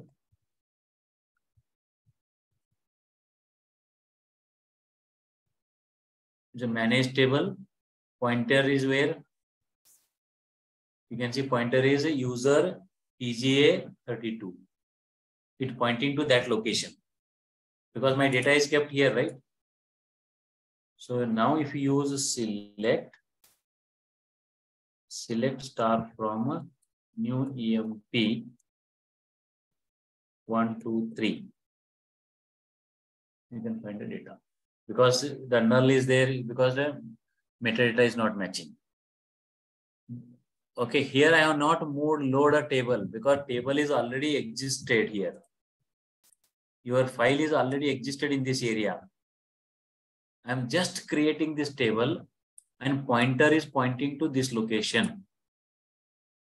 Okay, this is also possible in case of external table. Okay, because my data is huge here, because there is no, agar 1 terabyte of data hai to idhar mera paas Hadoop mein, okay, there is no point of moving this file here. Okay, so agar if it is secured data is there, now this is my secured data, this secured area. Okay, for this only, rather moving this data from this place to somewhere else, I'll just create a table structure, point out to this location, external location. And whenever I use a select star from here, automatically fetches data from this area. Okay, one, I can move data into that location. Otherwise, if the data is already existed, create a table and point to this location. Point to this location. That's what you can do over here. That's what external table part. So loading to आपको वह पता है, loading table and all. Displaying content we have seen. Okay. So now the part is what a partitioning. अगर चाहिए तो partition कर, अगर हम मेरा पास data है, employee data है, department 4 है. Okay, I want to make a partition. 4 based on department I want to do a partition. Sorry. नहीं कैसा होता है, normally we have not yet partitioned the data. Everything is one folder only. Okay. Now in MySQL did you partition the data? Have you partitioned it?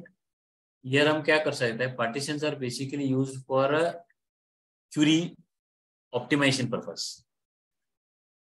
Right? अगर मेरा table में है पूरा, इधर डेटा सभी इधर कचरा में डाला, ओके, पेन भी है, पेंसिल भी है, रबर भी है, सब कुछ है इधर.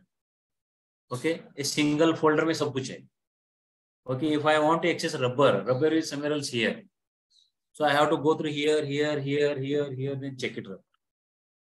मैं क्या करता हूँ, okay, I will partition it. एक रबर पार्टीशन में रबर रखता हूँ, पेंसिल पार्टीशन में पेंसिल रखता हूँ, पेन का पार्टीशन में पेन रखता हूँ.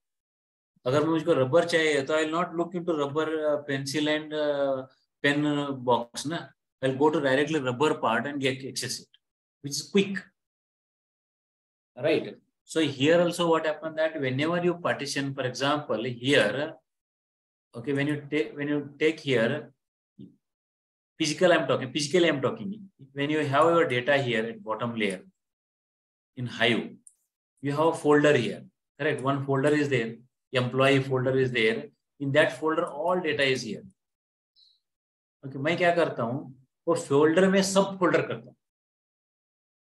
Okay, when I partition the data there, okay, it creates a subfolders. Now, when I am going to partition the data, I should have a key column. On what basis I want to partition the data? Right. For example, I have an employee table, we have a department. Okay, yeah. So 3 लोग department 10 में, 4 लोग department 20 में, okay, 5 लोग department 30 में. So now everything is under only one folder. Now if I partition the table, okay, so here क्या करता है, employee is one table, उसमें employee में department number 10 is one folder, department 20 is another folder, department 30 is another folder. वो partition करता है. Internally it creates a subfolders. When it creates a subfolder, so whenever you insert records, okay, all 10 record goes to 10 folder 10. Department में record 10 folder में जाएगा. 20 record अगर आ गया तो 20 में जाएगा, 30 हो गए तो 30 में. You are segregating data based on what key. whenever I want to like अगर आप समझो आप क्वेरी मारा, like select star from employee where city equal to department equal to 30, it does not go to department folder 1 folder 2, it goes to directly folder 3. That's what you do a partitioning. Partitioning is what internal part where you can perform a task. Okay, so where you can perform a task over here. You can just I think you can see this example here. Here, create a table name. you can use a simple, this is what here, what this condition tells. Your plane, this is a plane. You are just creating a table and it creates one folder. But additionally, what you're using, partition by. You're using a partition. You want to partition the data based on some column. Okay. So in this, if you take this example here, okay. Now I want to partition the data. I want to create a table. This is my table. But now what I want to do, I want to partition the data by using this. This additional, along with the table, I will add some additional parameter, partition. Okay.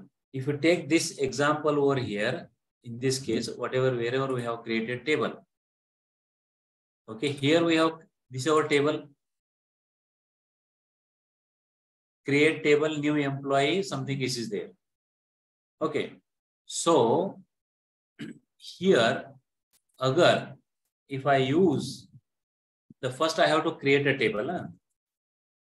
When I want to create a table here, just I am giving an example. अगर चाहिए तो आपको ये भी detail भी दे सकता है. Okay, detail where you want to point out and all, we can do that also. But here I don't want to point out. I want to just this much only I want to use with partition. When I'm going to use this, automatically where is the default location it get created? I use new employee. What is today date? 11/12. Okay, 11/12. 1112 is the name of the table. New EMP 1112. Okay, and I am using this additional part. Partition by, on what basis I want to partition? Based on department I want to partition it. Okay, based on department I want to partition the data here. Where it creates default, where is the default path? Default path is where is the default path? Where physically it creates in Hadoop? User/default in Hadoop. What is the default for Hive table?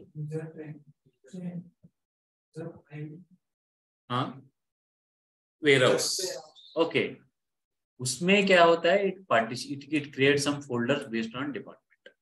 अभी department को हम नहीं किया, क्योंकि it doesn't know what is department, right? When it doesn't know what is department, it holds only one column. Here, when I create this table, okay,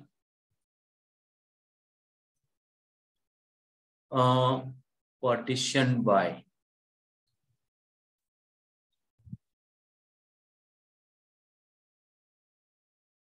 I don't know where from, if I take this command from here, this. यहाँ से command correct है क्या इधर? It's not tested command.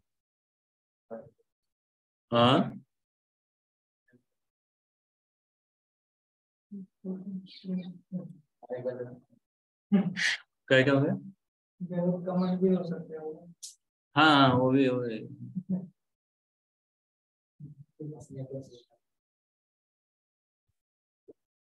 Same, they have said this command is existed, but I am using same thing. No, I am not doing any changes here. Okay, create table, new EMP number string, EMP name string, salary integer, department integer, partitioned by department number. This is actually I need to have a column here. Okay, anything is here. Partitioned by department number. Sorry, it is an integer. Okay, let us take an integer here. Let me try once again.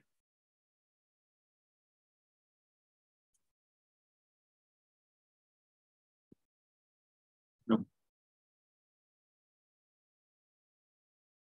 Column repeated in partitioning columns.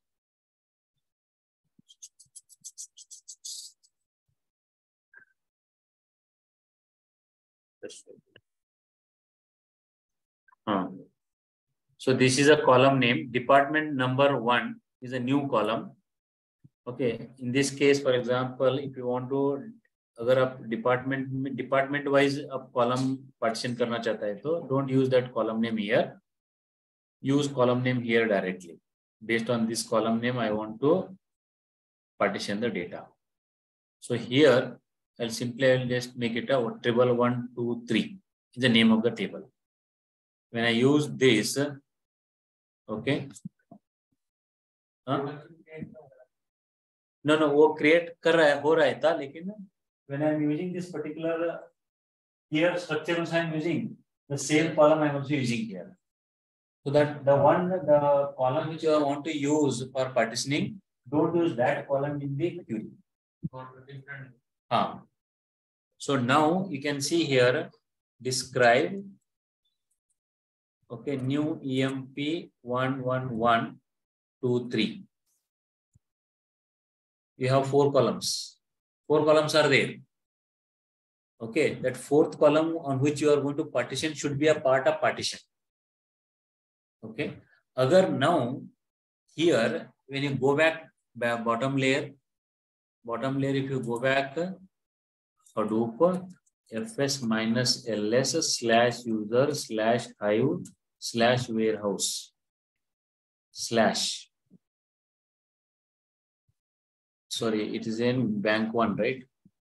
Bank 1.db. You can see here, this is a table. Okay, this table is there. But if you use a new EMP 11123, okay, here it does not. Okay, it does not. But now you know that data is partitioned. Table is partitioned. Whenever you push data here, okay, so it pushes into different partitions. Now, what is this EMP is there? Na? Do we have a EMP table here? Let us take this my table.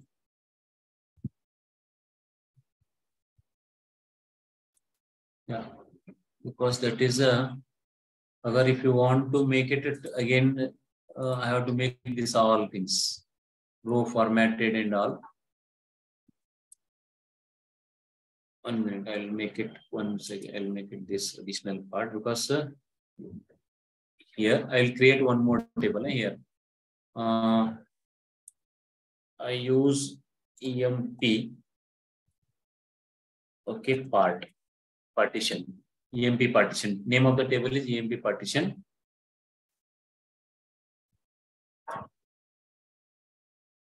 Okay, I will just load here, create a table.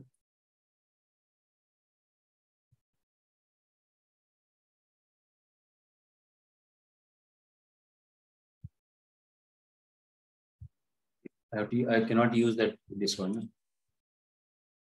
Here, employee number. Okay, here. I can use a string also. String.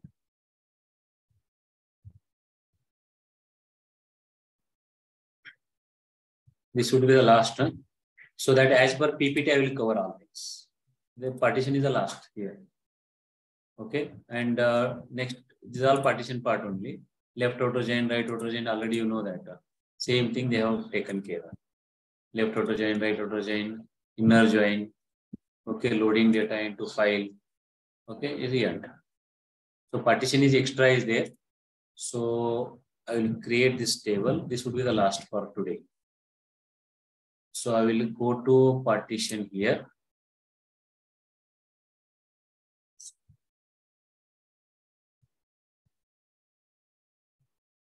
Okay, I will create a partition table. What is my table? Create table EMP partition. And we are using a partition by department number, which is of string, row format, delimited, fields, common. Table got created. Now you can see that show tables. Okay, we have a tables like just a EMP partition. Okay, so now when I go back to here in Hadoop, in bank DB1, there is a EMP partition column or folder, right? So now, if I want to say what is in EMP folder, I think we don't have anything at this moment. Partition, nothing is there. Now let me add some records here. I think this is our table, right? Okay, this is our table. I will take just one small table here. I think I don't have any tables here about employee. EMP is there. EMP is there. Here cat EMP. No.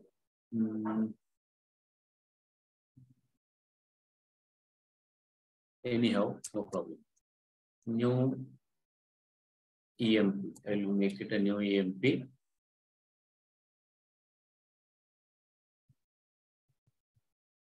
Escape I.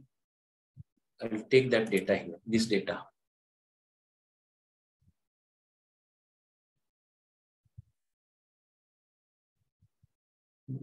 Employee data was there here.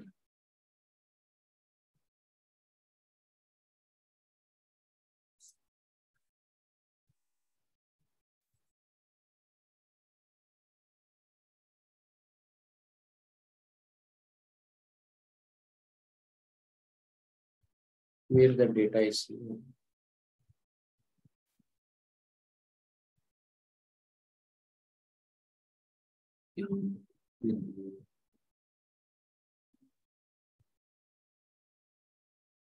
Control C. Copy. PI new underscore EMP. Escape I. Okay, this is data. Save it. The new EMP data is here. New EMP data is here. And there is a table called EMP. How to load a data? Load data local in path. Okay, the path is there. What's the path? My file is there here. PWD. Okay, home training new EMP. / home training new underscore na EMP. This file I want to into table. What is the table name? EMP underscore partition. Partition. Load data local in path. Training and all.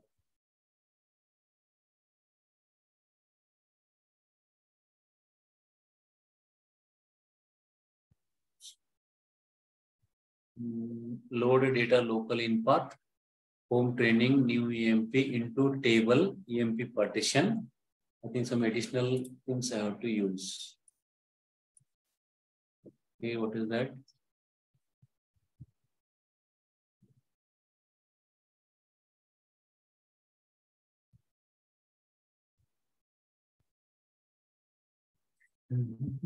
Create table हो गया. Then we are creating a table. Then partition equal to true. Insert record override table into partition execute. I think we have to insert table. We have to use an insert. Insert override table. Table name.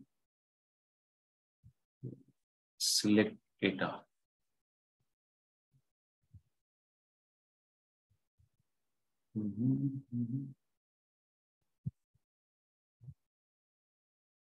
Because this way it shows partitions and all. Like partition data will be here like this.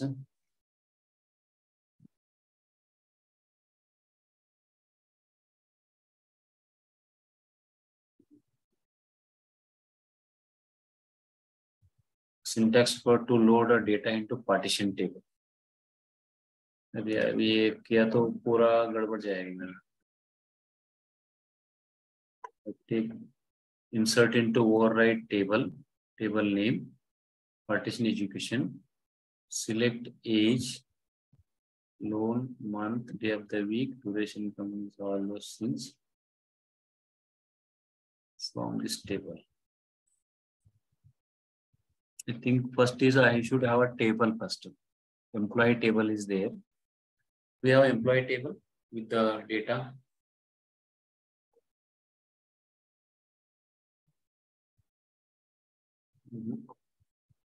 So tables. Employee is there, yeah. Select from. No, this is different. EMP.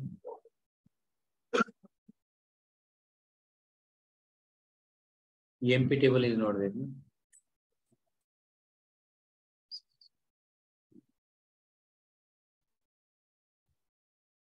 I will create one table, okay, without partition. And from that partition, I will load a data.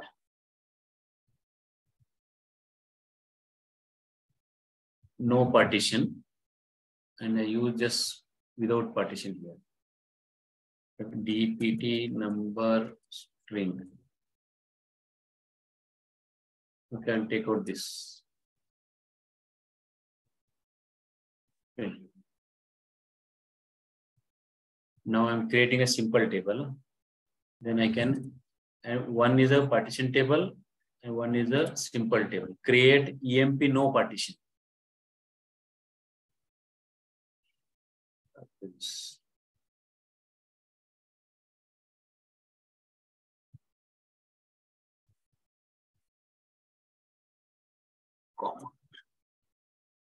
Okay.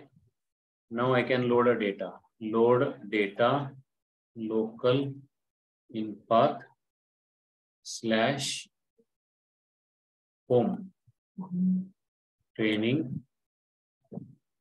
What is the file name? New EMP. No? New EMP. Because new EMP is there. New underscore EMP into table. What is that? What is the table name? EMP underscore no partition.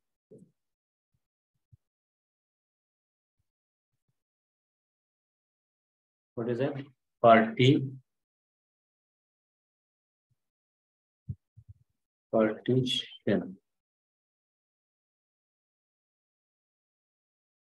Okay. Now select star from, what is that? EMP underscore no. It's a data. Okay, now what is the command? I have to insert into partition table. This is a table. This is a query. Okay, so let me take this query over here. Change certain things. Insert or table. I have a where I want to use EMP underscore partition. Okay.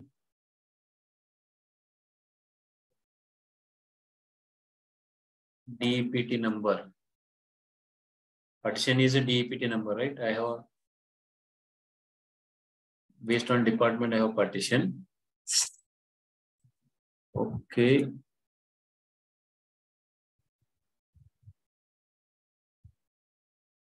I can take everything from select star from what's the file name? EMP underscore no partition.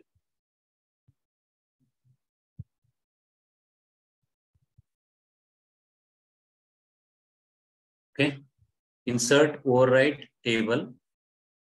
Okay. EMP partition department number. Okay. Add select है क्या sir? directly select is there. All columns, bank number. Let us see it.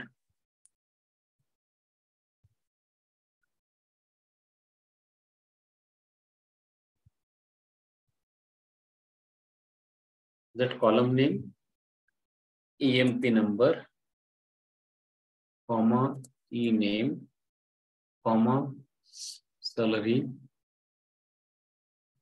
Okay.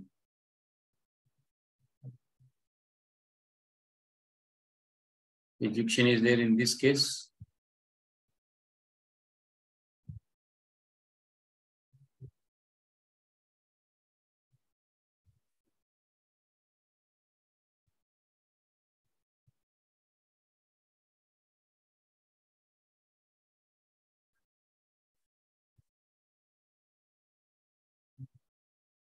Or all also, star also we can use it.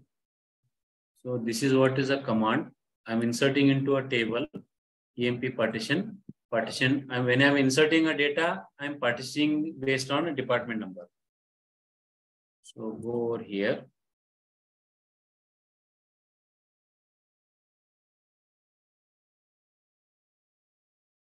Okay, select EMP number is on dynamic partition. Strict mode requires at least one static partition column.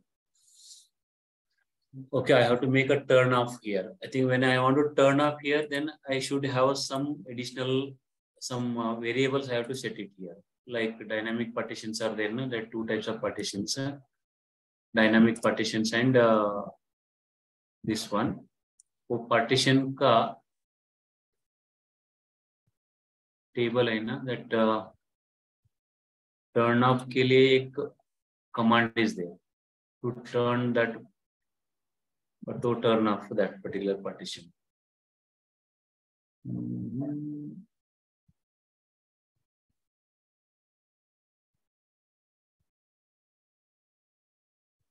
What's the column name here? Exclusive table.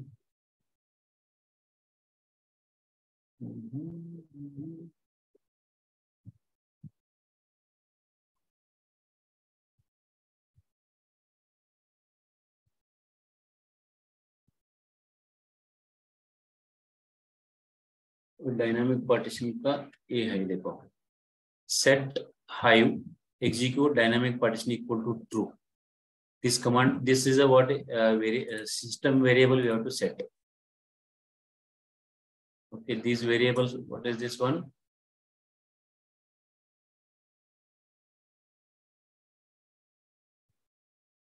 What is that? Set hive dot ex execute dynamic dot partition equal to true. Okay, set hive dot execute dot dynamic dot partition dot mode equal to non-strict. Okay, this is what you have to execute these two steps. They are the environmental variables. Okay, set execute dynamic partition equal to true and set hive execute dynamic partition dot mode equal to non-strict. So you can just go ahead here. Just two variables. Okay, just simple variable, and I can just execute this command. Okay. Now those two variables, if you set now you have inserted some employee data into employee partitions. Okay, agar internally the actual tables are there, it is subfolders are get created. What is my partition here? Hadoop fs minus ls slash user slash hive slash warehouse slash bank one dot db slash, what is the file name? EMP partition. Okay, from here only I'm going to, here it is records are added. You see here you will find You can see that department number separate, department number separate, department number separate. These are all folders. Separate folders are there here. Okay. So because department number 1, D. Okay. Now if you want to see actual data, department number / DPT _ number equal to 10. You will see only department 10 data. Okay, department 10 data, department 20 data, department 30 data. Earlier, all data you kept in the single folder. Now you made it as a what? Subfolders in which you have a specific records. That's why you are using a partition. Partitions are what basically used for quick access. Rather accessing from here and there, I'll access from the partition data. Okay, is that clear? Or let me explain once again so that you will come to know it. So that so here if you see, okay, we have created a table. Okay, these commands let me ping here so that you can also know this. These commands. Where is that? Where it comes here? Chart now. Yes. Okay, so I will explain, then you can stop it. So here what we are doing, regularly I used to create a single table. Regularly. Okay, without any partition. We never partition the data. All data will, when I'm creating a table without partition, it means that internally only one folder get created.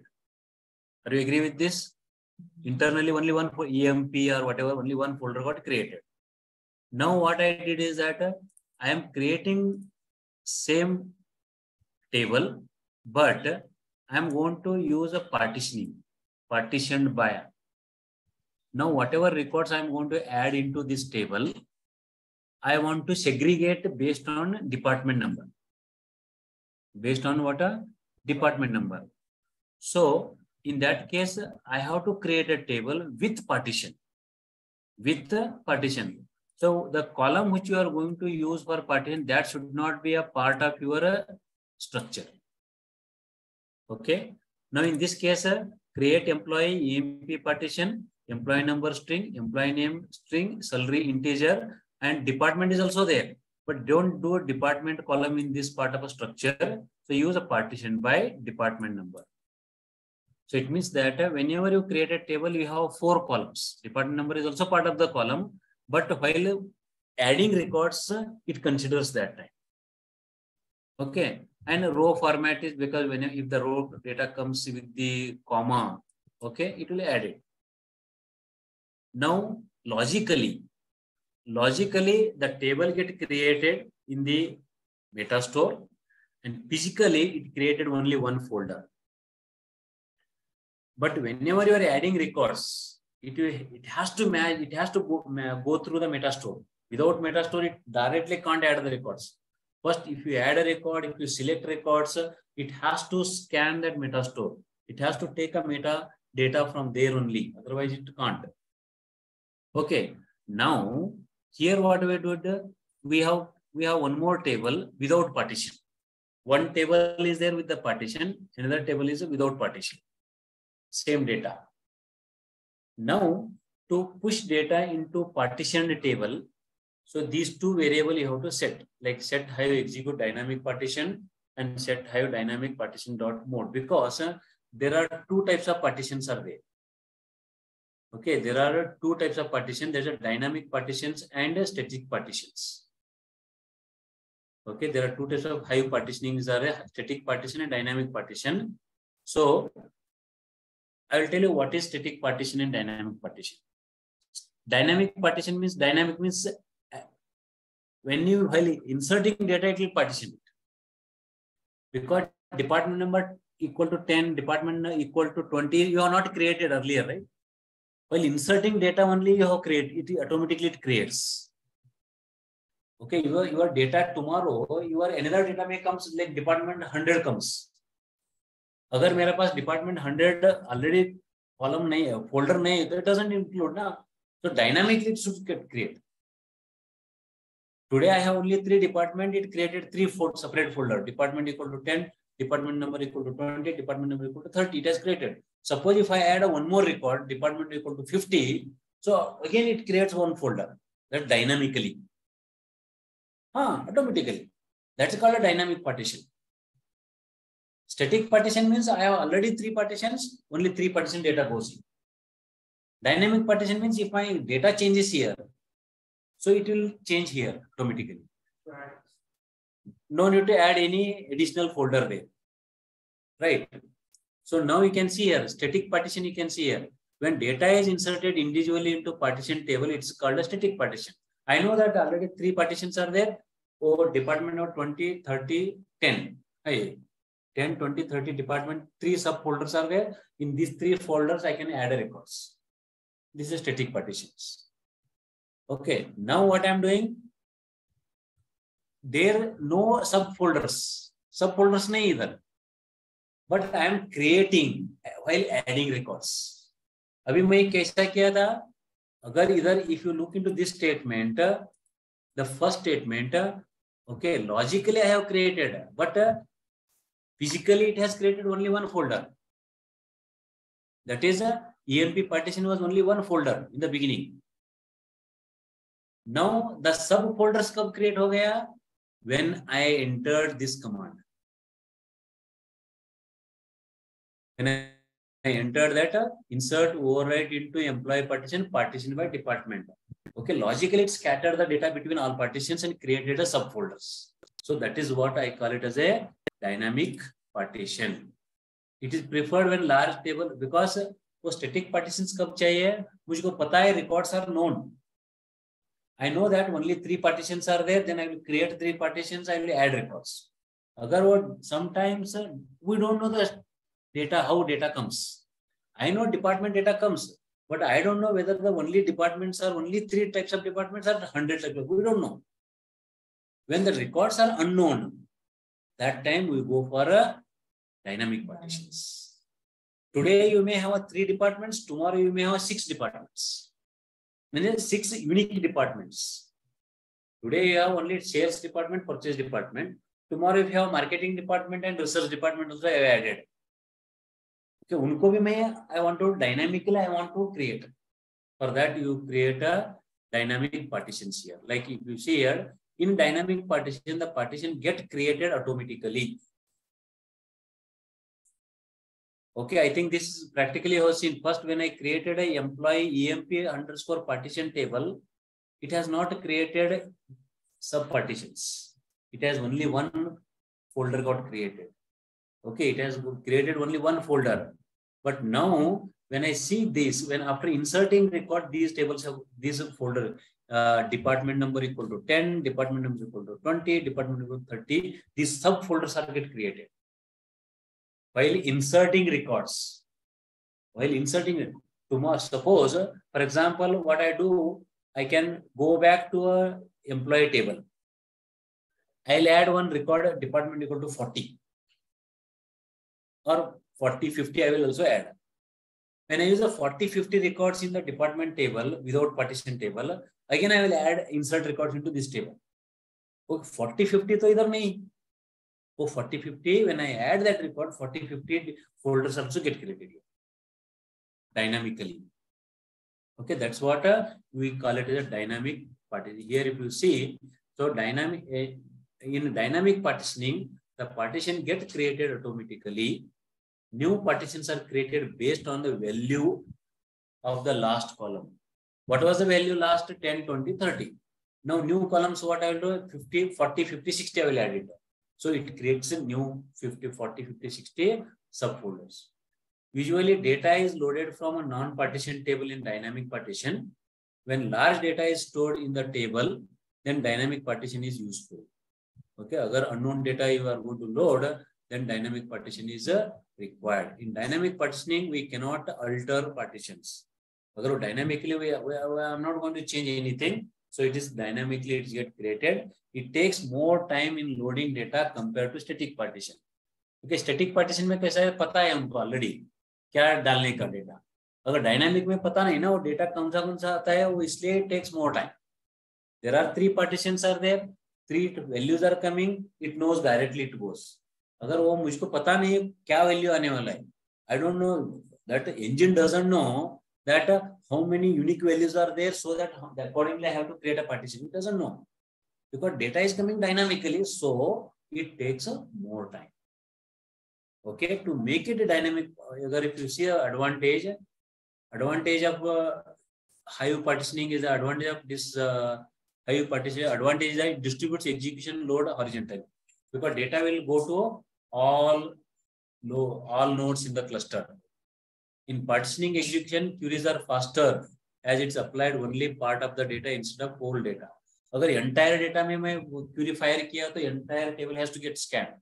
अगर मैं partition में है तो कैसा होता है? Whenever the query get executed, it executed against only that partition, so it is much faster. Okay, अगर disadvantage हो गया तो अगर छोटे रिकॉर्ड पे अगर partition अगर small set of data comes with the multiple unique values, so unnecessarily you're making so many partitions. Okay, that is the disadvantage. Okay, unnecessarily you're making so many. अगर unique value, if you have many unique values are there, so automatically we'll have so many partitions, which is a cumbersome job. It's a cumbersome job. So that's why, so partitioning, static partitioning is faster, but dynamic partitions are good only when you are getting unknown data. Okay, that way we can use a partitioning method. So this is what about a Hive class. So Hive class, as far as their session is concerned, I'm done. Okay, about partitioning and all. But out of interest, I wanted to just cover 30 minutes on next week. Okay, how to use n-gram functions to analyze your data, so that as a data scientist or as a data analyst, you can also use Hive for analyzing your data. Again, this is earlier there was no Spark and all. Okay, when Ironman 1 has released, that time big data used to know the sentiment of a public. Okay, for that time they used few functionalities. That's the n-gram functions. So in our case, we have some data. I think in this case you have seen right here in these files. Okay, in this file we have some data here. This is data. Okay, this data, इसमें मुझको I wanted to see that okay, इसमें अगर sentiment में I wanted to say how many times put word appears. Put with all appear word appears. Okay, I can just check from this unstructured data. Okay, using n-gram function, and अगर चाहिए तो histogram function भी use कर सकते हैं. Explode function we can use it. So it's that matter of just 30 minutes on next week, and immediately I will start a Spark. Okay, so I think we have enough to do practical this week. Okay, Hive itself we can do a lot of, and you can try with n-gram functions. Either rank functions are there. Agar wo data, if you go through my here, agar this is what Hive na, you can see that later I have n-gram statistical functions are here already. Same thing I am going to use it. So this is a single unigram. Okay, n bi-directional. Okay, this like applications I can use n-gram functions. So these functions you can also try from your end. Okay, otherwise I will explain these commands quickly. I think very restricted to 30 minutes next week, not more than that. Saturday, 30 minutes, then I will push to a Spark session. Online people are there? No, sir.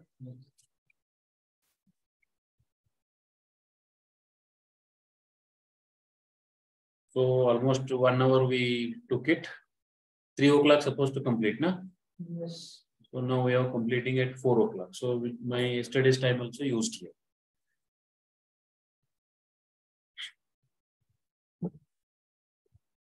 automatically it get recorded or what? Yes, sir.